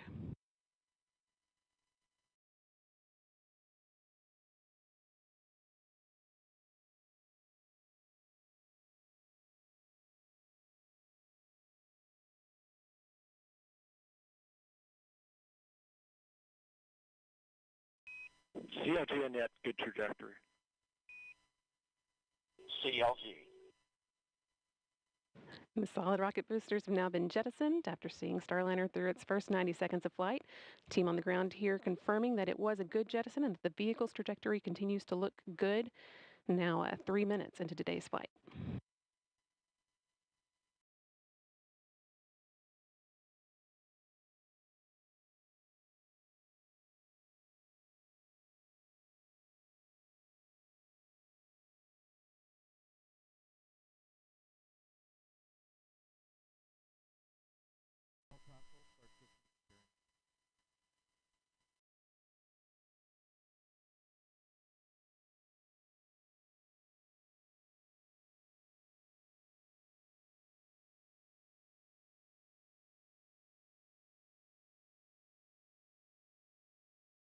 Atlas booster now throttling back to limit the G-forces on Butch and Suni, trying to limit that to around 3.5 times the force of gravity you would feel while on the ground.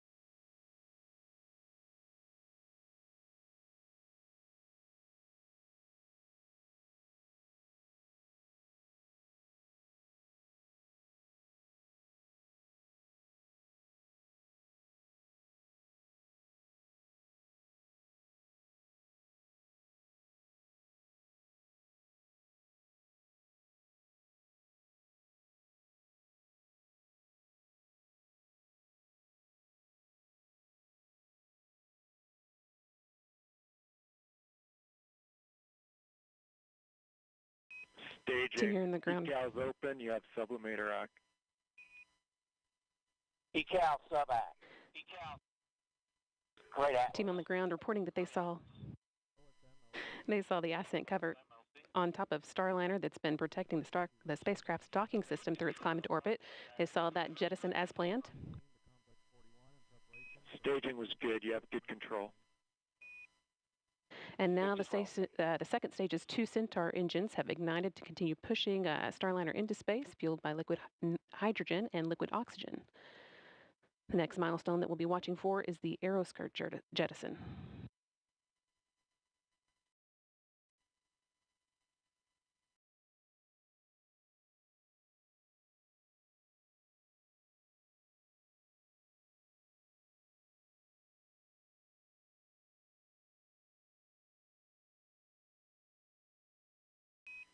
Starliner, you had good booster performance. You're up to plus 31.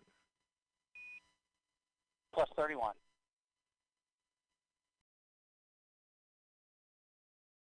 Atlas Control reporting booster performance offset of 31 seconds of ISP, or specific impulse, relative to its design baseline of around 450.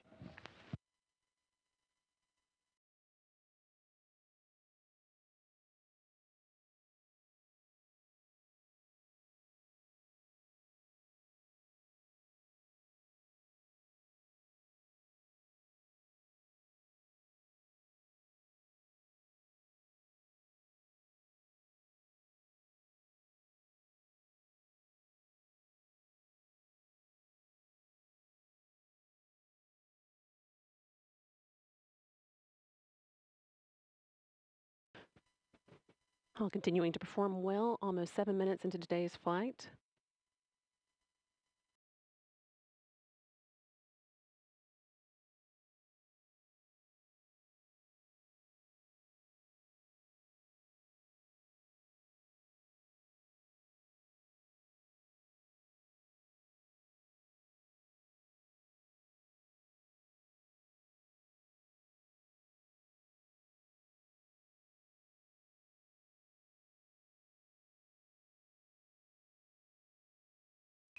Good Centaur.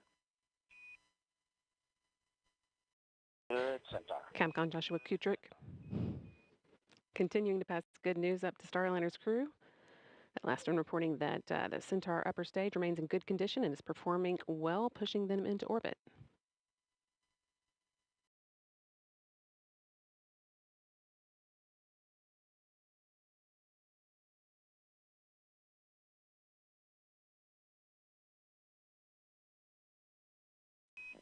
St. John's open. St. John's. Starliner is now entering its first guided abort range, where Starliner would direct itself towards a specific location in the event of abort. In this case, just off the coast of St. John's, the capital of the Canadian province of Newfoundland Labrador.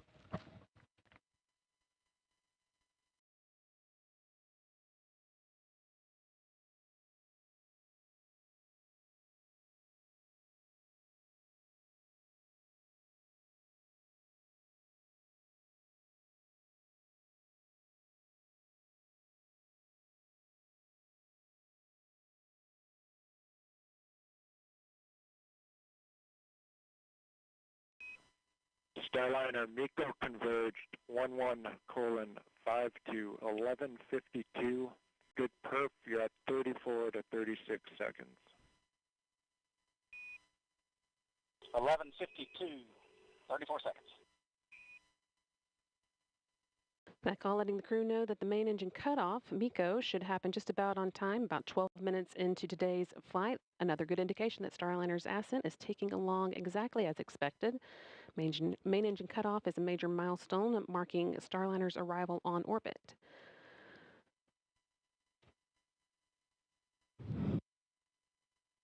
Still got about 2.5 minutes until we get to that, with the spacecraft continuing to perform well, make its way towards orbit.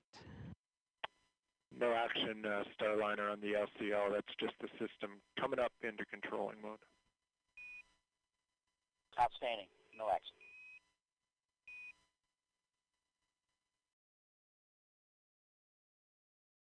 Once the main engine is cut off, the next step will be the launch vehicle separation. That's set to occur just short of 15 minutes after launch, when Starliner will separate from the rocket and fly free in space for the first time.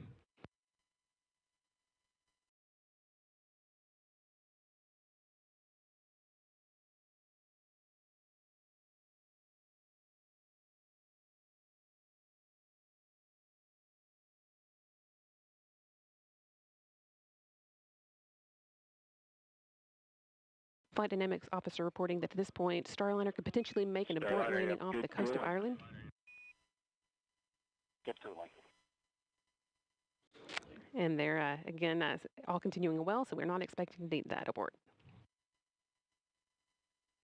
As Starliner is rapidly approaching orbital velocity, this abort region is only available for just over 1 minute, where Starliner would just continue up to orbit after that.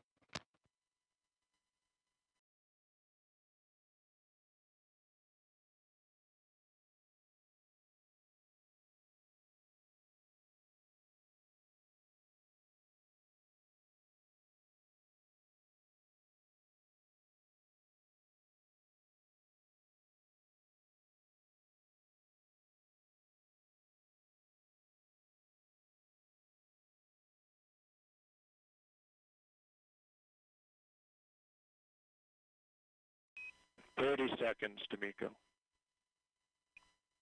Just 30 seconds to go. Now until main engine cutoff, marking Starliner's arrival on orbit.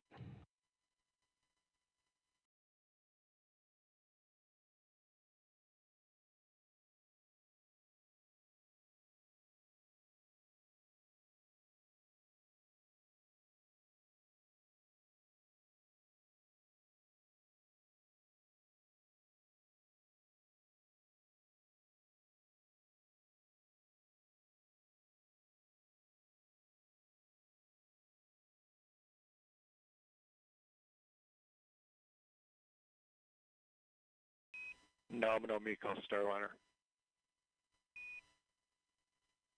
Nominal MECO. And with that nominal MECO call, that's main engine cutoff. We've got good energy, meaning a good velocity for continuing to orbit, and a good plane, meaning Starliner's trajectory is aligned with the International Space Station for rendezvous tomorrow. And with that, Butch, Wilmore, and Suni Williams return to orbit. Individually, they are both extremely experienced astronauts. 14:5 to 14:52. 14:52. They're both very experienced astronauts with a combined total of 489 days in space between them. Starliner is also the third spacecraft that they've launched in. Both have traveled to the International Space Station via space shuttles and Soyuz and are now well on their way to repeating the journey via Starliner. It's also worth noting that Williams' role as pilot marks the first time that a woman has crewed a flight test of an orbital spacecraft. Just a few seconds ago, you heard Capcom Joshua Kutrich calling up to Butch and Suni. With the expected time, Starliner will separate from Centaur at about 14 minutes, 52 seconds into flight, just under 2 minutes from now, or 1 minute from now.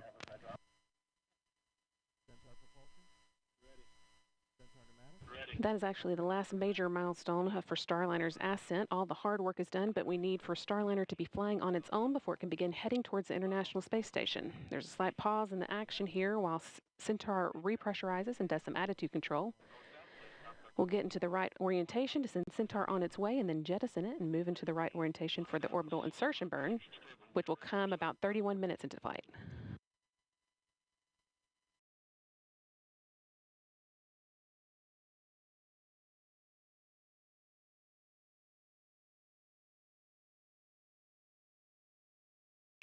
No action on the cabin temp Starliner. No action.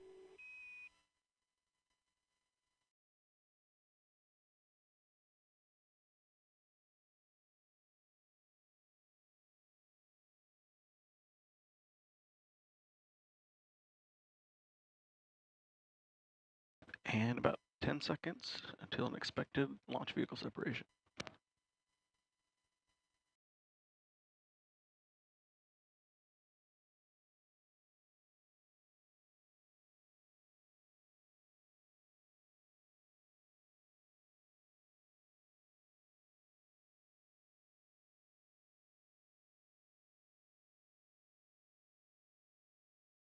LV-SEP confirmed. Good LV-SEP.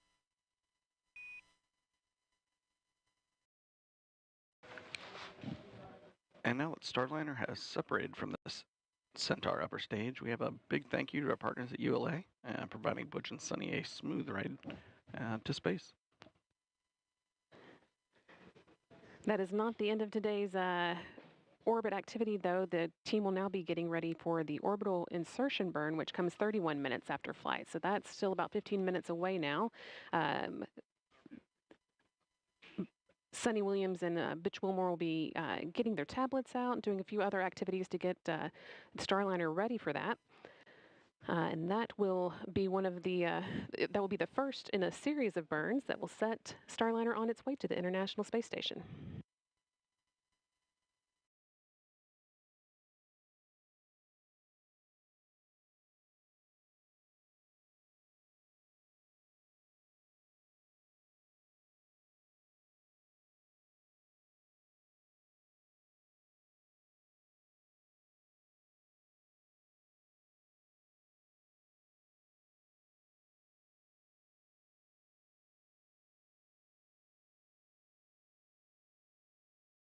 Once again, Starliner with astronauts Butch Wilmore and Suni Williams on board launched from Florida, the Cape Canaveral Space Force Station, Launch Pad 41 at 9:52 a.m. Central, 10:52 a.m. Eastern today, and they have now Starliner, made it into your orbit. nominal TDRS show MDL is active. You have good targeting for OI.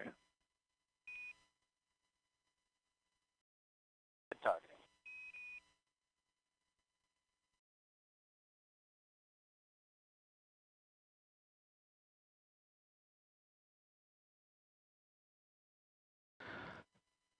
With the call for good targeting and information about Starliner's TDRS schedule being good, means that we've got good communication with the ground. TDRS is the tracking and relay data satellites that Starliner uses to talk to the ground, and the flight controllers on the ground are seeing the dynamic. Go ahead.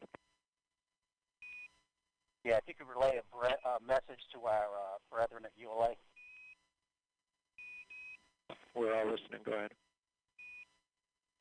Yeah, well, They've been a member of the family for a long time, but now it's official, and we want to welcome them to human spaceflight.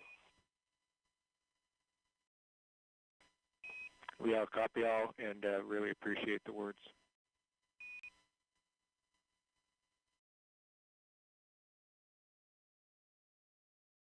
And Houston Starliner, we are on the tablets and in insertion monitor. Copy tablets, we're with you, insertion monitor.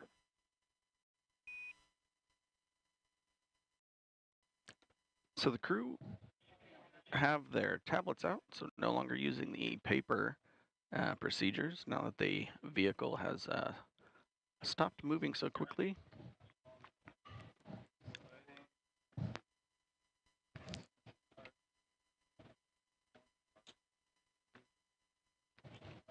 So there's a handful of things that the crew's going to do now, mostly just prepare the inside of the cockpit so they are looking at the right data to prepare for the upcoming orbital insertion burn. The vehicle itself has done a few things recently. Started to power on the solar arrays on the back of Starliner and turning off several of the thrusters that are no longer needed at this phase of flight.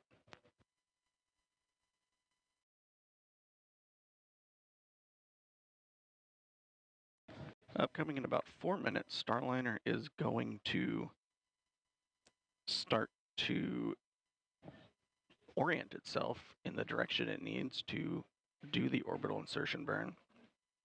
And the crew inside the vehicle will be turning the wireless access point on and allow them to stream some of the data from the spacecraft onto their procedure tablets.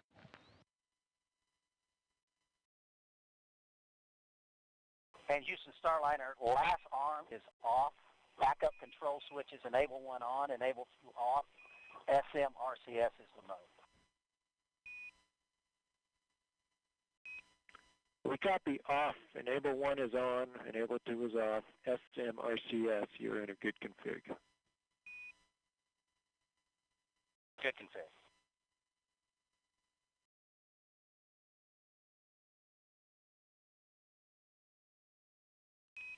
Your EXDV targets are on board and good. Good EXDV.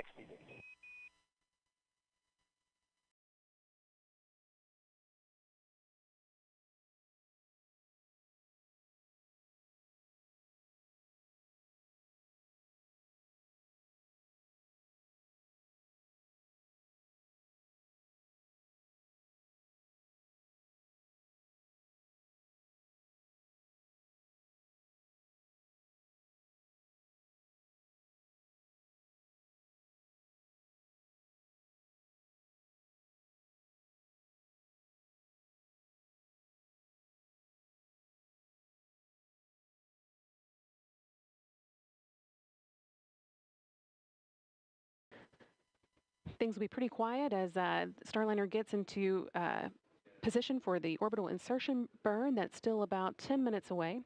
Starliner is actually designed to be pretty autonomous and, in fact, docked with the space station on its last trip around without the help of any crew on board. But we do still want to know that if needed, Butch, Wilmore, and Suni Williams could take control and manually abort the spacecraft's approach to the station if they needed to. So to prove that, one of the few things on their agenda after they reach orbit will be to perform a test of the manual piloting mode.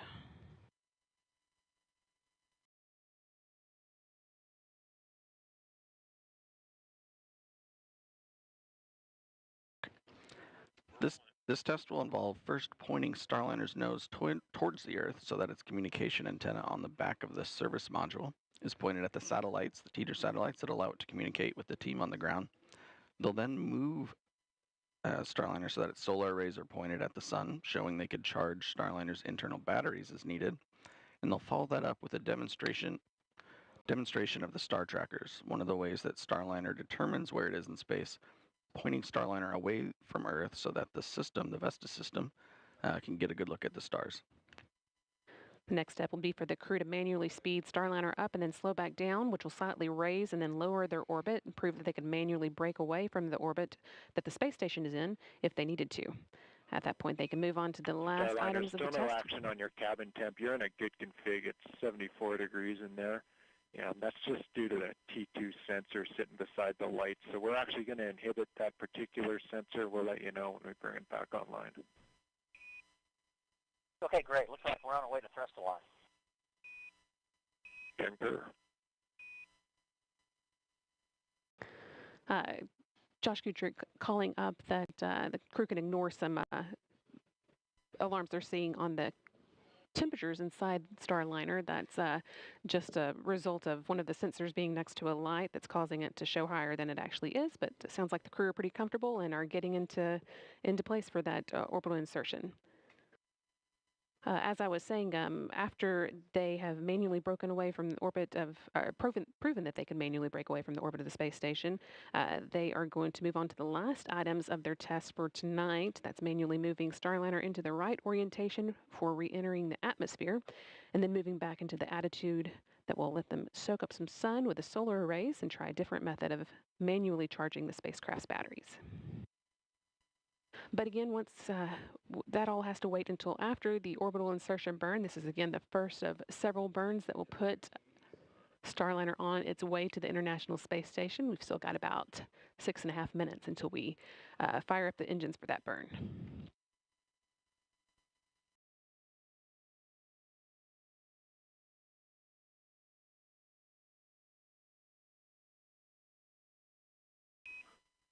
Starliner, we did not see the hand controller deflection. Just wanted to know if you did that yet. No, we'll get it now. All good.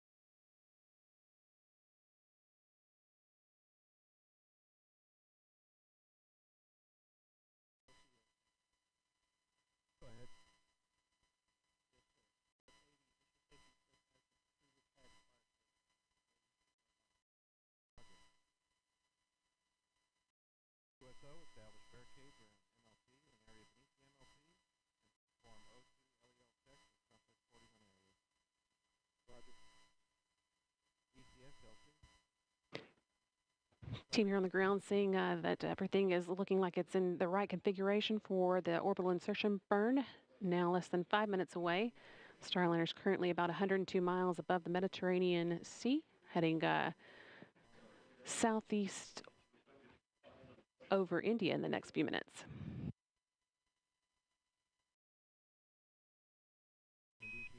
Starliner, good config for the OI burn. Good config for OI. And good config from the OI burn. Crew and ground controllers noting that Starliner is pointed in the direction it needs to for the OI burn.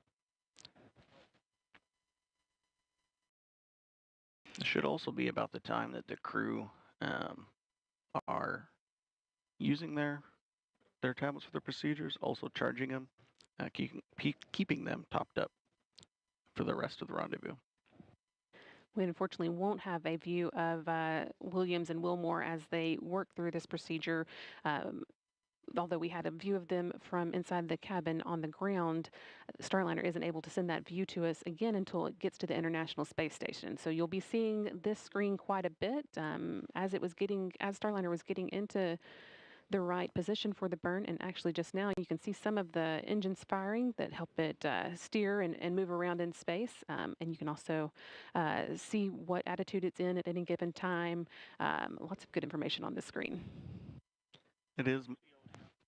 A lot of this information actually directly mimics the views that the crew is seeing, especially the one in the upper left-hand panel, that is an exact copy of the display the crew is using for their attitude directional indicator. It also covers what mode their translational hand controller and the translational pointing is in. On the left side, on the right side, the pointing guidance, which tells the Starliner in automated mode which direction to point, or when in manual mode, which direction the crew needs to move the vehicle, like we're going to do in some of the manual piloting maneuvers. And following back up a little bit on the camera conversation, there is a planned upgrade of the Mustang system that we should see on our PCM-1 mission that will include live feeds from inside the cockpit. And the Mustang system is the cameras that we were seeing views from earlier. That's correct. There's a handful of cameras around the inside of Starliner. We often see the one from kind of beneath Butch and Suni.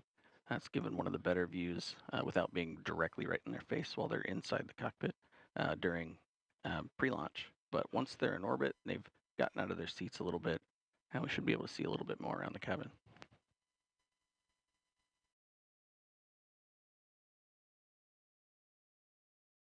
We'll, though, as you've already heard, continue to hear regular audio updates from the crew.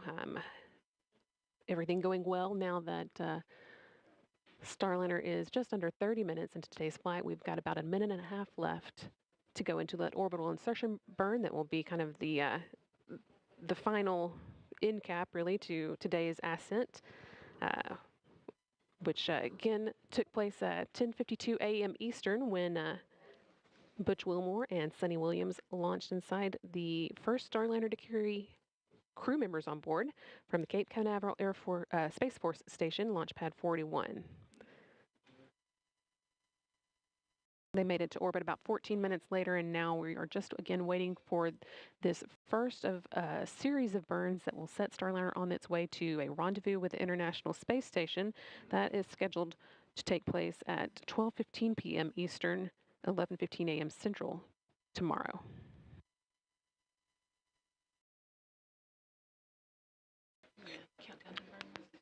And we're coming up at about 40 seconds till the orbital insertion burn. This burn is going to take Starliner out of its slightly suborbital trajectory and push it up to an altitude that will allow us to catch up with ISS for a rendezvous later tomorrow.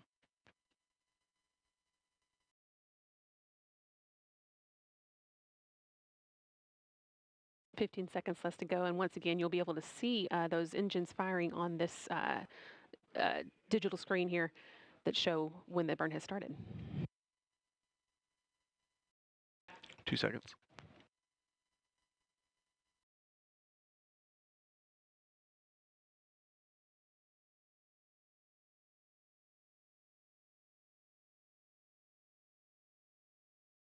And flight controllers here in Houston, seeing 4 good OMACs, good burn.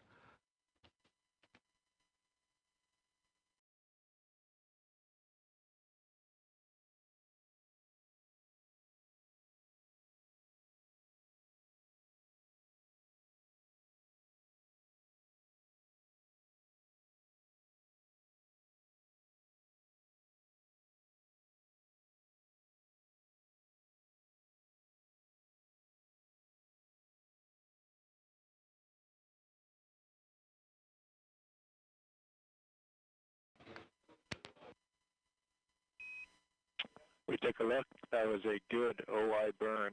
You're maneuvering to NavCal 1. Good OI burn, going to NavCal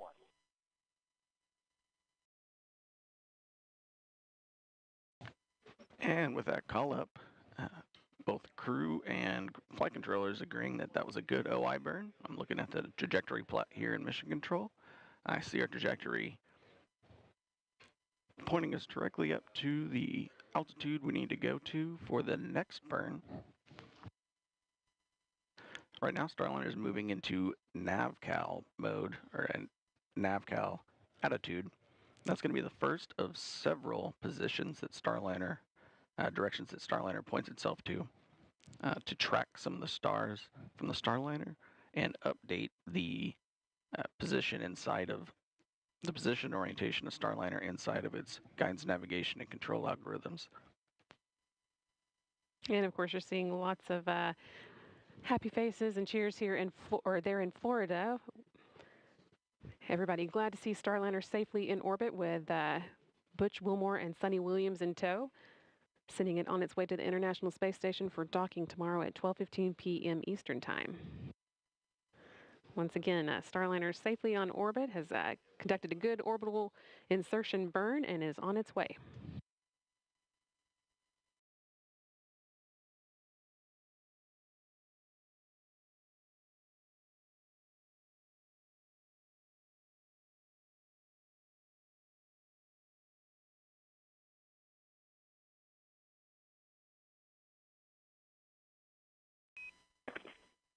Starliner, Houston. Go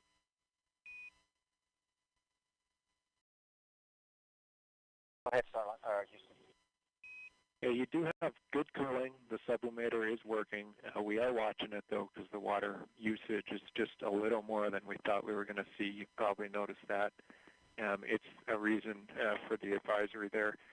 From the ground, we'd like to swap you over to the other leg. So we're going to close sublimator leg 1, wait for about 60 seconds, and then open up leg 2. You'll see us do that. No impact or action. Okay, we copy. We'll be watching. Thank you.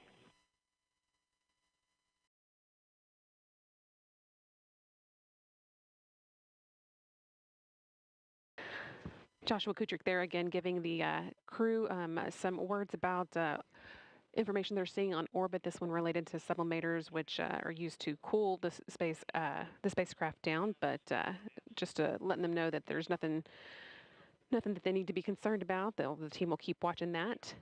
In the meantime, as Starliner begins making its way to the International Space Station, we're going to check in with Rob Navius in the International Space Station Flight Control Room. Rob?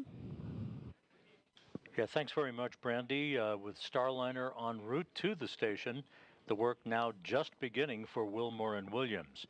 First up, an important rendezvous burn called the NC burn, which will adjust Starliner's altitude relative to the station and begin to refine its path to the orbital laboratory. Flight Dynamics will be assessing the accuracy of Starliner's initial trajectory and will update any adjustments to that trajectory for subsequent maneuvers to be conducted over the next 24 hours. Now, we're expecting to hear the first of 3 audio reports from the crew during their free flight on how the ride uphill to orbit was before they move into what are called far-field demonstrations of the vehicle. That will include manual piloting tasks and a manual translation control test. That will prove Starliner's ability to execute a manual docking if required, as well as an abort capability prior to docking. Keep in mind, we're providing continuous coverage now of Starliner's flight to the International Space Station. On Thursday morning, rendezvous operations will begin in earnest shortly before 10 a.m. Eastern Time, leading to a targeted docking for Starliner to the station at 12:15 p.m. Eastern Time. So please stay with us around the clock as we bring you every minute of Starliner's flight. For now, we're going to sign off from the International Space Station Flight Control Room here in Houston and go back to Megan, Dee, and Mike Fink at the Cape.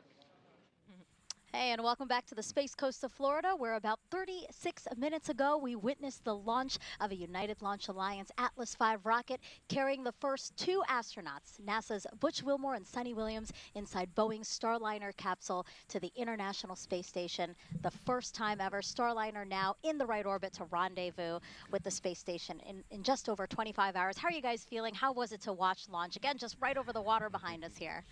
I mean, this is extremely exciting, obviously a long time coming and a culmination of so much hard work by so many teams. But of course, we're going to be even happier when we see Starliner dock, and even happier when the hatch opens and we watch Suni and Butch float into the International Space Station. Oh, absolutely. Yeah, well said, Dee. I mean, this is exciting. We've built up to this moment for years and years, and it finally happened. I got to see a Starliner launch with my friends on board.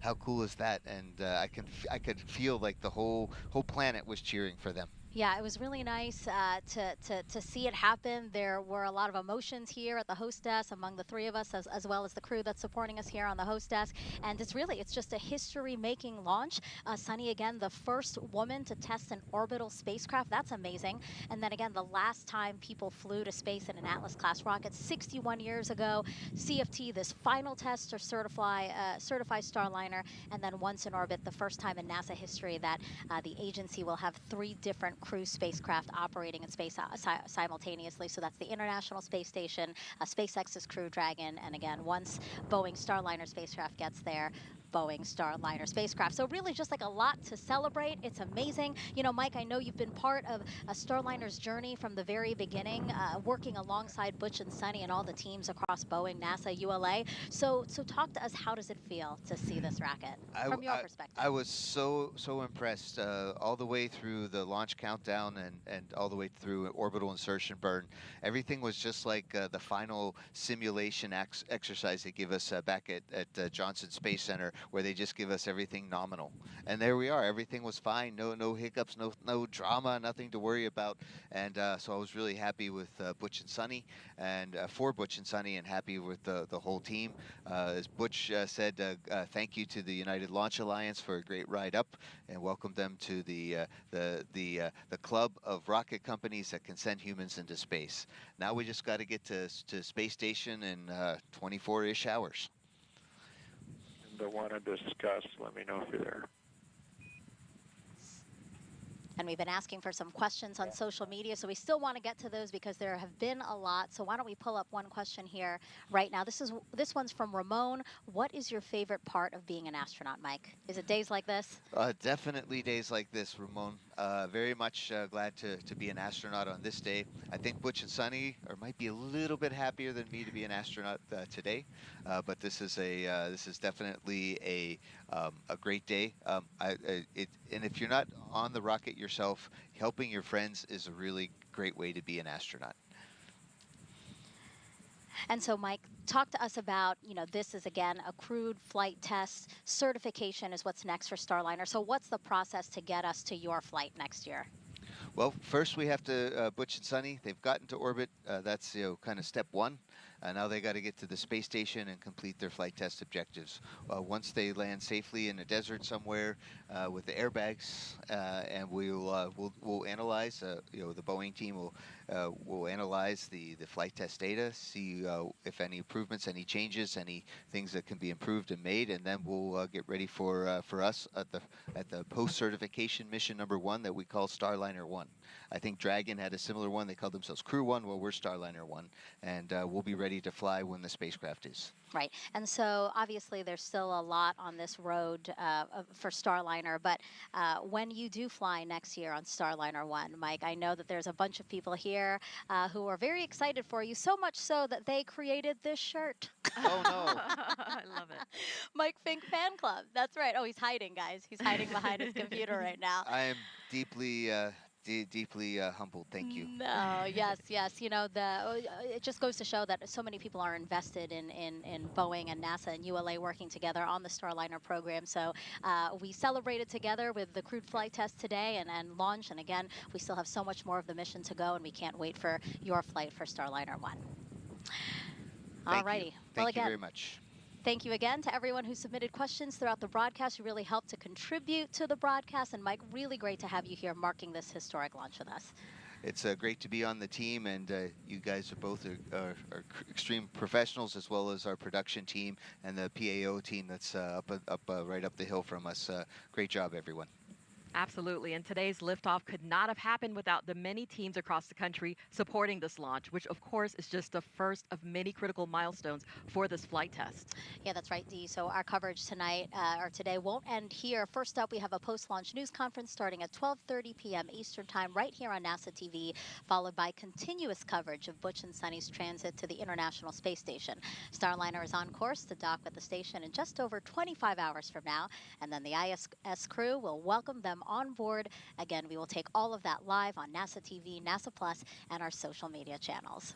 You know, and their journey will provide the data needed to bring Boeing closer to having the continuous privilege of carrying astronauts to and from the space station. Hey, and that's the perfect opportunity, right, to pull up this QR code we have ready for you. If you scan it, it'll take you to go.nasa.gov/CFT, where you will find everything you'd want to know about this crew flight test and also NASA's Commercial Crew Program, which is why we're flying today. Mike, it's been great to have you with us. Your insight today was important and invaluable. Thank you very much, and the Boeing company should get a big pat on the back today for a job well done so far. Yes, again, congratulations to all the team. Thank you, Dee. Thank you, Mike. We really appreciate your time here on the official launch broadcast of NASA's Boeing crew flight tests. And that's going to do it for us here on the Space Coast of Florida. For Boeing, ULA, and NASA, thank you so much for watching our official broadcast of this historic cruise. We leave you now with a replay of launch. Have a spectacular day. Here are the astronauts, Commander Butch Wilmore and pilot Suni Williams, as you can see, suiting up for their mission into the history books. This is a tradition. The whole idea here is to lose to the chief. Out of the suit-up room, Commander Butch Wilmore and pilot Suni Williams walking to an elevator at the end of the hallway. Our CFT crew taking their first steps outside, now en route to launch pad 41.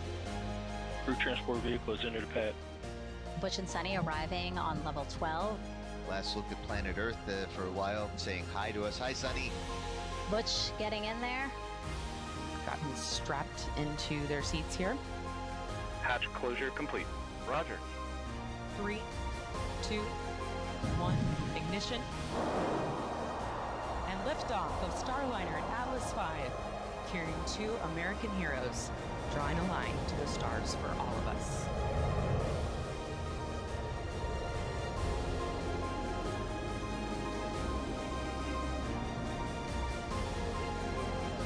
Commander Butch Wilmore, they're calling down to Mission Control here in Houston that the spacecraft has begun rolling into right attitude for its ascent, and guidance, navigation, and control officer here in the room seeing good data on that.